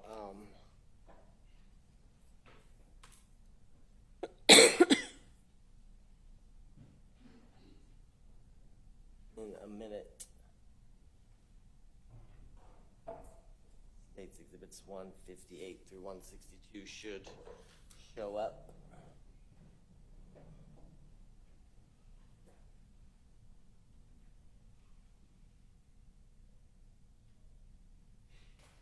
All right, I want to start with State Exhibit 158. Can you explain to the jurors the significance as it relates to this photo, as well as the next series of photos, States Exhibit 159, 160, and 161? Yes, sir. So going back to the first image that says RIP Rayshard on it, spray painted. I don't think we're looking at the picture he's talking about. Sorry, I'll go back to State Exhibit 158. Great. Thanks. Thank you. So with this graffiti right here, you've got the blood's colors. You can see the red and the black overlaying with each other. These are colors that are commonly used by the bloods. The 135 that you see the spray painted kind of in a vertical fashion there, 135 is an indicator for a subset of the Pyrus, 135 Pyrus. There was a fairly large federal case that happened here in Atlanta for 135 Pyrus. And then you've got the F12, on the side, which is it's a reference to, excuse my language, but fuck 12, which is a derogatory statement, basically a sign of disrespect towards law enforcement. And can you tell the jurors in State Exhibit 159 where it says RIP Mac, what that means in relation to your knowledge and training as it relates to gang activity or gang identifiers, specifically the Pirate Bloods? Yes, sir. So this is a little bit, it's kind of from the video that was taken, it's a little bit of a cutoff, but the full image and the full spray painting says RIP Macru. So Rayshard Brooks, there was an investigation that was done where Rayshard Brooks was identified, his street name was identified as Mac. So it was RIP, rest in peace, Mac, to Rayshard Brooks. And then in gang culture, adding Rue at the end of a name is how association with the Piru Bloods is generally demonstrated. So it is whoever did the spray painting here was saying, rest in peace, Rayshard Brooks, and then showing some type of kindred spirit with Rayshard Brooks, whether that is he was associated with the gang or the gang was claiming him as one of their own. And is that the Rue that you were referring to? Is that what we're seeing the rest of the RIP Mac Rue in States Exhibit 160? Yes, sir. And then lastly, you touched briefly on this, but as it relates to your investigation, what are we looking at here, and how did it help shape, I guess, the initial steps that you took in regards to your investigation, specifically to the Pyru Bloods and Julian Conley? Yes, sir. So spray painted on the ground here, it's the word Pyru with a heart over it, so Pyru love. And putting everything together, we've got graffiti at this location that's saying, hey, loyalty to the Pyrus. We've got a mentioning of rest in peace, Rayshard Brooks, with an association to the Pyrus, with the moniker, the Rue being at the end of the name there. And then the 135 that was spray painted up there with RIP Rayshard in the gang's colors led me to believe that maybe a Bloods link, probably some type of Pyru group is who we need to be looking at, who is kind of taking over this area, asserting their authority by spray painting. Hey, here's our gang name, here's our gang colors, this is our area. And in the State Exhibit 162, you referenced the attire that you knew the person as Julian Conley to be wearing. Do you see that person in State Exhibit 162? Yes, sir, in the red shirt. And you said there's a significance as it relates to the number 700 on the back of his shirt.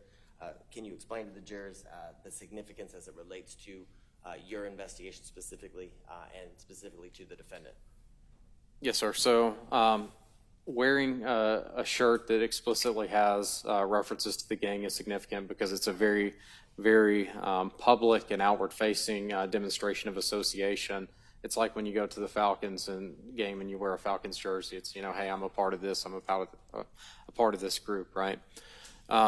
Specific to this shirt, and there's other images that I've seen. The shirt says Elm Street on it, Elm Street Pyrus, a reference there. At the bottom of the shirt says Whoop with 700 in the middle of the Whoop. Whoop is commonly, for Bloods, it's used as a call to the gang. Like, it's essentially like saying, hey, what's up, Whoop. But as a sign of disrespect, so without getting too deep into it, South Central LA is commonly referred to as the rolling O's, right? So you got the 20s, 30s, 40s, 50s, all the way up to the hundreds as you work your way to the south.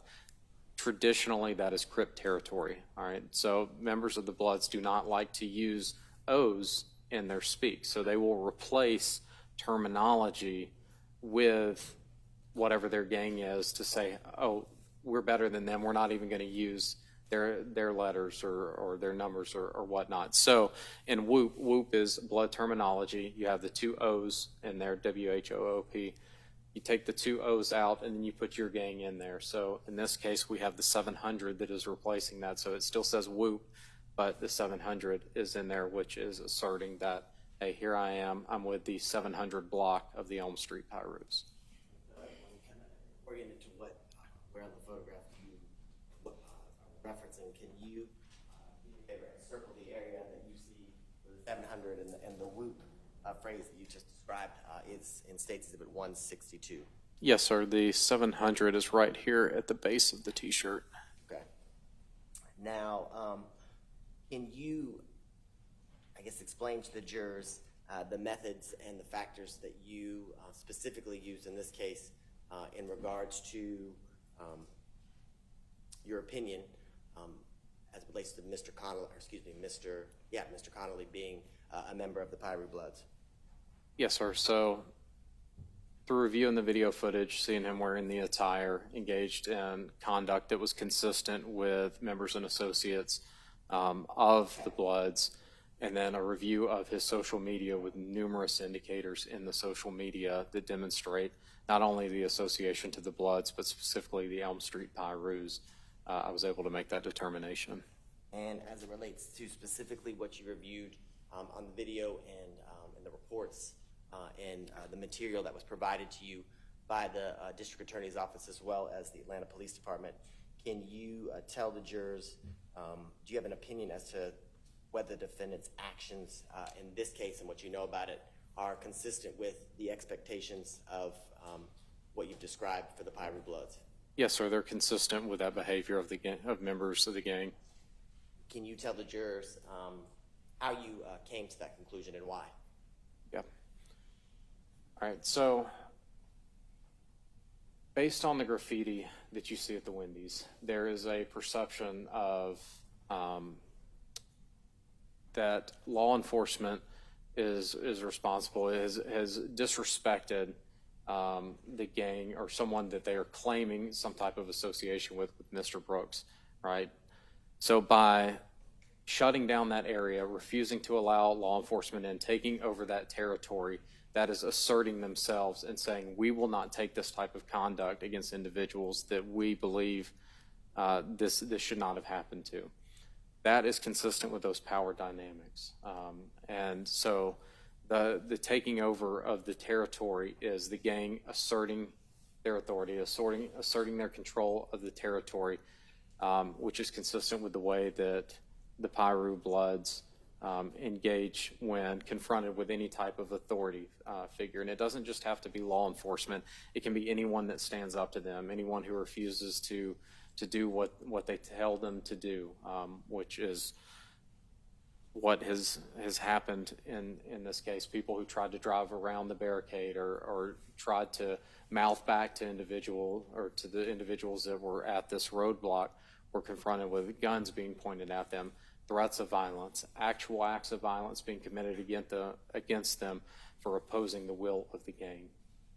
And you referenced, in coming to your conclusion, and as part of what was provided to you by the law enforcement agencies you were working in conjunction with, reviewing the defendant's Instagram or social media? Yes, sir. At this time around, the state's going to tender what's been marked as State's Exhibit 153 and then 153A, which is a certificate of authenticity for the Instagram of this defendant, which has been noticed under 803 and 906, I'm sorry, for a certified business record. Any objection? 153 and then 153A is certificate of authenticity. No objection. Before you do that, Your Honor, and I apologize. Yes.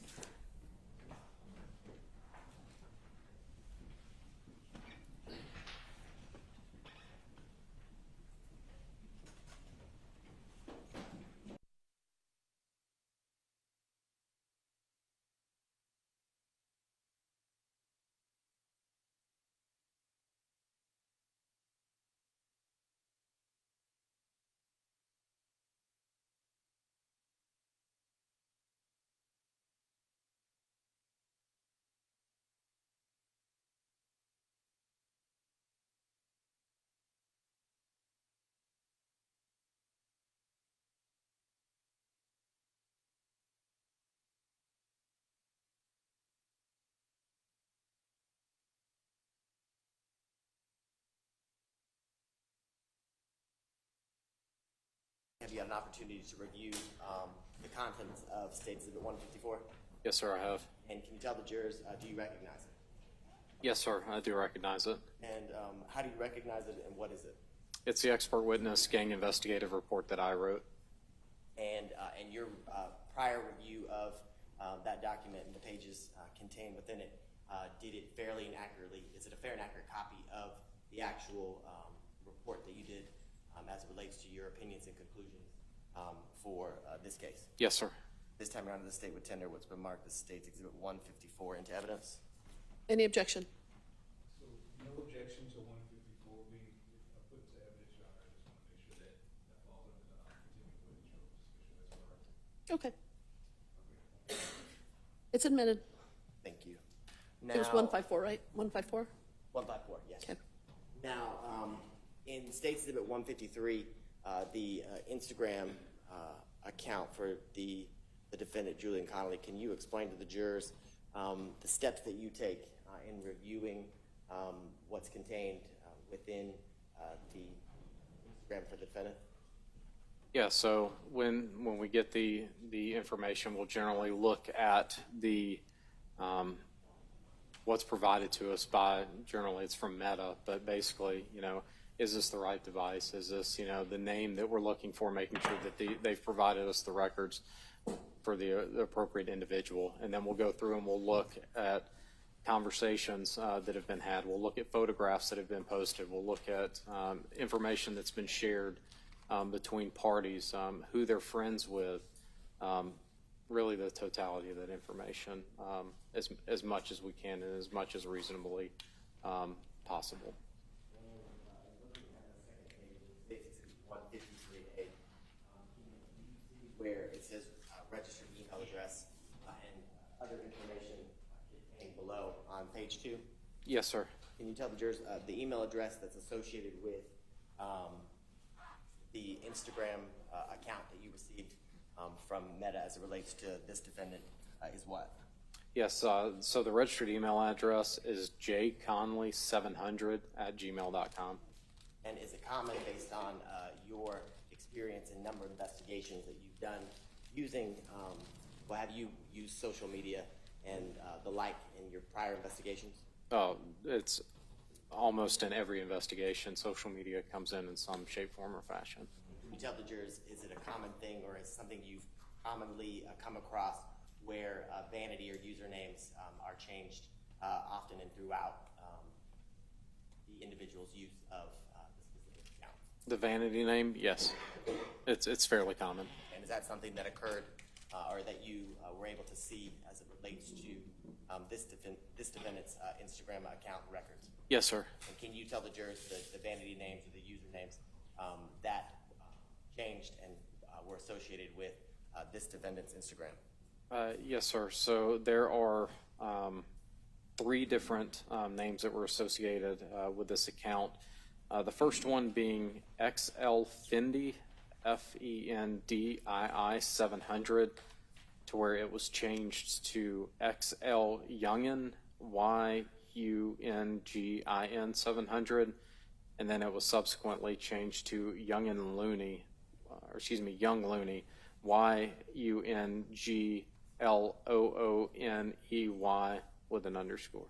Now, I know it's been a number of years since you reviewed the documents contained within 153 for the entire account related to this defendant, but would you agree that the account or the pages that you received and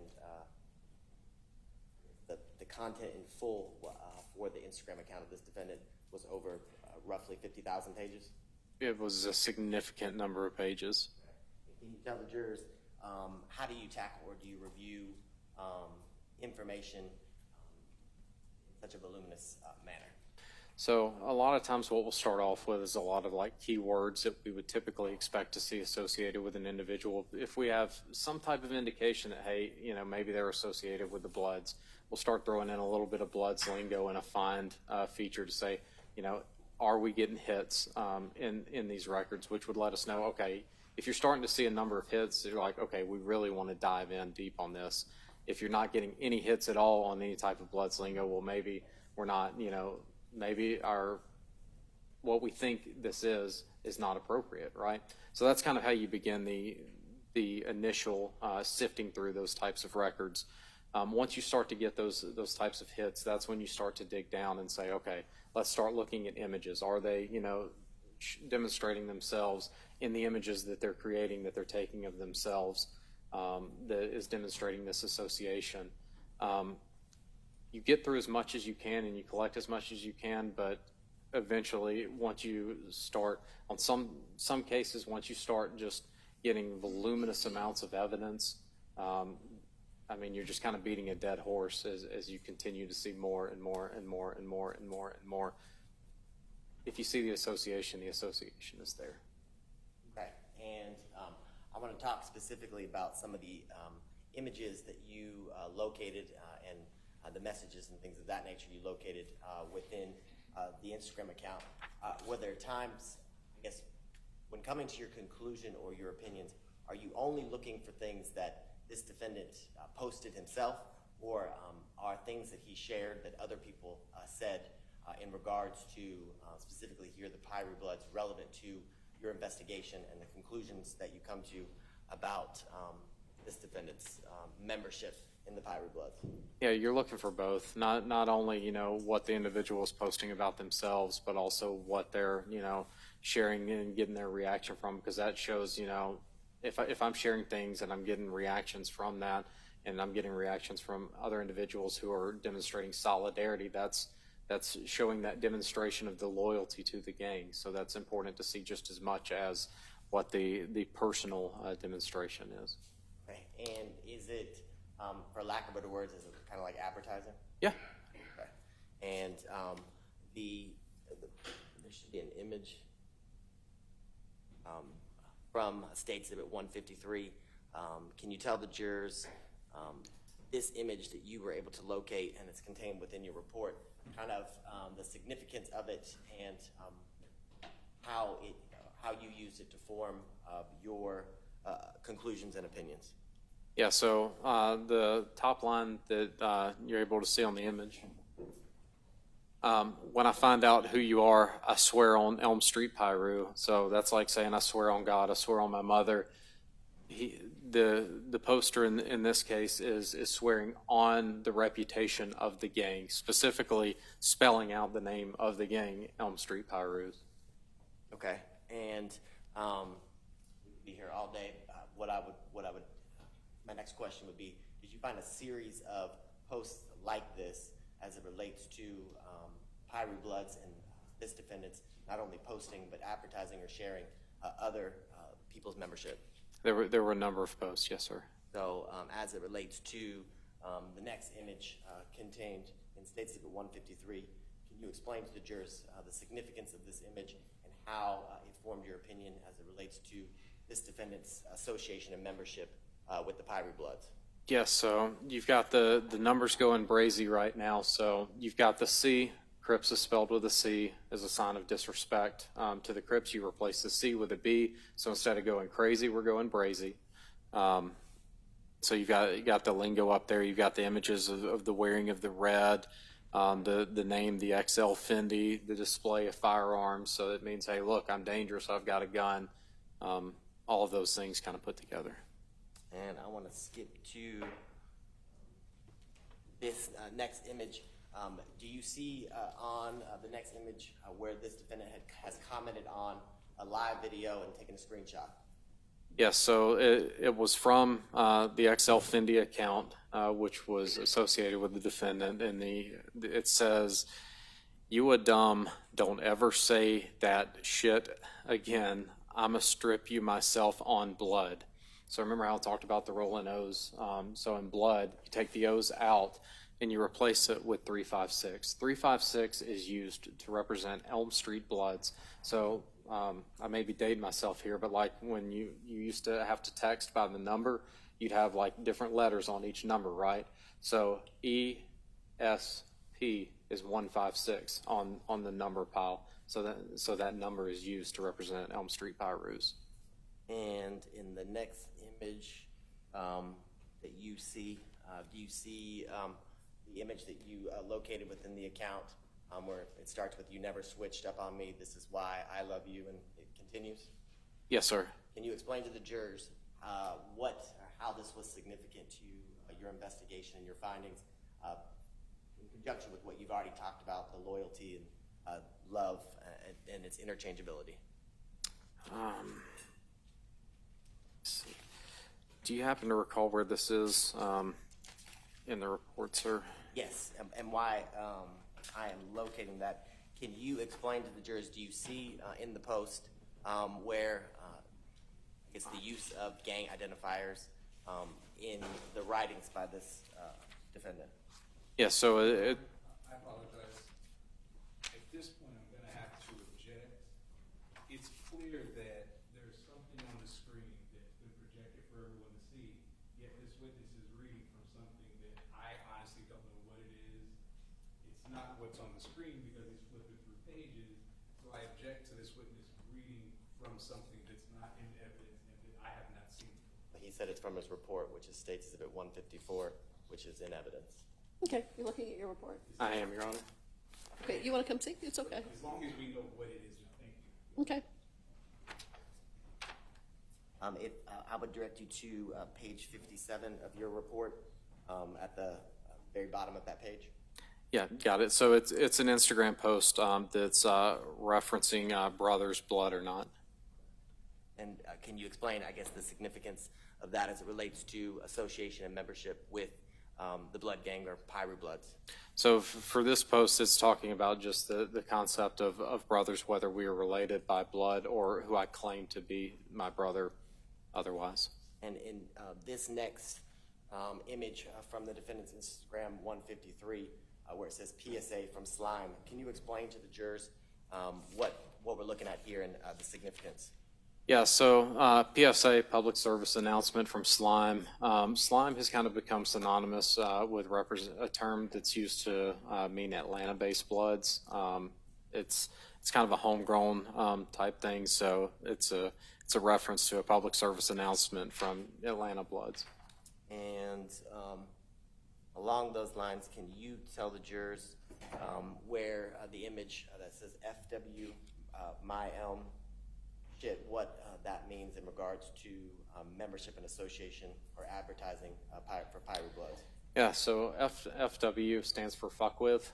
So fuck with my elm shit basically means do business with me, associate with me, and all of my brothers who are a part of this gang as well.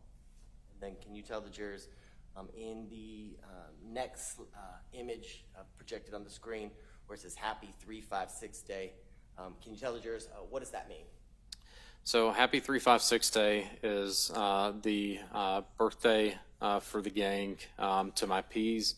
The PZZ is to my Pyros.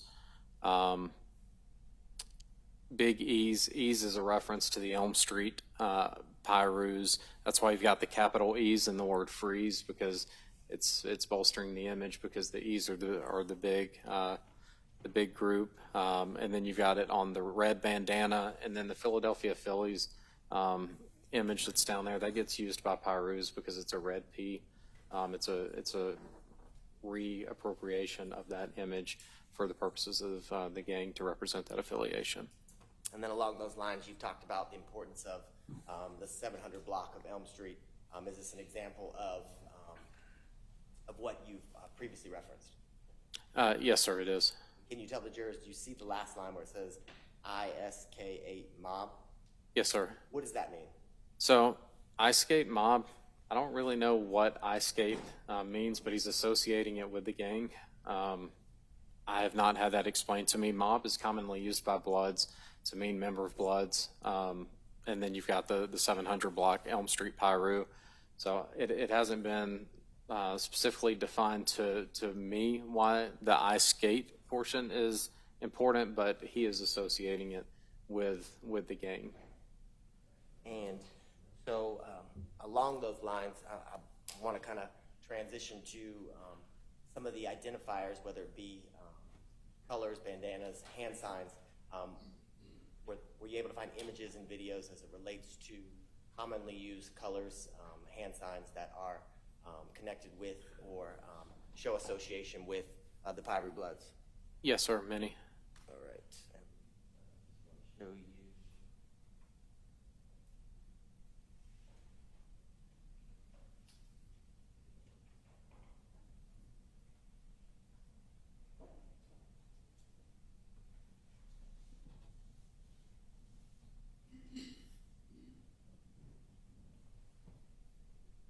And it should show up here in a second.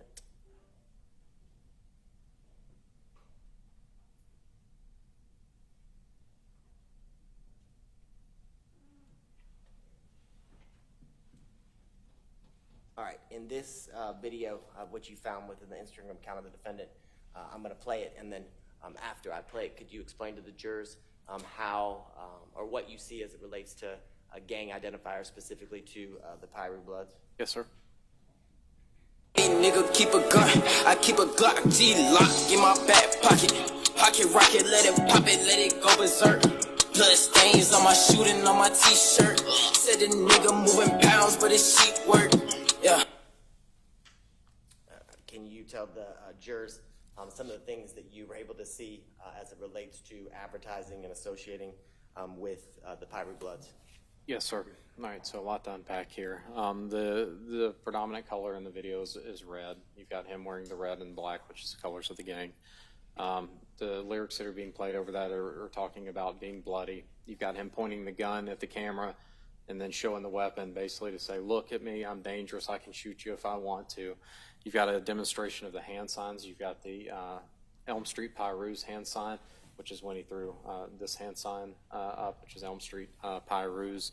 And he wiped his nose, which is commonly done here for slime, for the Atlanta-based blood, saying that you've got so much slime coming out of your nose that you've got to wipe it away. It's demonstrating association with that Atlanta-based blood. Can you tell the jurors when, based on your training and experience, when the word or the use of the word stain or stains, what does that mean in regards to specifically gangs and the investigations you've done through your career? Yeah, so getting your stain up is basically, stain is a street term for your reputation within a gang. So as you increase your stain, the more stain you have, the more positive reputation you have within the gang. If you have less stain, it means you need to put in more work to increase your stain within the gang. And in the next video, can you tell the jurors some of the very same things that you were able to see or identify in the previous video? So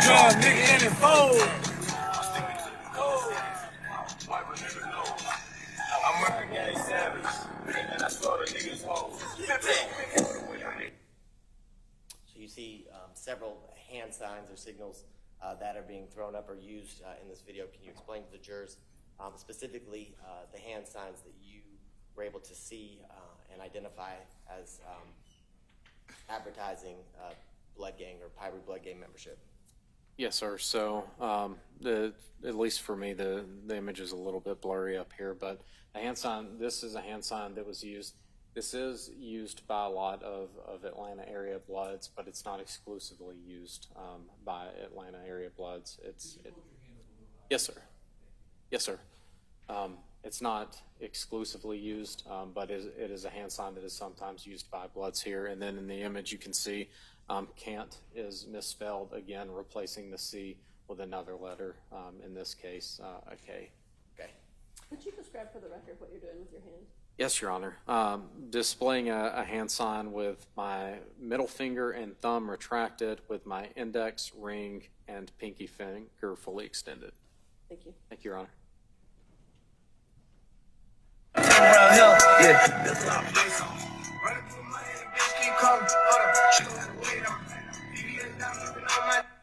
Now, in the next video that we just watched from State Exhibit 153, as it relates to this defendant's association and membership with the Pyru Bloods, can you explain to the jurors the things that you saw that were significant in regards to that membership and your opinion and conclusions? Yes, sir. So we've got the red being worn again, and of course the two firearms being held in one hand, being pointed to show I've got access to weapons. I'm willing to point these weapons at you, and I don't just have one, I have two. That's kind of an emerging trend that we've seen in gang culture, where instead of just using one gun, using two guns coupled together in a single hand, particularly for West Coast bloods, has kind of been an emerging trend coming out of there.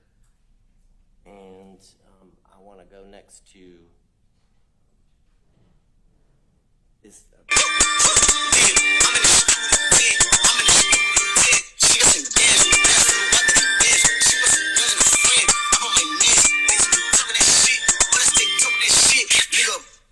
So the hand signs that the defendant is utilizing in this next video from State Exhibit 153, is it along the same lines of the hand sign that you described earlier for the record? It is. He also throws the Pyru hand sign, which is taking the B. It's kind of in a OK form with the middle finger, ring finger, and pinky finger fully extended, with the index finger and the thumb connected to form a circle, and then turn it down so that it looks like a P, and then when you turn it back up, it's a B. So the B is for bloods, and then the P gets turned down for Pyru. And did you see, and I'm going to back it up, the red or burgundy bandana that was tied to the jeans of the pants of the defendant in the image or video before you? Yes, sir. The red bandana being displayed, again, it's the colors of the gang, and then the shirt that he's wearing is Calvin Klein, CK. Sometimes that's used to mean Crip Killer, which means I'm dangerous and I'm willing to go after the opposition. and it's commonly displayed by members of the Bloods. And those are, I guess, based on your training and experience, how are those significant to your investigation and specifically your conclusions as it relates to this defendant and his membership with the Piru Bloods? Yeah, so it's basically to anyone that sees that may be a member of the Crips, it's a warning sign to say, hey, look, I'm willing to come after you. I'm willing to engage in acts of violence on behalf of the gang. Okay. Now, in the screen before you, can you tell the jurors, did you come across or did you review a significant amount of videos of the like that we've watched before the jury here today? Yes, sir, I did. Okay, and I just want to show you.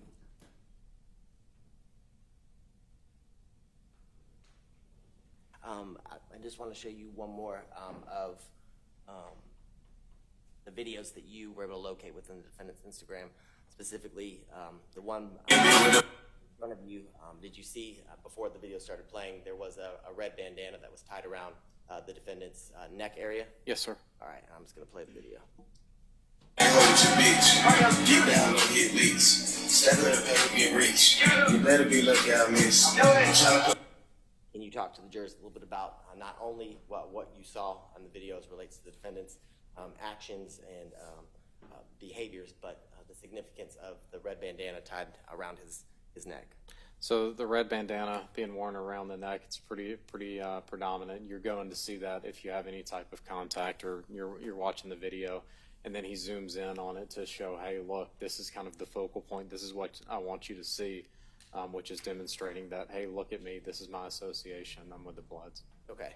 Now, in the images that you see on the screen, the several images, are those, I guess, further examples of what we've seen and what you described here today that led you to your conclusion as it relates to this defendant's membership in the Piru Bloods? Yes, sir. Okay.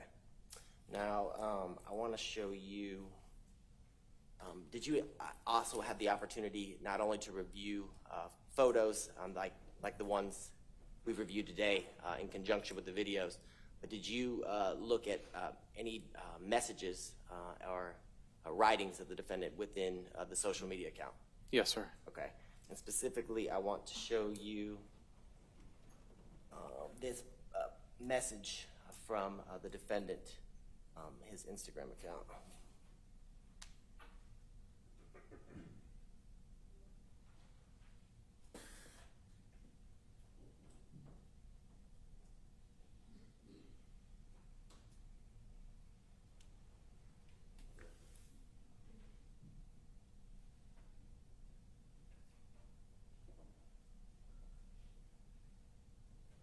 Now, if you will take a minute to read the posting from page 3,526 from this defendant's Instagram account, and then can you describe for the jurors the things that you see significant in this writing as it relates to the defendant's gang membership in Piru Bloods?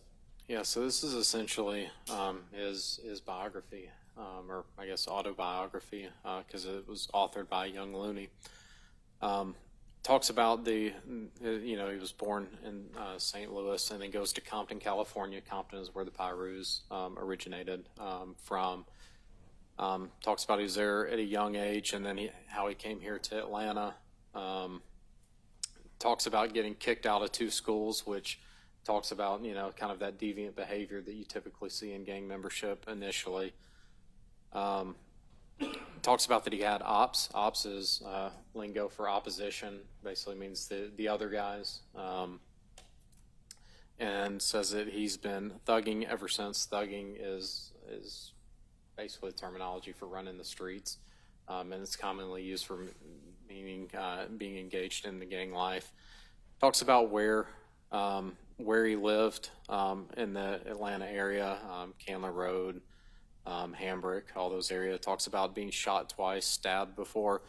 Uses that type of lingo to say, hey, look, I've been able to endure pain. I've been able to endure suffering in this lifestyle before. Talks about how before he was Piru, so he's admitting that Piru membership, that he claimed association with the G-Shine Bloods. G-Shine Bloods is actually East Coast Bloods that originated out of New York.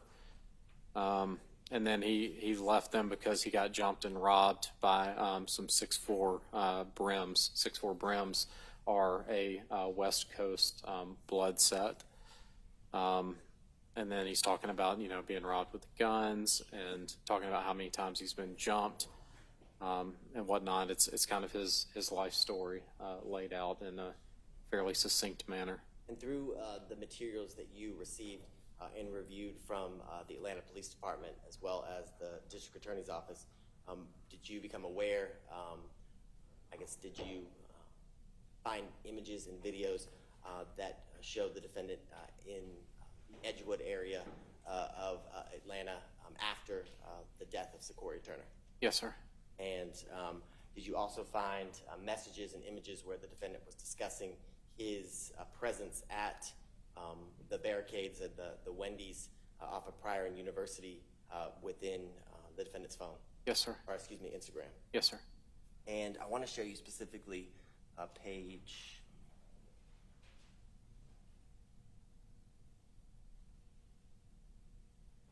5097 of the account.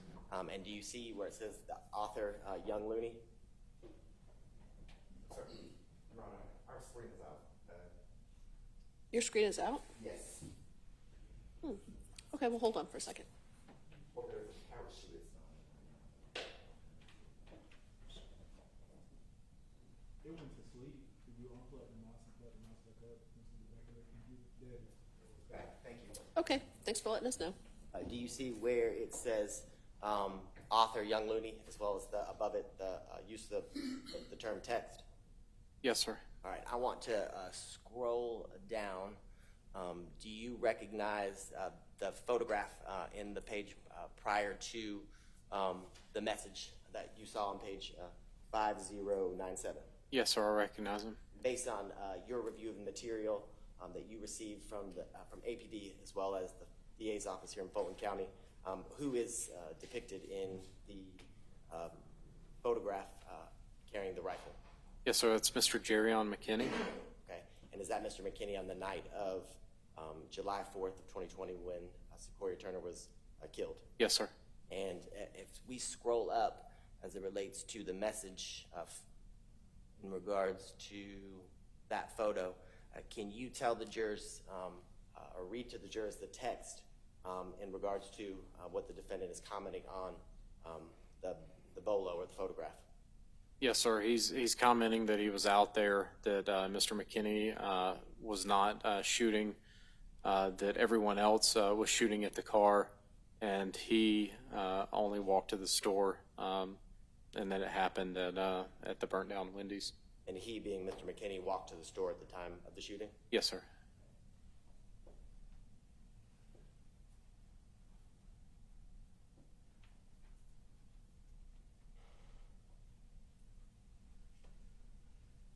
And lastly, as it relates to the defendant's gun ownership, did you see several photographs of the defendant with different types of firearms other than the ones that we've already seen in prior videos and photos? I've seen him with a number of firearms. I can't say for certain if they were the same firearms or not. Okay. I want to specifically show you a video from the defendant's account. Don't play with him. Yeah.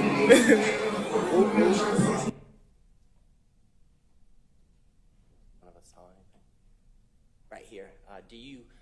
Can you see, I guess I won't play the video again, but do you see the person that is captured in the video? Yes, sir. And is that the defendant, Julian Conley? Yes, sir. And can you tell the jurors, I know the box that I can't seem to get to go away, but can you tell the jurors, is that the defendant's handle, the XL Fendi 700 that is being referenced? Yes, sir, it is. And do you see where it says, we don't play with him. Yeah. We don't ever link up without, and stick spelled in any specific way? I didn't got it. I cannot see the way that that stick is spelled on this image. Let me see. Don't play with him. Yeah.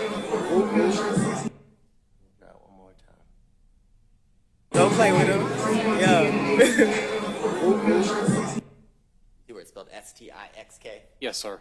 First, can you tell the jurors when someone uses the term stick in regards to your knowledge and experience, what are they referencing? An actual stick or something different? Yeah, so stick is a gang term for a rifle style weapon. It's not a handgun. The handgun is usually called a strap. A stick is usually a long style weapon, similar to an AK-47, a M16, and AR-15 style weapon. Specifically, the way that it's spelled here, again, we see the specific terminology where the C is replaced, in this case, being an X, Xing out the C.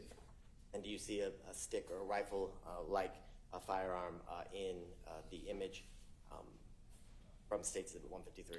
Yeah, so it looks like the buffer tube that comes out of the back of an AR-15 style weapon. It doesn't have the buttstock that's on there, but it's not uncommon to see like the short barrel ARs. They have to have that buffer tube, which has a spring in it to allow the weapon to cycle. But that looks like a AR buffer tube. Is it in a black kind of satchel or bag over the defendant's chest? Yes, sir. And I want to show you one more image.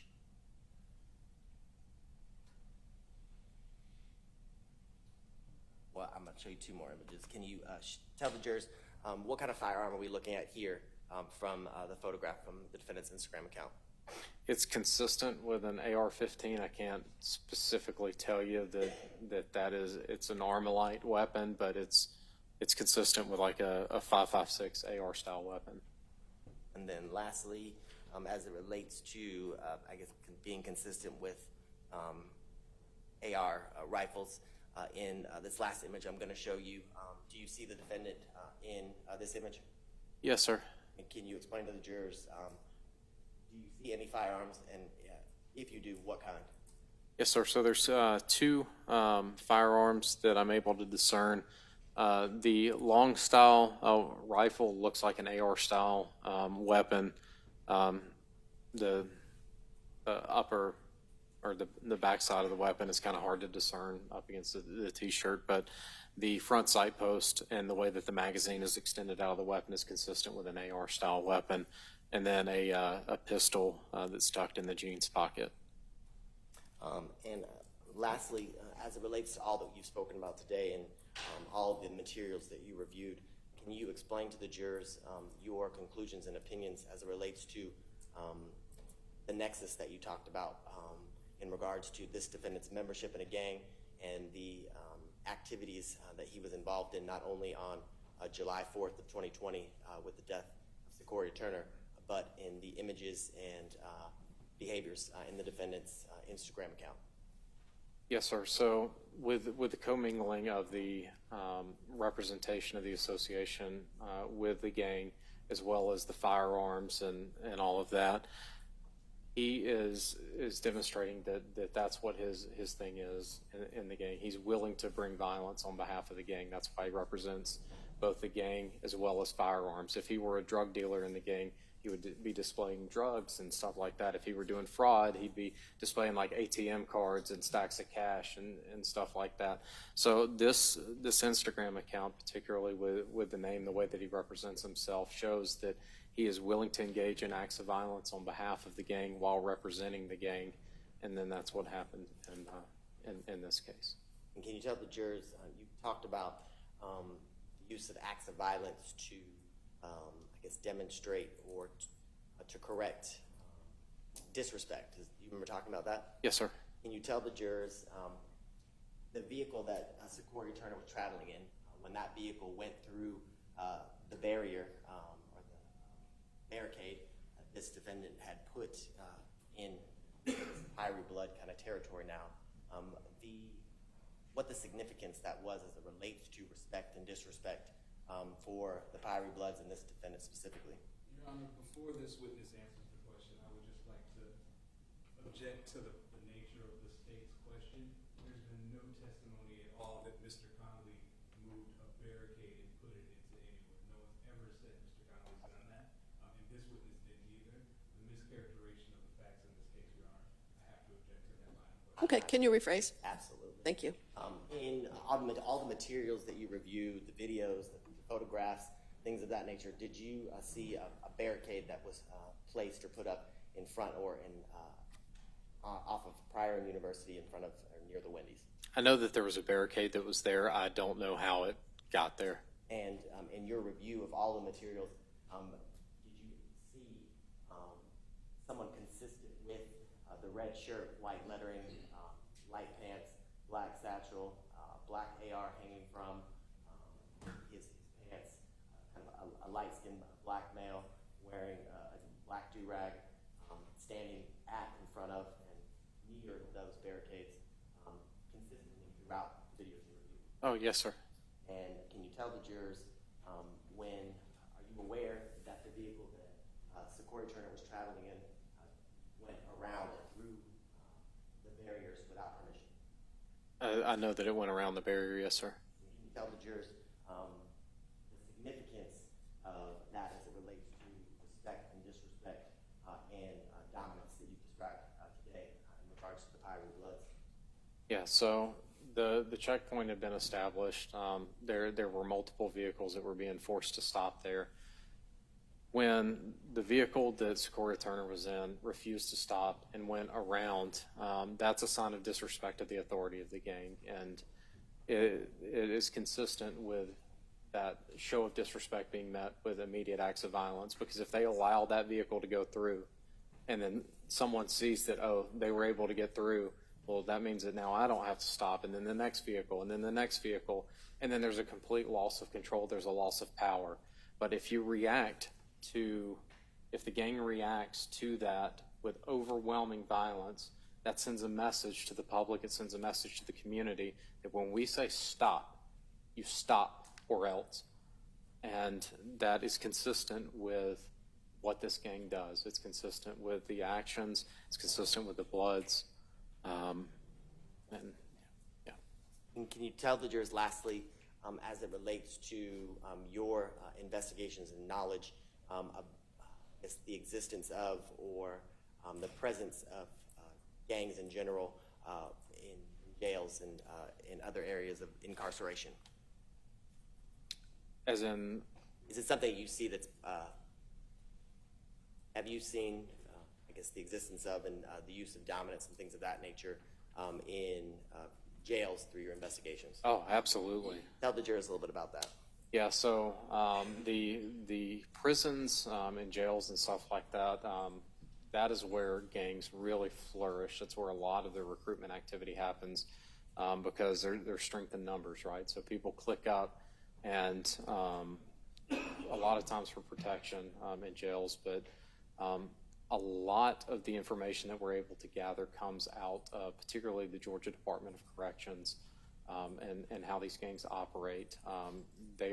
Gangs control the prison system pretty ruthlessly, and if you try to assert yourself without having the backing of some type of gang in a prison, you're finding yourself down significantly, and there's a lot of threats that can come your way because of that. I want to show you a video from State's Exhibit 131, a cell phone from the cell or the area where Julian Conley was housed in the Fulton County Jail.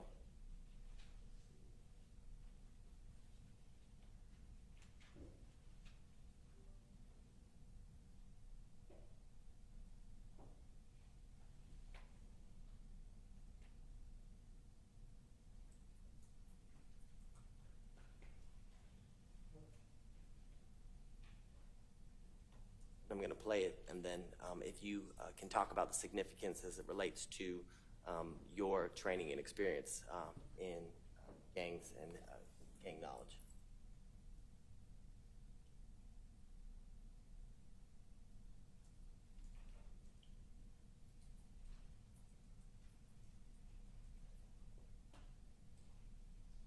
Right. Can you tell the jurors, as it relates to that video, the things that jumped out to your attention to gang membership and association, and specifically which gangs, and how that's relevant to your conclusions and opinions?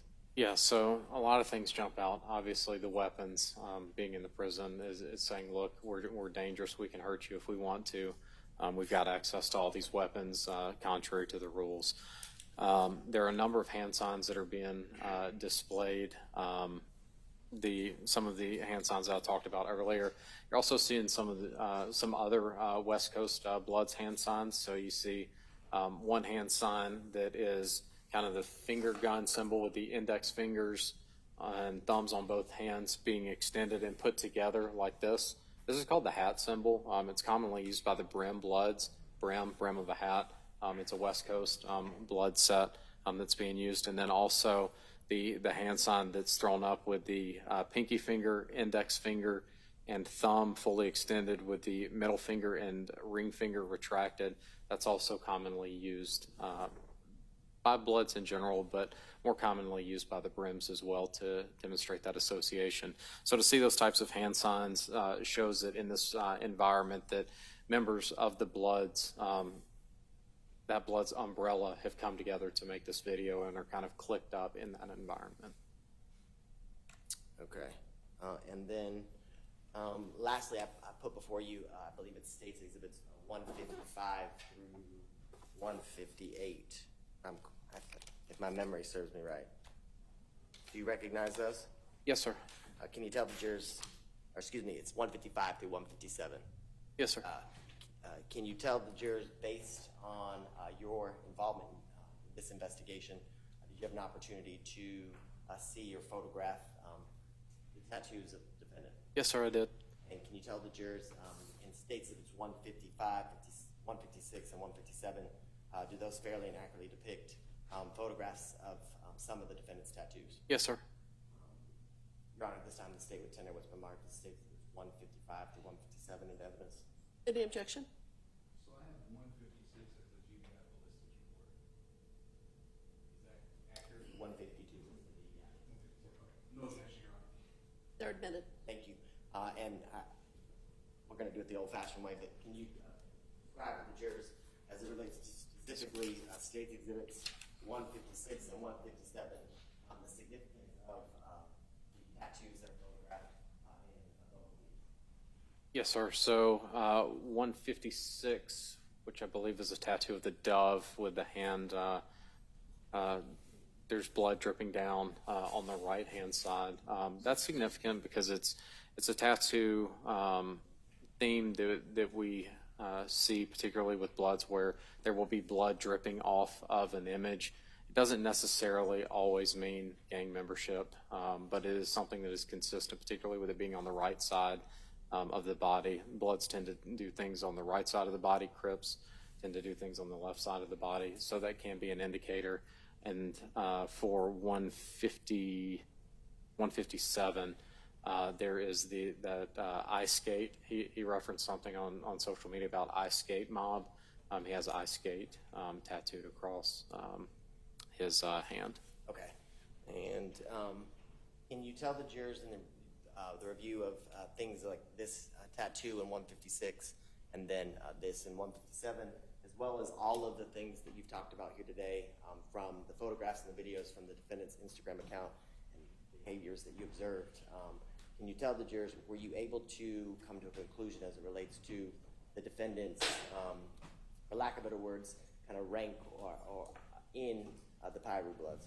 I wasn't able to make any determination on any type of rank that he held. He did hold a position of authority. You can tell that based on the videos that I reviewed. There was a MARTA bus video where you can see people coming to him and kind of checking in with him before things would go forward and whatnot. So there's some type of leadership status there, but as far as a direct rank that was referenced in any type of the records or anything like that, I didn't identify any type of rank. And can you tell the jurors, based on what you observed in the videos from the evening where the defendant was communicating or directing, as you described, from July 4th, 2020, can you explain to the jurors all of what you reviewed in the Instagram, as well as in the violent acts that preceded the vehicle that Secoriea Turner was traveling in, how those violent acts are used to maintain or increase one's status in the gang, specifically this defendant in the Piru Bloods? Yeah, so when you publicly offer or engage in actual violence against authority figures or individuals who are opposing the authority that you're seeking to assert, that increases your staying within that gang because you are demonstrating that loyalty, you're demonstrating that love to the organization, the association of individuals that are a part of that gang.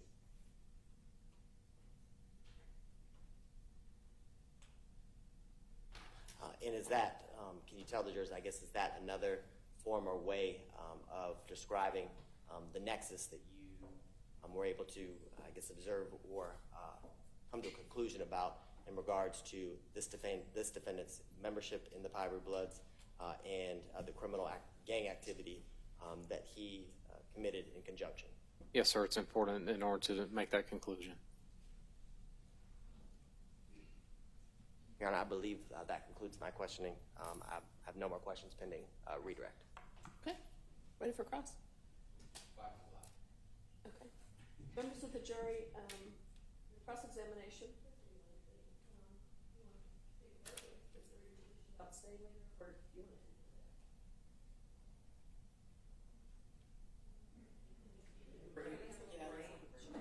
Okay, let's take 10 minutes.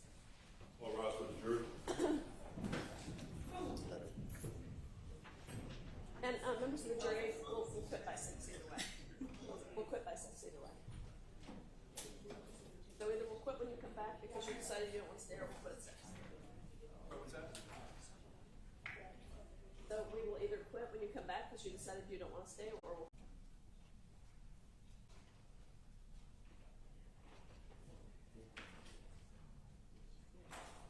All rise for the jury.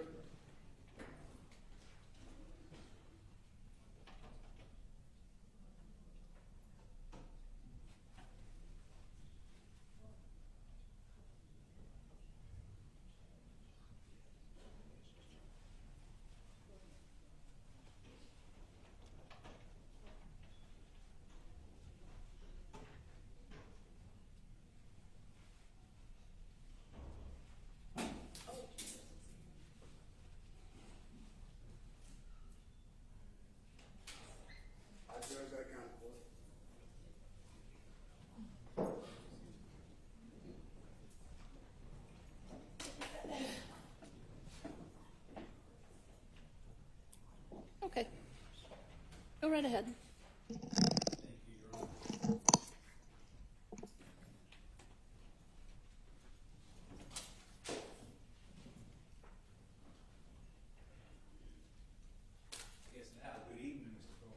Hey, good evening, sir.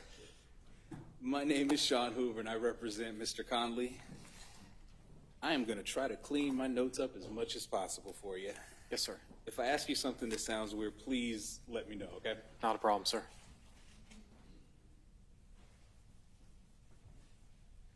Now, you testified at the beginning of your direct that you have been in a bunch of associations and you've gone to a number of conferences where you were trained. Do you remember that? Yes, sir. I don't recall you ever telling us what you were, like how you were actually trained. What did you actually do besides go to a conference? Yeah, sure. So there's different, at the different conferences, there's different topics that are covered, just like your typical trade conferences. You know, there's an agenda and you can go to different classes and whatnot. Some of those things may be, you know, hey, we're going to do a class on West Coast Bloods. If you want to learn about West Coast Bloods, come to this class. So I've been taught about hand signs. I've been taught about investigative techniques. I've been taught about how musical lyrics can be used in gang culture and how gang culture can influence the production of music. I've been taught how to use social media to further these types of investigations. I've been taught about the legal standards, the case law behind the Georgia Street Gang Act and how that applies and what appellate court decisions are coming out and those types of things, sir. Okay. So you brought up, if you want to learn about the West Coast Bloods, come to this class. So let me ask you about that class. Was this you sat in a conference room with a bunch of other law enforcement and someone spoke to you? Was this you had a book where you actually had work you had to do to turn in? Was this Could you explain that to me? Yeah, so specific for like West Coast blood cert, it's more like a seminar style. It's not like a standardized, adjudicated type testing type process, if that's what you're getting at. So with this example, this West Coast type seminar, you weren't given any materials that you had to work on and turn back in, correct? No, sir. Okay. You weren't tested in a certain way to determine whether or not you retain that information afterwards. I have been tested for my basic gang investigator certification, but for like the educational material to give us information about like specific gangs and stuff, no, sir, there hasn't been anything like that. So let me ask you this. As attorneys, we have CLEs, which means we have to do training, twice a year, I believe? Maybe sometimes I should know this. At least twice a year. During those trainings, we call them the baby public defenders or the baby defense attorneys, the baby DAs. They actually have to go through an actual case. Like we prep them from start to finish, and the older attorneys test them on it. The older attorneys determine whether or not they retain that information. So my question, this example you gave with the West Coast Bloods, did you have anything like that? Yes, sir, I did. The Georgia Gang Investigators Association and their basic gang investigator certification course, they provide a case file that we have to go through, that we have to identify all of the gang indicators, and then that is vetted by senior gang investigators, and we have to justify our conclusions, and it's a graded assessment, sir. Perfect, thank you. So in regards to the Georgia Gang Investigator Association, you said you have to, they tested you on the identification of all gang indicators. Correct? Not all gang indicators, but of gang indicators, yes, sir. Could you tell this jury, how were you taught to determine whether or not a person is a member of a certain gang? Yeah, so as far as Georgia law is concerned, we don't determine membership in a gang. We only determine association, because that's what's required under the law. So we look at, in order to make a determination of if an individual is an associate, we have to have either one, a criminal street gang conviction under Georgia law, or two or more of a standardized criteria, which is they admit that they're a member of the gang, they have tattoos or types of markings, they display hand signs, symbols, graffiti, terminology, language that's consistent with a particular gang. They wear certain attire. They are observed or seen affiliating with known criminal street gang members. It's a full standardized list. Okay, so just to make sure I'm clear, you said there's a conviction for criminal street gang activity, or just two of something else? Two or more of other things. The official document that we go by is GBI Directive 7-10, I believe it is, sir.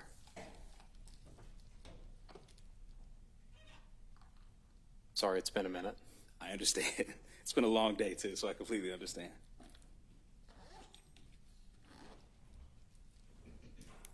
So using myself as an example, just so I understand, so we can get a better understanding of your training. Yes, I don't have, well, I'm an attorney, so I don't have any criminal street gang convictions. However, I have a 6-point star tattooed on my chest. And my last name is Hoover, and my parents are from Chicago. Wouldn't those two, under what you just said, your criteria that you were taught, I'm already an associate of a gang? No, sir. Why not? So what we look for is a cluster of indicators. It's not just a single thing that, you know, we hit the check marks and we go, aha, right? Can a 6-point star be representative of gang association? Yeah, it absolutely can. But it can also mean other things, right? It's a symbol in faith. It's a symbol in the Jewish faith. It's used as a symbol in the Christian faith sometimes. It's all about why it is. You have to understand, you know, the context of that. So that's why when we conduct these investigations, we look for the clusters of indicators and more than just, you know, a simple, oh, yes, I see this one thing. Yes, I see this other one thing. Oh, now you're a gang member. So you have to understand the cluster. Yes, sir. That's what you were taught. Okay. Yes, sir. It's about the totality of the circumstances when you're examining all that, sir.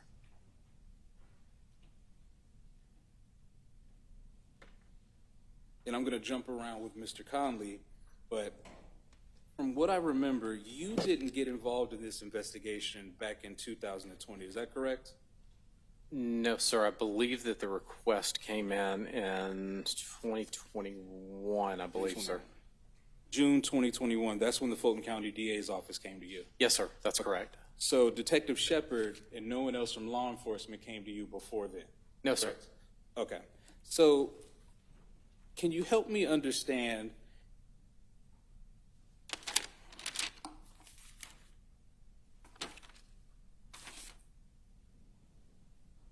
how do you understand the totality of the circumstances of, say, Mr. Conley's tattoos if it sounds like you never talked to him around the time all of this happened? I did not have an interview with Mr. Conley.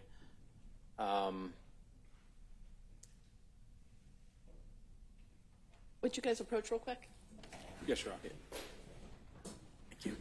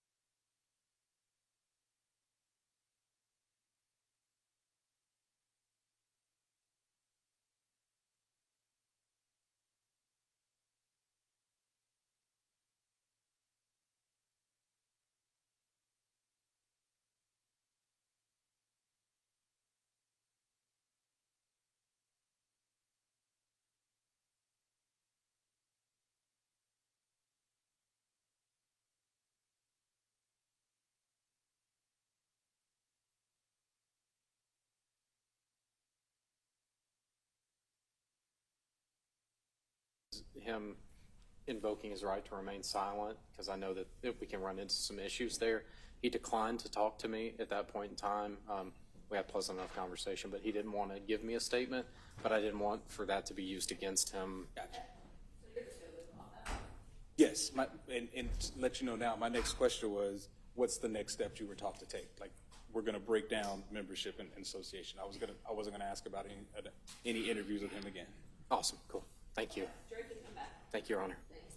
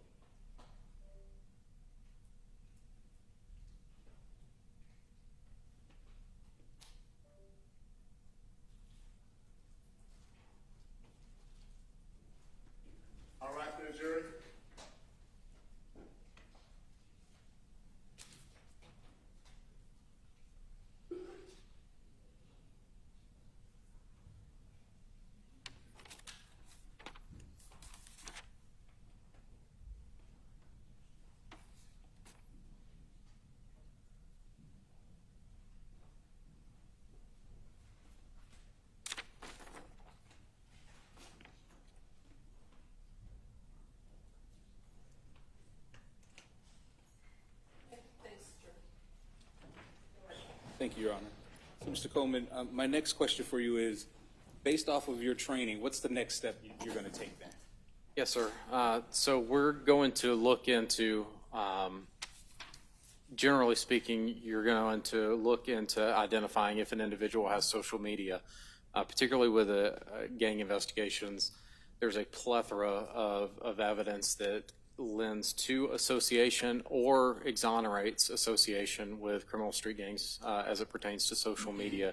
We look for any type of evidence that may have been collected or is able to be collected pertaining to whatever the offense is that's being investigated. And I'm assuming that we're talking about this in like the not specific to this case sense.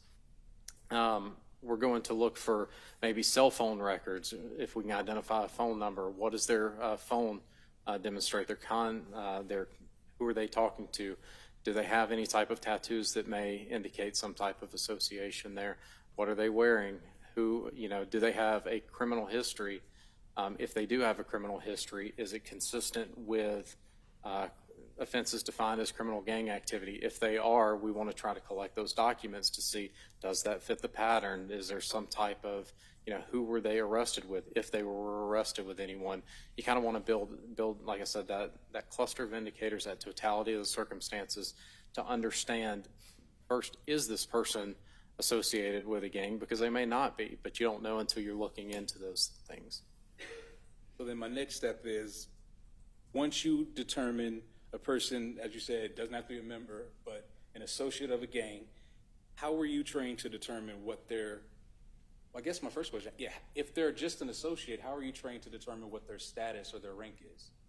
Yeah, so you can flesh that out through the evidence that you collect. It can be through books of knowledge where it's physically written down. It can be communicated to you by other members of the gang. It can be communicated to you in digital records that you may come across where someone is listed in a contact with a certain rank in someone's phone.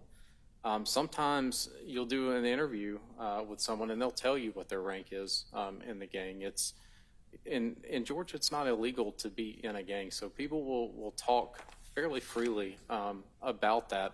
Where the issue comes in is when the criminal gang activity is occurring and it's in furtherance of the membership of that gang, sir.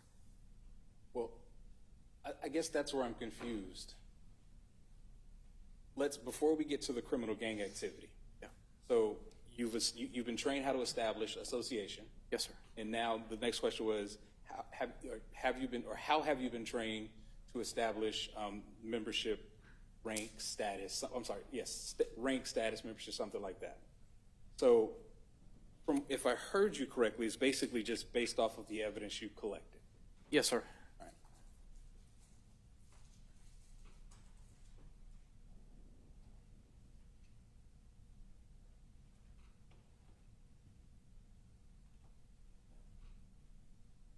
Then the next step is the gang activity itself.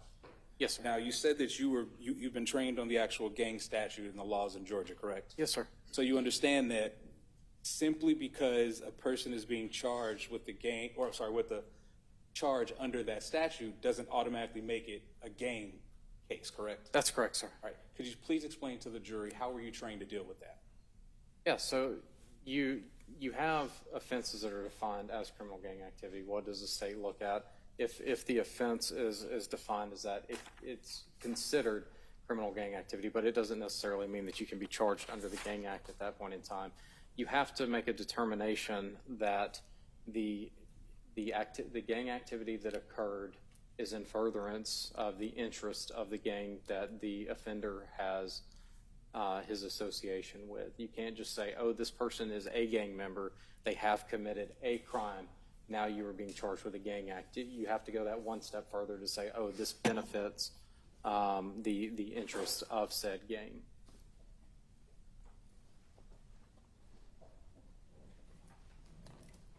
Now, once you've determined association, and once you've determined an actual gang exists, and once you've determined a crime under the statute has occurred, the next is, it kind of sounds like you, and correct me if I'm wrong, the way I heard it was you believe the next is created because those three form a triangle?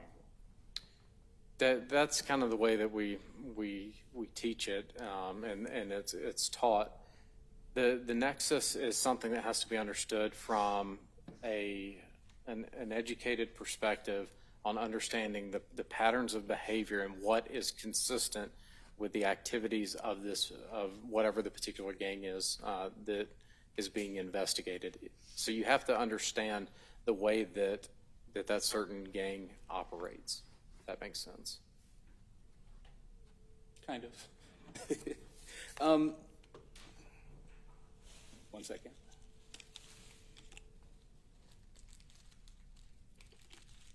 I want to apply this training to what's happened in this case.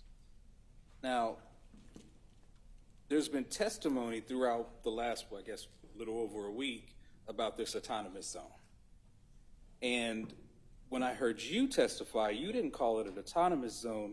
You basically said it was a Piru takeover. So my first question is, based off of the part of the investigation that you took part in, did you ever come up with any evidence that the Pirus, for lack of a better term, went to a government official and said, hey, we want to create an autonomous zone right here for us to take over? No, generally speaking, gangs do not follow the rules of the road when it comes to getting permits and stuff like that, sir.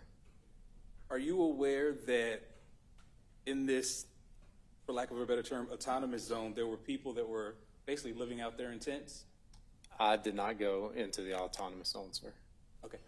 And I understand you didn't go because you didn't come in until 2021. That's correct, sir. So my first question is, were you aware that there were people basically living out in tents in this area during the time, before the shooting? No, sir, I'm not aware of that. Were you aware that there were actually little kids in that area up and down the street before the shooting? Not that I'm aware of, but it was a neighborhood is my understanding.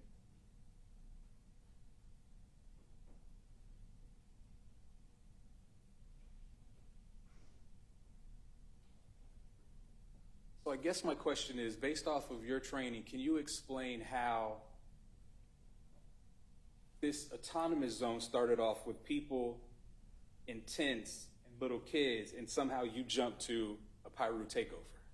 Sure. So I can't speak to the people in tents and kids because I didn't see it. But as far as the Piru takeover, I mean, there are gang members, gang associates on video pointing guns at people in cars, stopping them from proceeding down a road that is a public road that they're allowed to travel on. They don't have the authority to do that. The only way that they do that is by taking that authority away that's reserved. The only people that are supposed to be out there having firearms are people who are licensed to, and police officers, and certainly not allowed to point a gun at an individual who's trying to transit a public street. So let me back up just a little bit. You did testify that you had the Fulton County District Attorney's case file before you began your investigation, correct? I did, yes, sir. And you did also testify that you had the APD case file before you started your investigation, correct? The APD file was a part of the Fulton County file. It's my understanding that the APD file was turned over to Fulton County, and then whatever they added extra to it, packaged it all as one, and when the request came in, I received it as one package. Okay, so you received all of that information together? Yes, sir. But it's your testimony that you didn't know that there were children out there before the shooting happened? That's correct, sir. And your testimony is you didn't know about people sleeping in tents out there the entire time before the shooting happened? That's correct, sir. This may sound weird, but did you not read the entire file that was given to you before you started your investigation? I read the file, but the fact that people were occupying a residential area seems irrelevant, sir. Can you tell the jury, when did the citizens take over that area? When did the citizens? I'm sorry, I'm unclear on what you're asking, sir. Okay, before the shooting, you agree with me, that, or at least you understand that there were other people out there before the shooting happened on July 4, 2020, correct? Yes, sir. Okay, So could you tell the jury what evidence do you have to show when the citizens, the other people that were out there, were in that area sleeping out in tents and the kids and everything were out there? That time frame or that date? I don't, sir.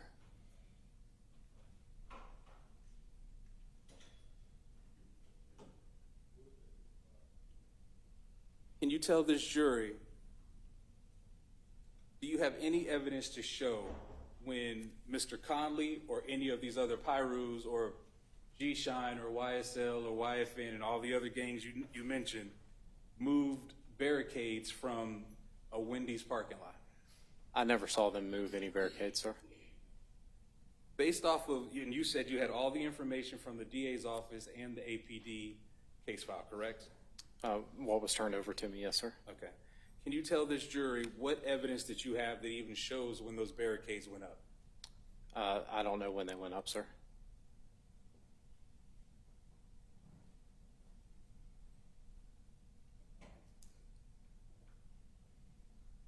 And correct me if I'm wrong, but it sounds like you're saying this Pyro stronghold takeover happened the night you saw the video of the shooting.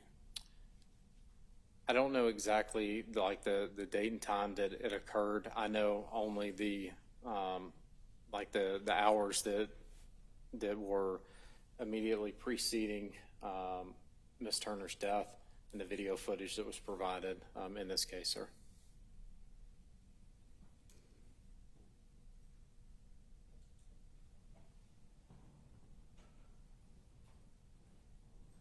You would agree with me that it's important to have all the context of an investigation before you start your part of it, correct? Yes, sir.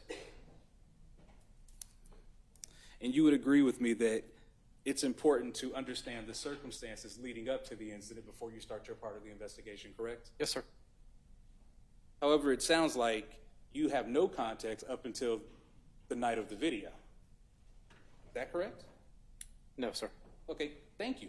Give us the context of everything that you learned that area is set up that leads you to, for us to say that this was a Pyro takeover. Yes, sir. So, I mean, I went into it briefly earlier. I know about the riots that occurred with, the death of Mr. George Floyd. And then after the death of Mr. Brooks in the Wendy's parking lot, the riots that occurred there, the Wendy's was burned down.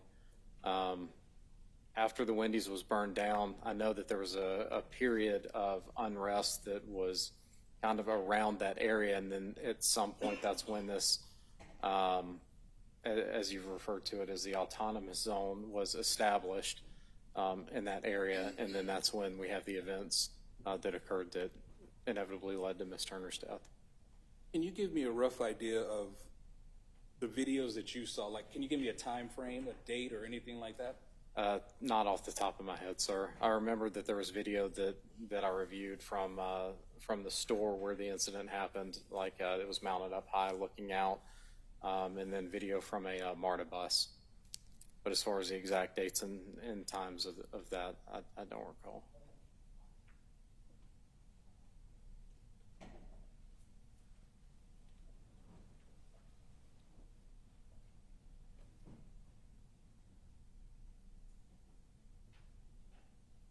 It sounds like, and please correct me if I'm wrong, that the only video you saw was from just that one day, July 4th, 2020. Is that correct? For this investigation, yes, sir. Okay. Nothing before then? I mean, I saw like what was on the news and stuff like that, but there was nothing pertaining to this event that I saw, sir. Okay. So let's talk about that. You said you saw what was on the news. Was any of that part of the APD file or the Fulton file that you received? I don't believe it was, sir. There were no press conferences in there? I don't believe there was. I'm aware of a press conference, but I don't believe it was a part of that file, sir.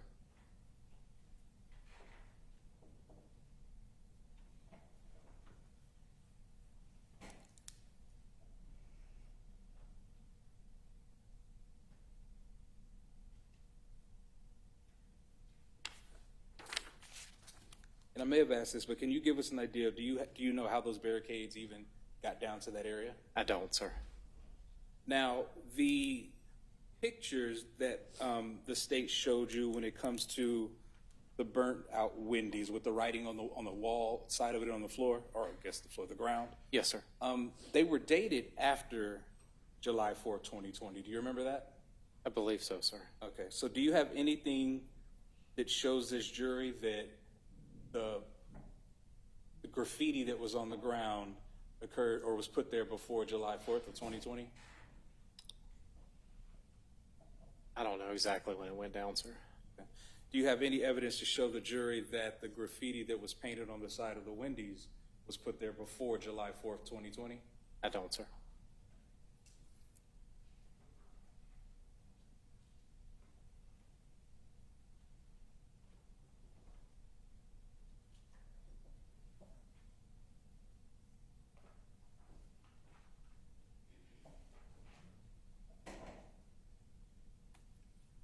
So you testified on direct that that evidence, particularly the graffiti on the ground and on the Wendy's, told you, based off your training experience, that that's the Pyrus coming in, taking over that territory. But you don't even know when it was actually put there, correct? I don't know the exact date and time that it went there, but common sense says that R.I.P. Ray Shard would not have been spray painted onto the structure prior to his death. True. But you still don't know if it was put on there before or after July 4th, 2020, when you say it was a Pyru takeover. That's correct.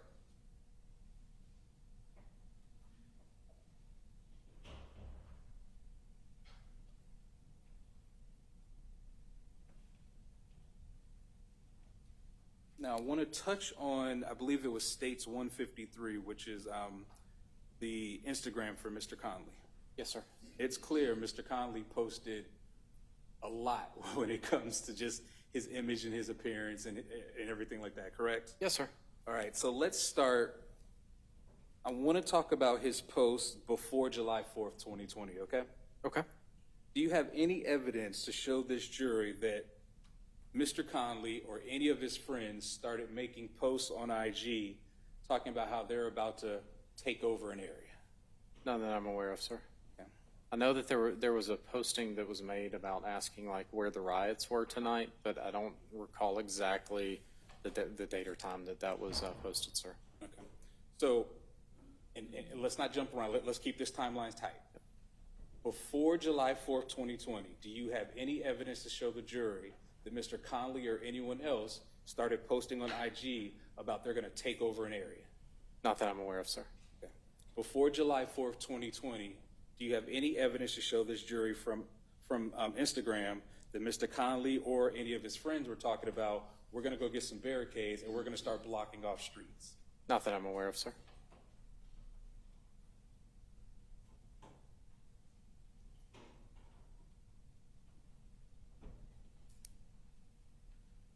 Before July 4th, 2020, do you have any evidence to show this jury from Instagram that Mr. Conley or any of his associates were talking about we're about to go out and start shooting people? Not with that terminology, sir.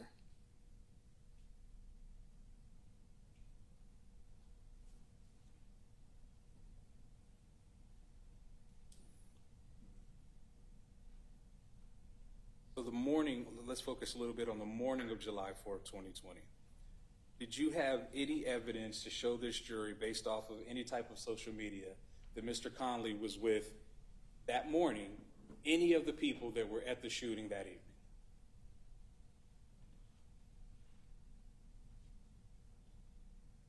That morning, I'm not sure. I can't definitively say yes, sir. Okay. You have your report in front of you, correct? I do, yes, sir. Do you recall anything that you put in your report that says that Mr. Conley and a group of the people that were at the shooting were all together the morning of July 4th, 2020? So not specifically the morning. I recall that there was an image that the sun was clearly up, so it was still light. It wasn't the evening time or anything like that, where Mr. Conley was co-located with Mr. McKinney. But I don't know the time that was, sir. Gotcha. So you can't say definitively that that was the morning of July 4th, 2020? I cannot, sir. Do you have any evidence that shows when Mr. Conley met up with Mr. McKinney or anyone else before the shooting on July 4th, 2020? I do not.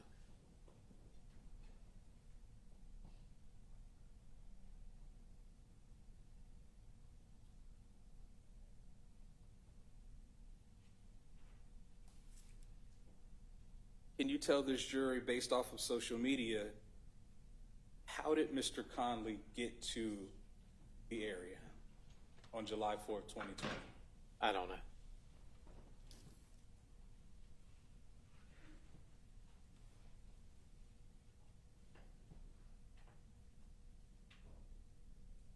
Can you tell this jury, do you have any evidence of a group chat or a messenger where Mr. Conley and other people were talking about, hey, we're going to go down to this area and take it over? None that I'm aware of, sir.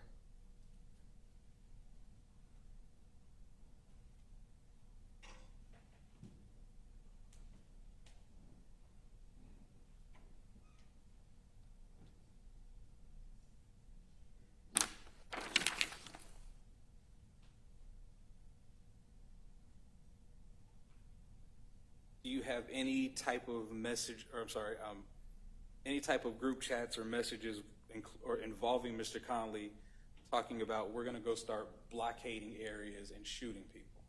None that I'm aware of, sir.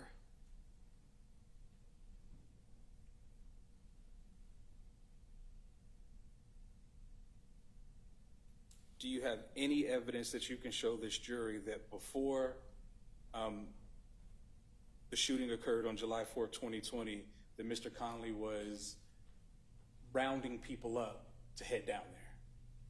None that I'm aware of, sir. Do you have any evidence to show this jury that before the shooting happened, that Mr. Conley was providing weapons or vehicles to give to people to go down there? None that I'm aware of, sir.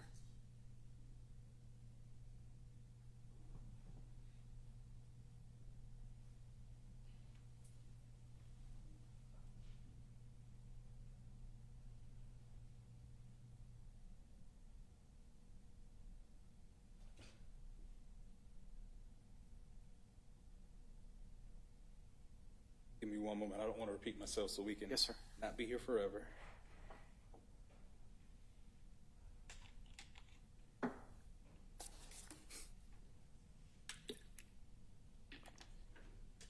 All right, so you said that at some point Mr. McKinney and Mr. Conley were seen on video together. That's correct, right? Yes, sir. All right.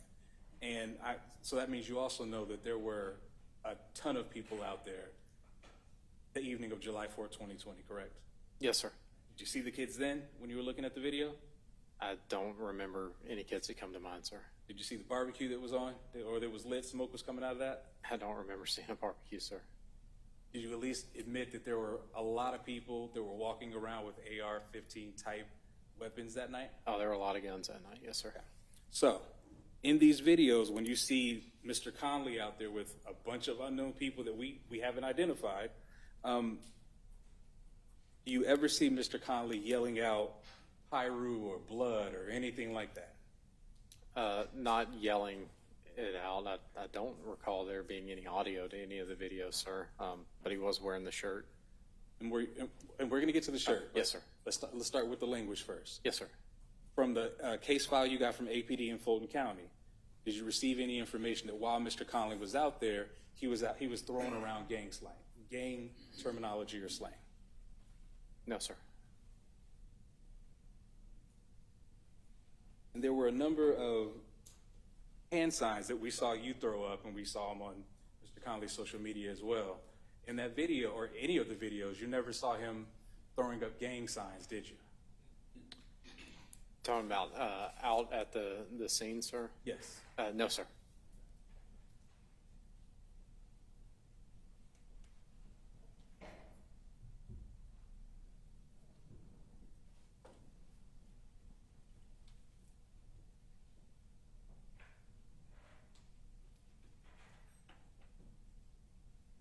Now, at one point during your testimony with the state, you said that based off of, I believe you said the Martyr bus, video surveillance, that's something that told you Mr. Conley was the leader?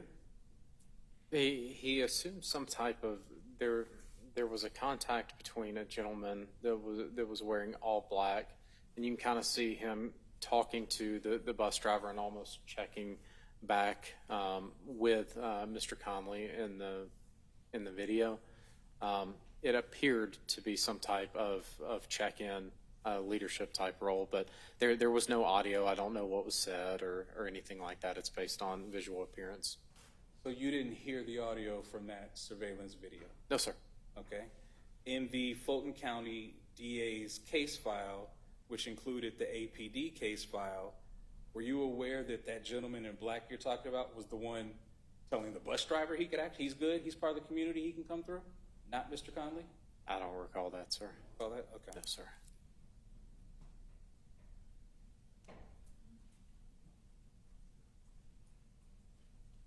Based off of that surveillance video, do you remember that when that gentleman in all black who told the bus driver he was good, he can come through, turned around, there was a guy in a wheelchair that actually eventually got on that bus? I do remember the gentleman in the wheelchair. Yes, sir.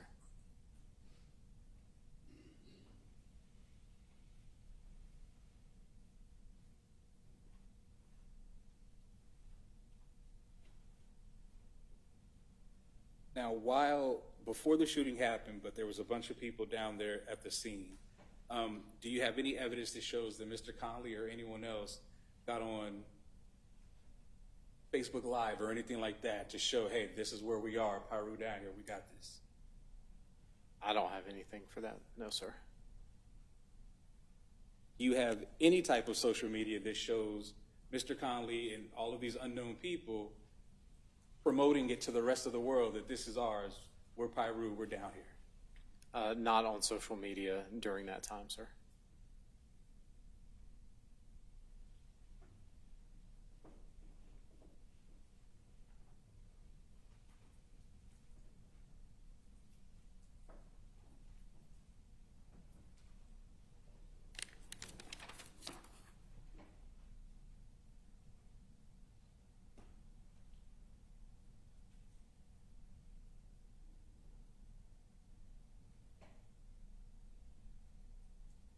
So after the shooting incident occurs, do you have any evidence to show this jury, based off of social media that you picked up, that Mr. Conley talked about, hey, we got these barricades, we set everything up? Nothing about barricades in totality of my review of the file, sir. After the shooting incident occurred, do you have any evidence that you collected to show this jury that shows that Mr. Conley and others bragged openly about, yeah, we took over this street, or yeah, we took over that area? Yes, sir. There was a message about, yeah, we had to send a message or something along those lines in the report. I can take the time to look it up if you'd like me to, Please. sir. Yes, sir. Try to locate as quickly as I can. My apologies on the delay.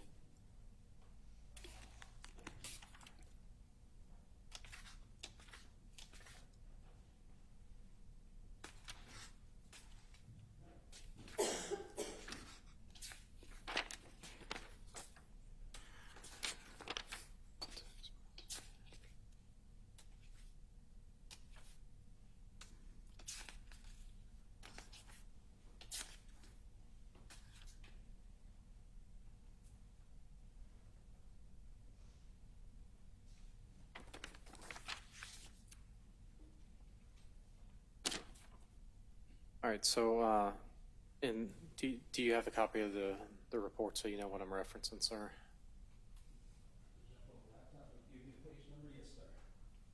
Sir. Yeah, it's going to be on page 67 of my report, which is, I believe, State's Exhibit 154, sir.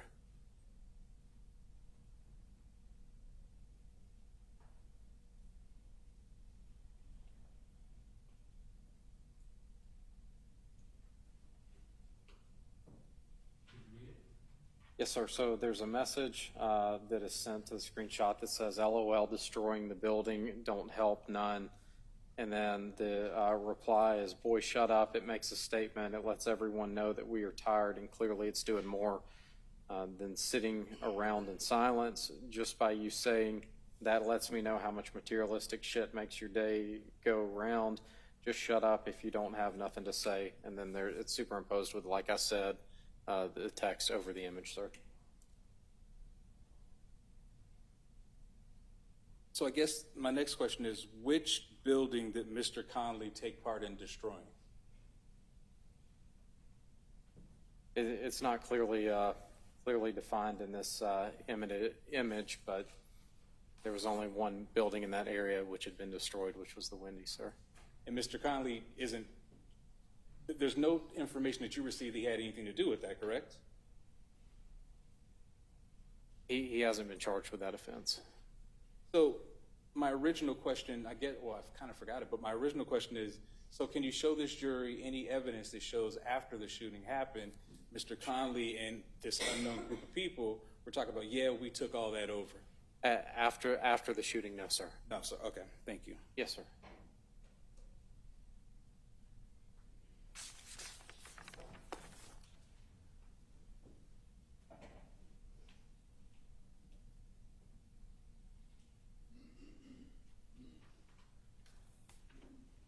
Now, Your Honor, this next part is probably going to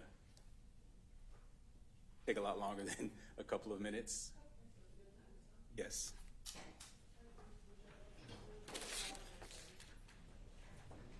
All right, so the jury.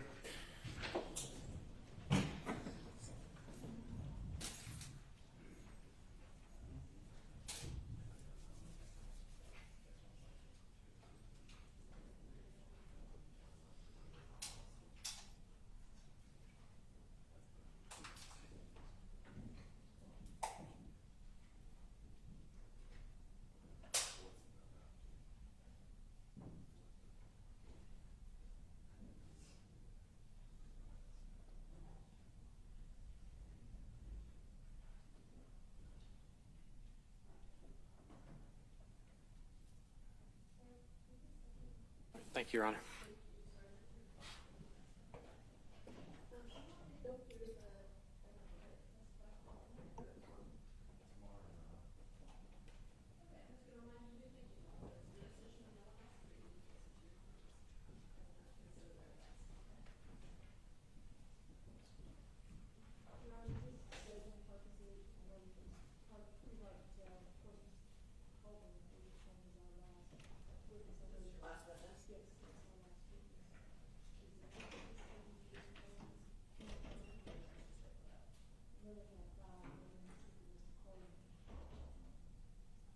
I couldn't hear the last part. I said, I know you guys have 5, at least that we have. I don't know, Mr. Colby, I told Mr. Colby, you got 3 with Mr. Colby. I do. I mean, I would think. Okay. I do. I mean, please don't hold me to it, but I do. We'll send out the draft charge tonight so you guys can take a look at it. We got it.